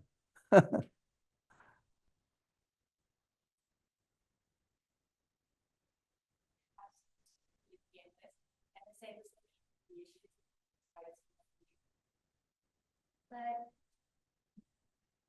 for many years, the ongoing story was it's too expensive and people won't pay for it. So how is that going to flip in the future that people are willing to pay for security? Willing to pay part, actually, I can't comment, but I'm alluding to this, is that because the data compromise is spoofing and identity compromise became so ubiquitous, then we have at least 1,000 companies in this small, beautiful city which are solving some of those problems. It might not be visible that whether they have done, but they have done remarkable job at multiple level, and many of those companies are profitable. Many of those companies, people like me work actually. So what I'm trying to say that at more technology level, not the society level, technology level, if you translate the society problem into technology level, some of the solutions are going to come from the very same industry which created the problem. And given that the problem is getting worse, there comes the business opportunity that if you get it right, if not retail like people directly, but the service, those who are offering the service would be willing to pay you. For example, your bank will be able to pay a company multi-million-dollar to protect the privacy of their user, protect the digital identity of their user. So that is going to happen. That's what I believe. Yes, yes, I do think. Yes. What he's basically saying is Cloudflare exists as a technology solution to a problem that was created by the technology itself, right? That's the gist of what he's saying. Yeah. We will see. We'll see. Thank you. Thank you, guys. I had a question. Okay, go ahead. Let's try and phrase this properly, but on a society level. So, as people, drown, right? Oh, as people kind of drown in the age of new data. Yeah. And they might be more willing to sort of compromise their data, or because they're not as inclined to educate themselves about privacy. How, like, wouldn't it be difficult to kind of push that education onto people? Like, how would you go about doing that? Yeah. To tackle the compromise of So data? so thanks for that question though. So I very seriously believe that pushing, educating goes only so far. So I, as a technologist, what I would like to do that if you enter your date of birth, if you enter your social security, I'm just going to bar it to be used everywhere, wherever I could.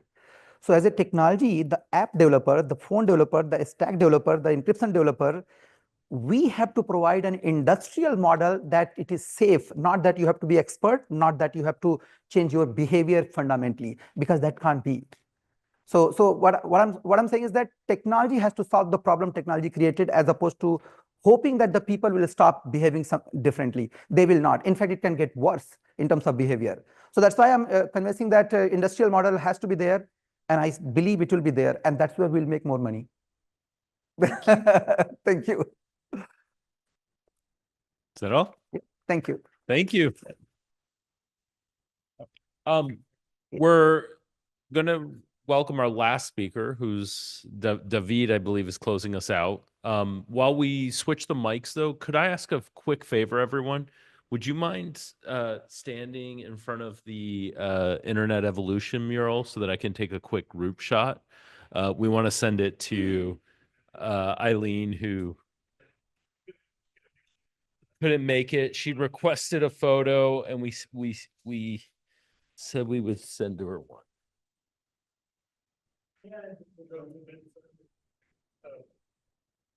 Behave.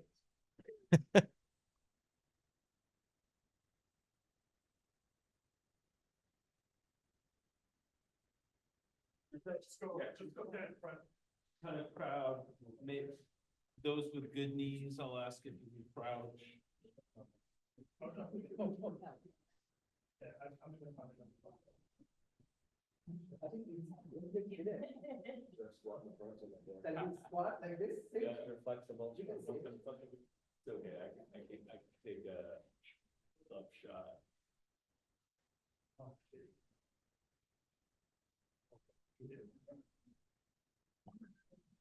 Everybody hold 10. Do the thing. Do the things. Everybody slide. You go. Slide. Slide.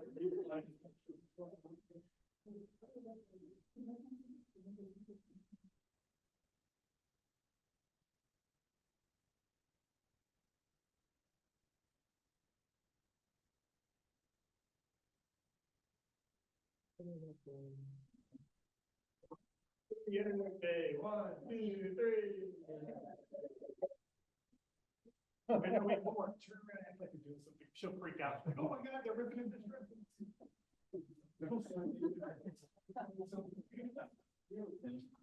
Quick, someone throw someone up in the air. All right.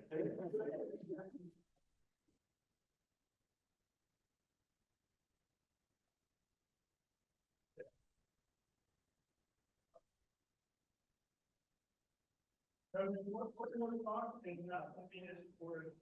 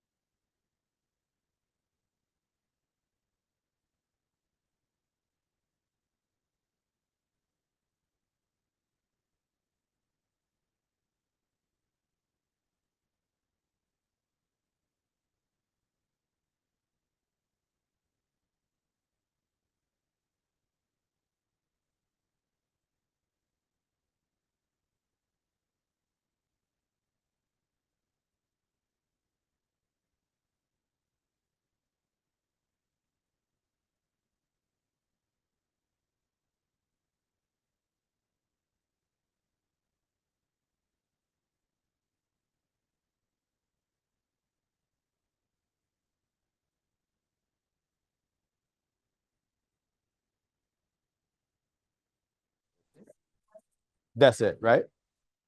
Got it? Okay, cool.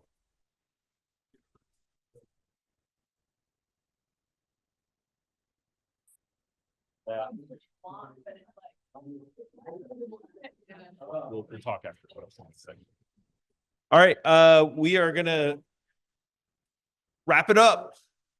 All right, so the final talk is with David. We heard him talk a lot earlier today, so I'm not going to reintroduce him. Yeah.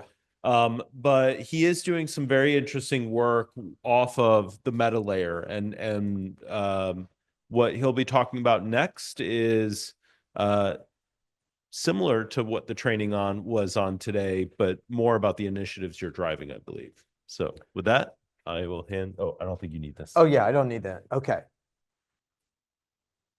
Well, awesome. All of you are probably thinking, well, what the heck is a meta layer, right? Deep made a lot of great points about, where we are now and the problems. Erica also talked a lot about the problems that we have and the lack of care and the need for more empathetic design. Well, this is your opportunity to provide your ideas to what the next level of the internet will be. There's a initiative that I've been working on for, it's been a number of years now, but it's called the Meta Layer Initiative, this latest phase of it, and it's looking to get a concrete idea of what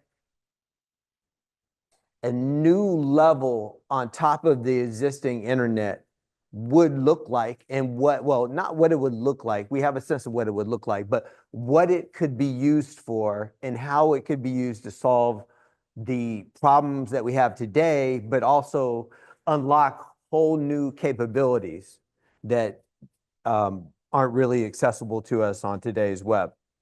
So this session today, we're going to talk a little bit about the today's web. Actually, I'm probably going to breeze through that because we've gone through that quite a bit, but we'll touch on that and then talk about, well, what is a meta layer? What might it look like? And what's an example of overlay application? Then we'll talk about the initiative that I've been working on. We have an open call for input, and it's based on this idea of desirable properties of a meta layer. And then we're going to do a group exercise. Well, I guess from my perspective, the most exciting thing would be is if all of you came up with an idea to submit to this call for input. Now, I don't know if that's possible here, but we have a lot of tools in place, including AI assistants, that could make that a reality potentially. So let's just jump into it. So today we have a flat web. Does that resonate with anyone, that the web is pretty much flat? Does it make sense? Okay. And there's a number of different problems, and these have been talked about more or less today. It's unsafe, the scams, the predators, data exploitation. Deep talked about these. Then it's completely fragmented, and that's why it's so hard to make meaning on the web, because the information is in silos, plus there's a ton of false information. Then you have essentially a lot of fake accounts Facebook takes down. Does anyone have any idea how many fake accounts that Facebook takes down every year? Okay, one guess. Another guess? How many? 1 million. Okay, keep going. 100 million, keep going. 1 billion? Can I hear 2 billion? 2 billion? Any more? 6 billion a year. So there's a lot of fake accounts. Essentially, we've got a web that's low signal to noise. It's separated into silos, and it's isolating us. Like, you have no idea who's on the web with you. I mean, on social media, you do the platforms, but from the standpoint of on a particular web page, you have no idea, right? I mean, one of my good friends and colleagues, he's into data sovereignty big time, and he made this point that there's 5.4 billion humans that are using the web, but yet when you're on a web page, you have no idea who's on that web page with you at that same time. Now, there's some web pages, there may be just a couple people, right? But there may be articles, popular articles that just came out yesterday. There may be hundreds of thousands of people on that website that are thinking about the same thing as you. It brings a whole new meaning to that idea of being on the same page with somebody. These people that we're on the same page with, some of them actually probably have information, conversation, ideas that we would totally resonate with, that it maybe we even need to hear to really move ourselves through the next level of our own trajectory. But we won't ever meet them. Not on today's web. You will never meet them on a web page. Because people, it's like ghosts, right? You just don't know who's there. So What does that means that we're diminishing the possibility for connection, for spontaneity, for synchronicity, for collaboration. Collaboration is a big one. We need to collaborate at a whole new level. And my contention is that with today's web, we cannot have conscious, informed choice making at scale. Like there's not a real way to make a movement go that just crosses the globe, because there's so much silos, and information are in silos, people are in silos, and in echo chambers. It's just not really that possible, because we don't have a shared reality that we're all able to see at the same time and navigate from the same place with the same choices. This whole thought process that there's this possibility that above the web page, above the content that we consider the web, above this flat web, this is all decentralized public space. So above any web page, above any image, above any piece of text, there's actually decentralized public space that could be occupied and used.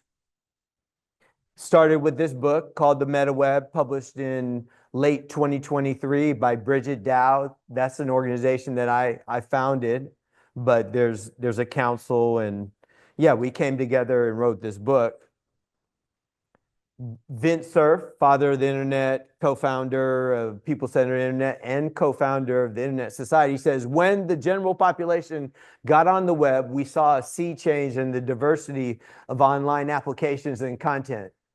Alongside the smartphone, we have seen a rapidly proliferating array of behaviors, content, incentives, and side effects, most of which were not squarely on our radar 50 years ago. I agree with the premise that accountability is an important consideration for the next iteration of the web. While I have concerns around scalability and implementation, the notion of a meta environment above the web page is directionally interesting. Overall, the book presents a creative argument that warrants further discussion and exploration. And so that's what we're doing now. That's what we're doing today. Today is an extension of what he's talking about, this exploration. We're looking to see what the desirable properties of a meta layer might look like. But before that, let me talk about what's possible when you start having this possibility of a space above the web page, potentially a digital public square, decentralized public space above the web page. Well, you can have safe digital space where everyone that you meet is a real person in good standing with the system. That's possible. You can have the possibility of people having presence on a web page. So when you go to a web page, you could actually potentially see all the other people who are there on that site at the same time with you. And the way you indicate that you want to see them is by going visible. So you would be able to see all the other people who decided to go visible at the same time. So anybody who doesn't want to be seen, well, you just don't go visible. You don't see anyone, they don't see you. You could see people who were on the web page or people who had been on the web page, potentially, if people were allowing for that information to be seen. And it's got some interesting things for both people you don't know, because let's say you're on a highly specialized website that's about information that you're doing some research on, or whatever the case may be, you have a strong interest in. Someone who's on that same site, same page, they may have some information that would be really helpful for you right at that moment. There's a conversation that may want to happen. On the other hand, it may be someone that you know on the website. And wouldn't that be amazing if I'm on a website, reading something about AI agents, and I see that Ron is on that same website, or maybe he was there yesterday. He was reading that same article. Well, I say, hey, Ron, I just noticed that you were on that same website article that I was reading myself. I thought it was really intriguing. What did you think about it? So yeah, it was awesome. So yeah, and I want to know a little bit more about that, a little bit deeper. But yes, I mean, there's just this whole notion that we can connect and have new vectors of conversation that wouldn't have happened otherwise. And then on-page interactions, this is the notion that you could have access to hundreds, if not thousands, of different tags that you could place on pieces of content, and that other people who are within your community would be able to come and see these tags. So it could be a conversation, a poll, a bridge is this notion of having basically a link or a connection from a piece of content on one page to a piece of content on another page with a relationship. So just this idea of on-page interactions is not only these basic ideas that I've just talked about, but anyone being able to create a piece of code that then could be put out in the world such that other people would just be able to attach that code to pieces of content on the web page. There could be a debate one. There could be an ask me anything one. There could be anything that someone just thinks is an exciting piece of information or exciting interaction, or maybe it even just fits with whatever industry they're in. Maybe it's only useful on sites that have to do with Arabian horses, but there can be this basically computation that is attachable to content anywhere on the web. So these are the types of things that are possible. Let's just really quickly go through some of the things. All pages become interactive and shared, so people can coordinate, comment, and build upon pages. So a web page is no longer the end of the conversation. It's just the start of the conversation. It's the contextual footprint for worlds of information that can be built up over the years on this one web page. Shared substrate for human AI interaction. So we can do this layer such that it is safe for humans and AI to interact at the same time. Talk about that a little bit later. Federated identity and accountability. So we can basically build in accountability in a way that essentially allows people to interact in a space, but yet the things that they do will stay with their identity. Their identity is decentralized, so no one can actually like dox them or whatever. No one can essentially uncover them without their consent. They own their identity, and they need to say, yes, I'm willing to allow this person to know this about me. But yet at the same time, because their activity is tied to an identity, they are accountable. The stream, those traces of interactions that Deep talked about would stick with that decentralized identity. And then one of the really interesting things around this that any community can essentially have its own layer on top of the web. So it has the governance layers to ensure that the way that particular part of the web, that particular layer over the web works is in alignment with how that community sees the world. So they may say, well, agents or AI bots cannot reach out directly to anyone who's less than 18 years old. I mean, that might be what one community wants to say, and that would be up to them to set those rules in place. So anyway, those are kind of like the possibilities of what a meta layer can do, just to give you a little tidbit on it. But what I want to talk about now is what it looks like, because you're probably like, oh, that's crazy. He's talking about all this stuff, but man, what would it look like? Well, it looks like today's web. You've all seen tool tips, you've seen pop-up forms, you've seen videos that pop up over web pages. You've also gone to YouTube, and you notice when you move your cursor to the YouTube video, controls come along the bottom that allow you to pause it and change the volume and add captions. All these things are on another layer. These are not on the base layer of that web page. These are things that are essentially layered on using what they call a z-index. But I think most people, if you've used some kind of application like Canva or some other type of application, you know that there's this ability to order things. So you can say, well, I have these two images, but I want this one to overlap the other one. This is the same thing that we're talking about doing, and that's why it looks just like the web. The meta layer is just another layer on top of the web that uses the exact same tooling that we already are using. It's using existing technology, and the thing about it that's different is that this layer is not controlled by the person who made the web page. And it's not controlled by someone who created maybe an extension, because there's password managers, there's annotation tools like Hypothesis, there's Honey, which allows people to see coupons so you can get the best price. These are all things that also layer, but those are siloed.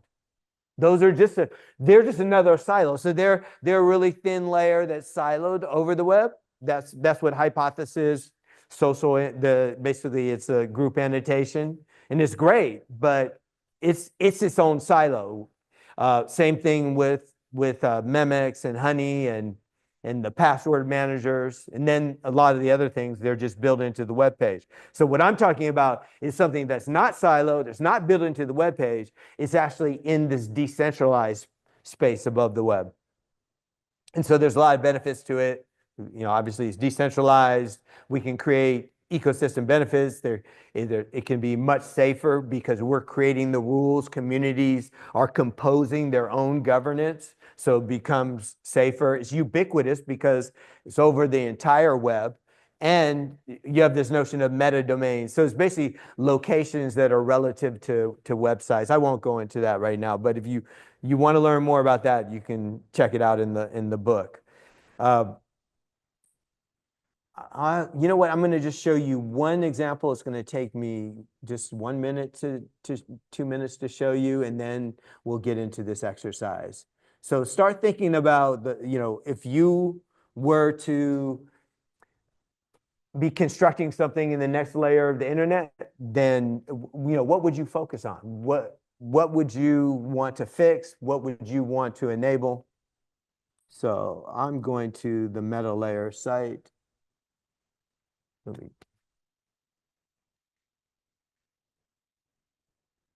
And let me move this thing.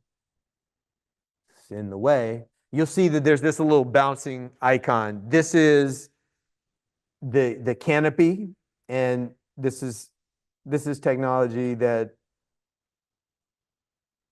my group put together. I'm not sharing. Oh, there it is. Yeah. Okay. So here's the canopy. This is an example of a meta layer application. Right now, it's not operating in a browser, but I'm not sure. What do you mean? Oh. Okay. I see what you're saying.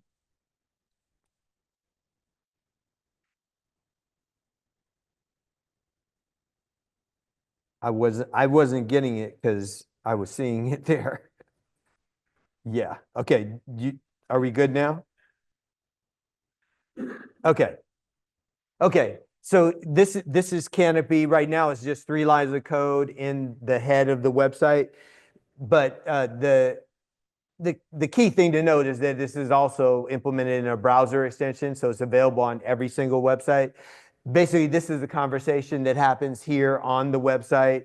It will stay there with the website. This could be on any website, and there would be a list of people who've been to this website as well. Right now, there's no one else here except for Jamie, who was here last week, but this could have hundreds of people, and you could go over their profiles and get more information about them and decide who you wanted to reach out to. So this is just an example of what a meta layer application could be. So for now, what I'd like to do is show you, go back to the presentation real quick, and then see if it's possible for us to jump into this. Okay, where's that presentation? Right there. Okay. Okay, there's a call for input. We're looking for ideas on what the desirable properties of a meta layer are. There's a bunch of ones that we've already identified: authentication, accountability, participant agency and empowerment, data sovereignty and privacy. What's that? Oh, yeah, full screen. Okay, got it. There's 3 that are on AI governance and safety. There's a bunch on security, transparency, and trust. So basically, there's a bunch of different categories here, and we are looking for ideas about how to extend these. We have some basic ideas of what these are, but we also understand that it's really important to get the input of other people. And we've noticed we've had a call for input open about well, this is the second one. We did one last year. We've got about 50 submissions so far, and I'm putting up this idea board because if any of you would like to do a submission, we could probably accomplish it in 5 minutes. And this would just entail you using the AI assistant that we've set up, and you basically give it a basic idea, and it will work with you really quickly to turn that into a submission. Anyone want to try that? We could just try it live up here if someone wants to be the guinea pig. Yeah. So a submission essentially identifies extensions or clarifications to this list of desirable properties. And we just be looking, I guess we can just probably do one collectively as a group. So is there some subject that someone would like to explore in the next 5 minutes or 3 minutes? Like, how can we improve the web? What would you like to see on the web? So I'm going to go to the call for input, go to contribute. Real-time sports data, okay. So I'm going to go to Bridget is the AI. So real-time sports data. So tell me a little bit more.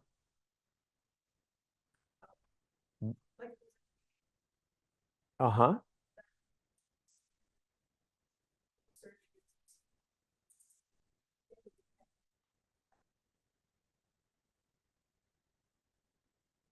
Sports live or see the stats live or both?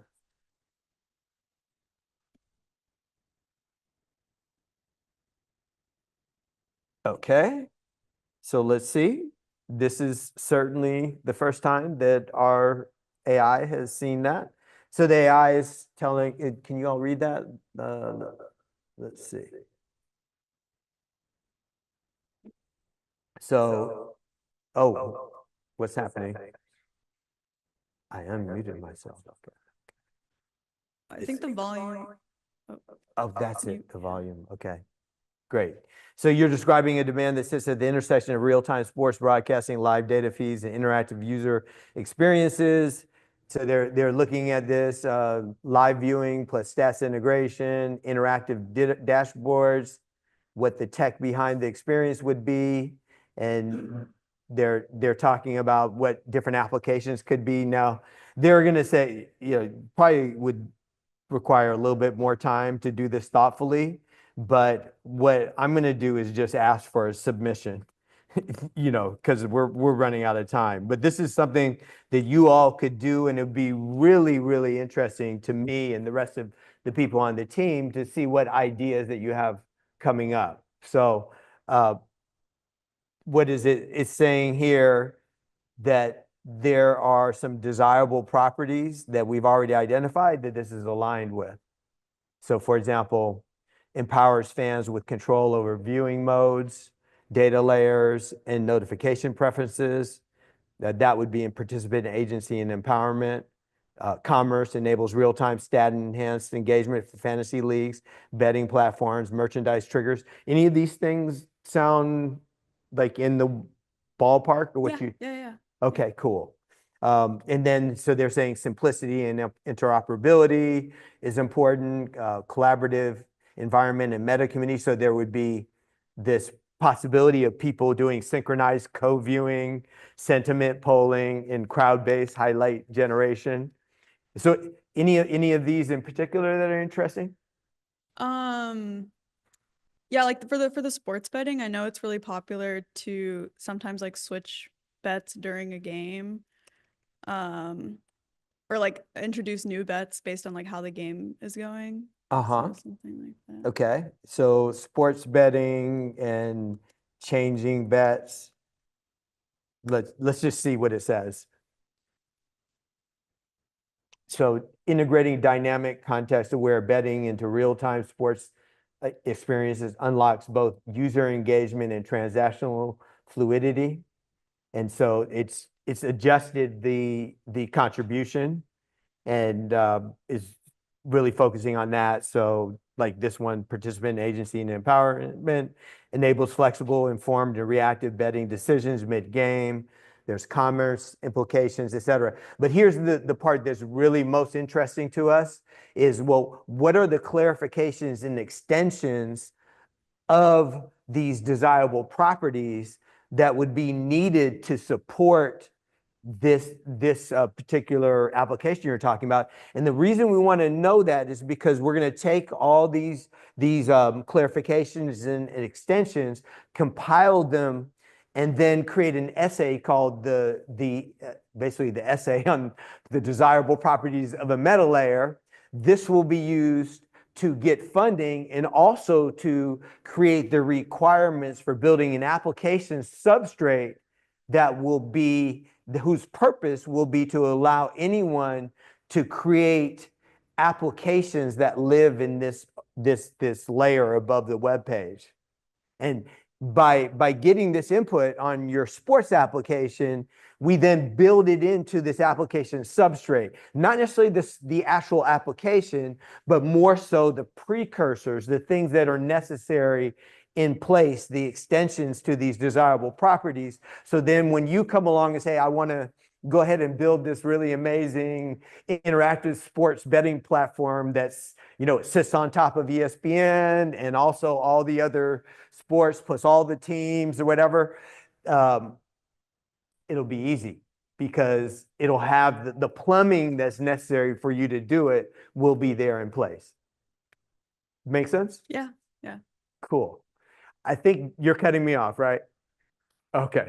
All right. Well, thank you so much for that example. That was really helpful. We do have a small amount of time for questions, though, if people have questions for David.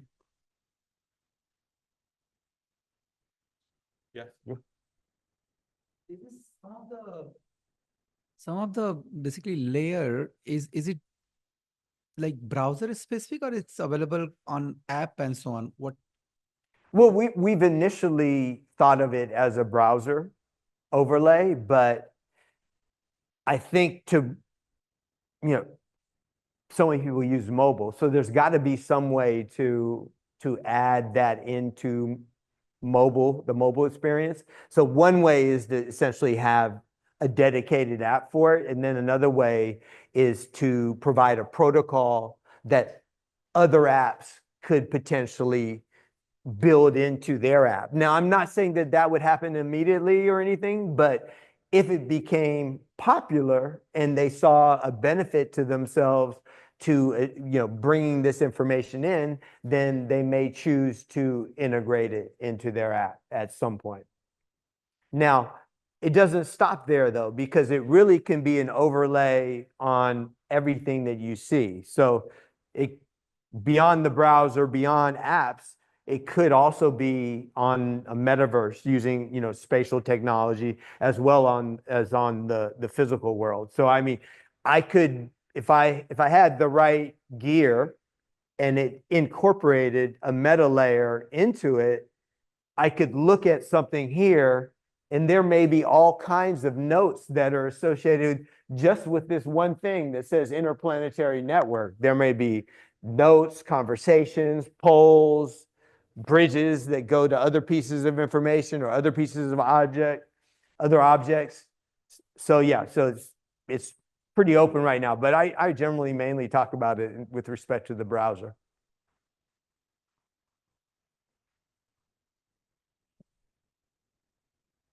I have a question about navigation and what the meta layer, like how do you traverse or go between? Are you going like across like the current, forget the word used for, but like the flat internet, and then you're going up, or like how are you actually going back and forth in between these different spaces? The way the meta layer has been envisioned, it has a component called attention triggered or attention triggering or attention triggered navigation. And so the idea is as you move your attention on a screen, so let's say it's a cursor because you're on a desktop or a laptop, if there's something near where your focus of your attention, like let's say this area, if there's something attached to that in the meta layer, then it pops up with a badge. The badge has a number in it. That number is the number of things that are now accessible to you because you've moved your attention here. So you don't see any of that until you actually move your attention near something that has the meta layer information. Then you tap that badge and it pops up with an overlay that just shows you all the things that you now have available to you. There's 3 notes and 4 connections to other web pages, and there's 2 conversations, and there's a poll, but it's all just clickable from here, from that piece of information that you're focused on at the moment. And a follow-up, thank you, by the way. And it's persistent. So like, say we're both looking at the same thing, we're going to get that same portal to go to that same layer. Yeah, if you're in the same community, you'll get exactly the same thing. There's the connections, the bridge connection I was talking about, those transcend communities, but conversations don't. Although you could post your conversation to your conversation smart tag, you could post that to multiple communities, but it wouldn't be available for someone outside of all the communities that you've posted it to, unless you posted it public. There is also the possibility of putting something, out there completely public as well. Thank you. I think, okay, Yeah, I'm trying to understand it. So is the meta layer like including things like Google Chrome extensions, or is that a separate thing? No, it would be implemented as a Chrome extension initially, but then maybe there could be other extensions as well, maybe at some point. So is the meta? I guess I'm just kind of confused on what's the difference between a meta layer and using something like a Chrome extension. Well, the meta layer, one of the pathways that the meta layer would be accessible would be through a Chrome extension. So I would say that a Chrome extension now, to a certain extent, it's actually a meta layer application. It's just that they tend to be completely siloed. So they're not tapping into this full vision of being able to work through many different communities, communities having their own governance. And So the applications, so the main difference is that in the meta layer, the applications would be able to talk to each other. Applications, communities, yeah. I mean, communities could govern themselves.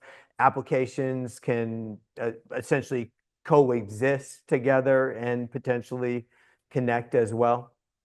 Agents can live within basically operate within this environment in a way where they're constrained as well, which is a big differentiator. Basically, from a technical standpoint, what we're looking at is essentially a trusted execution environment that humans and agents go into, and all of the actions of the agents would be written to a blockchain. So they'd be auditable, and at the same time, you'd be able to constrain what API calls and what smart contracts that the agents are even able to execute within the layer. So there's a layer of control, essentially. Time for one last question, if anyone has one. Here's one. All right, well, I'll try to make it really quick. If I could ask two really quick questions. So like if you're on a website and you log in to your account, this conversation stops because there's no one to talk to because like you're on your personal account. Does that make sense? If there's no one there, then there's no possibility of conversation. But if Right. other people are on that website at Like the same my time, account, like no one would be on my account technically of like a Well, login. when you log in to this, you're on your account, but you're within this layer that also other people could be on. Now, your location is based on what page you're on. So if other people happen to be on that page at the same time and they decide to be visible and you're deciding to be visible, then you'll see each other. Okay. But if you're not being visible, then you won't Yeah. see anyone else. Yeah, yeah. And how like for high traffic like pages, have you thought of like like channels? So like people aren't just like spamming like one channel. Well, that's kind of the idea of the communities, Yeah, the yeah, meta communities. But I mean, I think the idea of channels is a really interesting one as well. And, that's what this call for input is. I mean, I think that, yeah, that's a really good idea. Thank you. Thank you. Thank you, David. All Round of right. applause. Thank you. Let me get this up to where are we going? We're going back to the presentation, right? Yeah, I was just gonna say that.